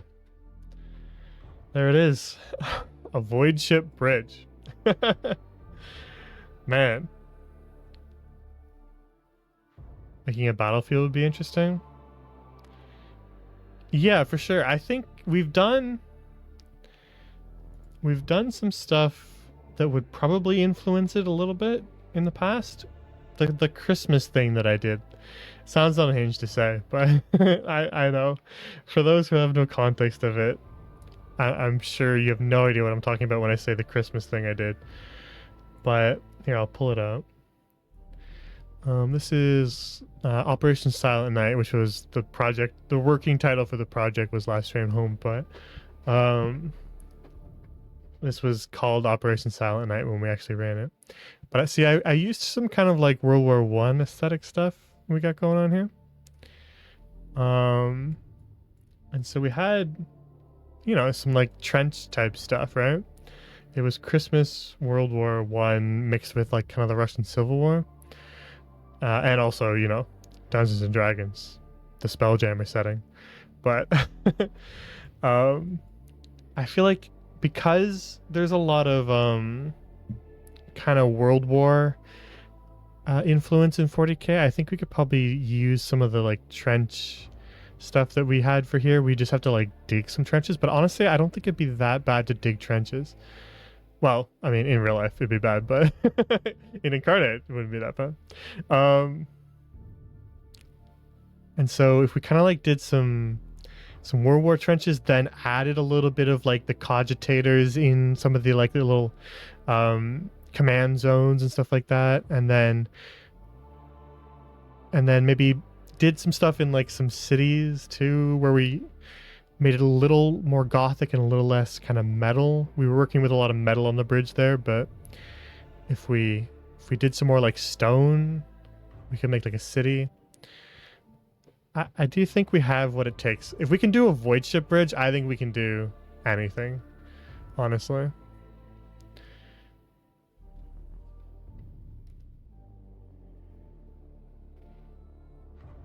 Oh, you know what? You know what I actually never showed? I found a really, really, really useful resource just today when I was like, I wonder if we can do a 40K thing. And then I just kind of snooped around a little bit for some things that might make it easier, like these little assets I used. But I found a really useful site. It's called like Historical Battles Token Builder or something like that. And it just had like all of the vehicles. And so making the battlefield actually would be pretty alright, because look, it's gonna look weird when we put it in the middle of this, but look, it's just a Lehman Russ.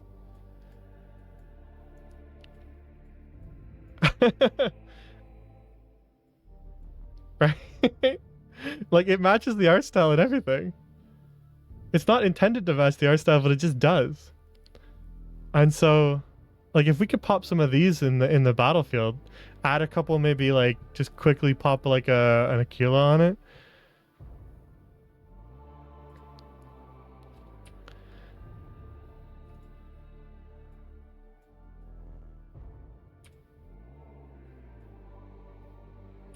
Right? Just like put a little insignia where it counts. Right? Like it's just straight up that, it just straight up is a Lehman Russ. Like if you look at the Lehman Russ, it's identical. And it has all the vehicles. Like tons of them. Like Predators, and there's here I got a Torox. Check that out. It's not sharpening quite, but there we go. See? So if we added some lighting to that by just making it sit within the scene, see, like that? Well, it looks a little weird, but when it interacts with the lighting, add a bit of lighting to that, to the screen and stuff. Shade it a little bit with some shadows. Like, it's pretty dead on. And the other thing that it has is it has all the weapons. And you can change the paint yourself to make them look different colors. So like that's just straight up a plasma. And we've got like Melta, las guns. Look at this. Las pistol. Melta. Plasma pistol.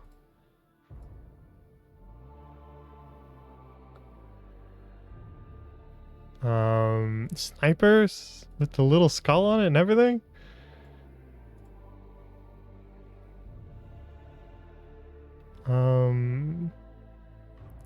Little like stub pistol, flamer. So like there's bolters and stuff. I didn't grab a bolter, but there's quite a lot of good resources out there. And so making like an armory and stuff, which is another thing we should put on the ship if we were making a ship.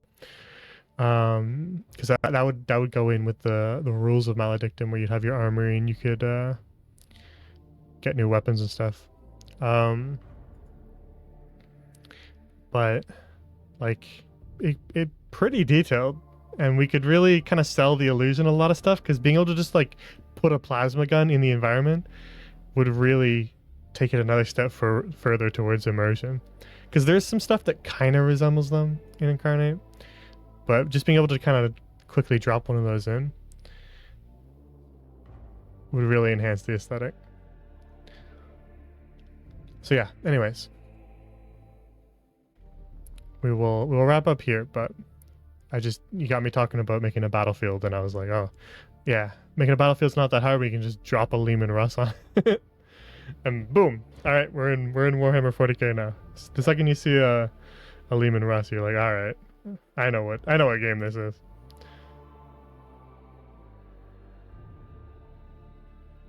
Anyways, we'll call it a night here.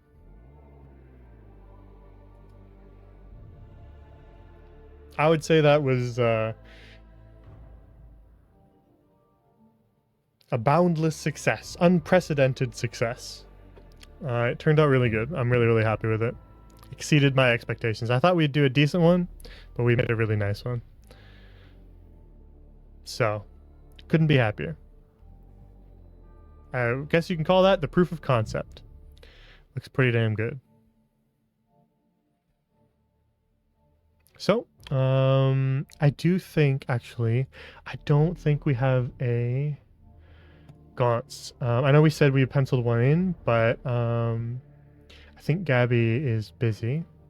She's got no nights free. So I think we're gonna have to call it off for this week, because she really can't even reschedule it. Which, you know, that's D&D. Happens. So I'll just find something else to do on Wednesday. I didn't really make a schedule for this week because I was like, not really sure what I'm doing. I still gotta kind of hammer out what Halloween streams I want to do by myself.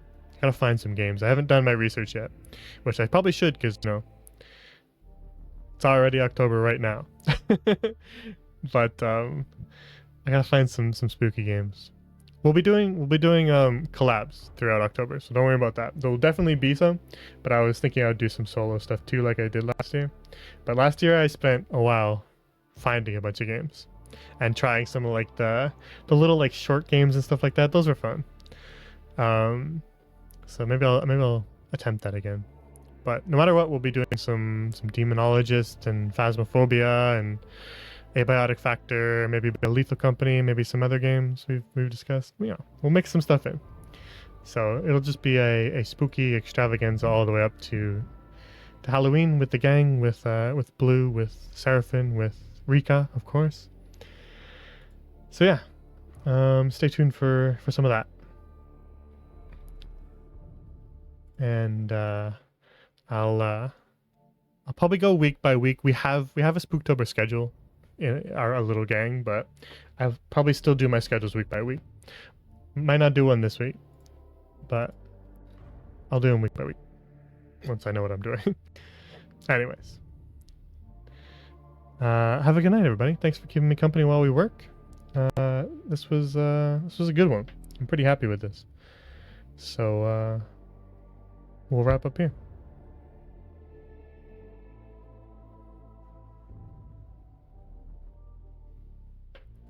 Thanks for hanging out, keeping me company, so I have somebody to talk to instead of just rambling to myself.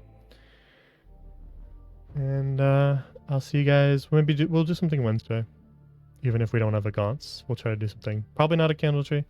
I don't think I have the time to write one, since we kind of hit the point where I don't think I have one already prepped, so I think I'd have to write a new one and make all the maps. So probably no candle tree, but we guess we could maybe do them Friday, but that's hard to say. That'd be just me trying to find the time. I shouldn't say that, because I probably won't find the time. Anyways, end of stream. Good night. Stop rambling. Yeah, we'll do something Wednesday. Have a good night, everybody. Take care. Thank you for watching.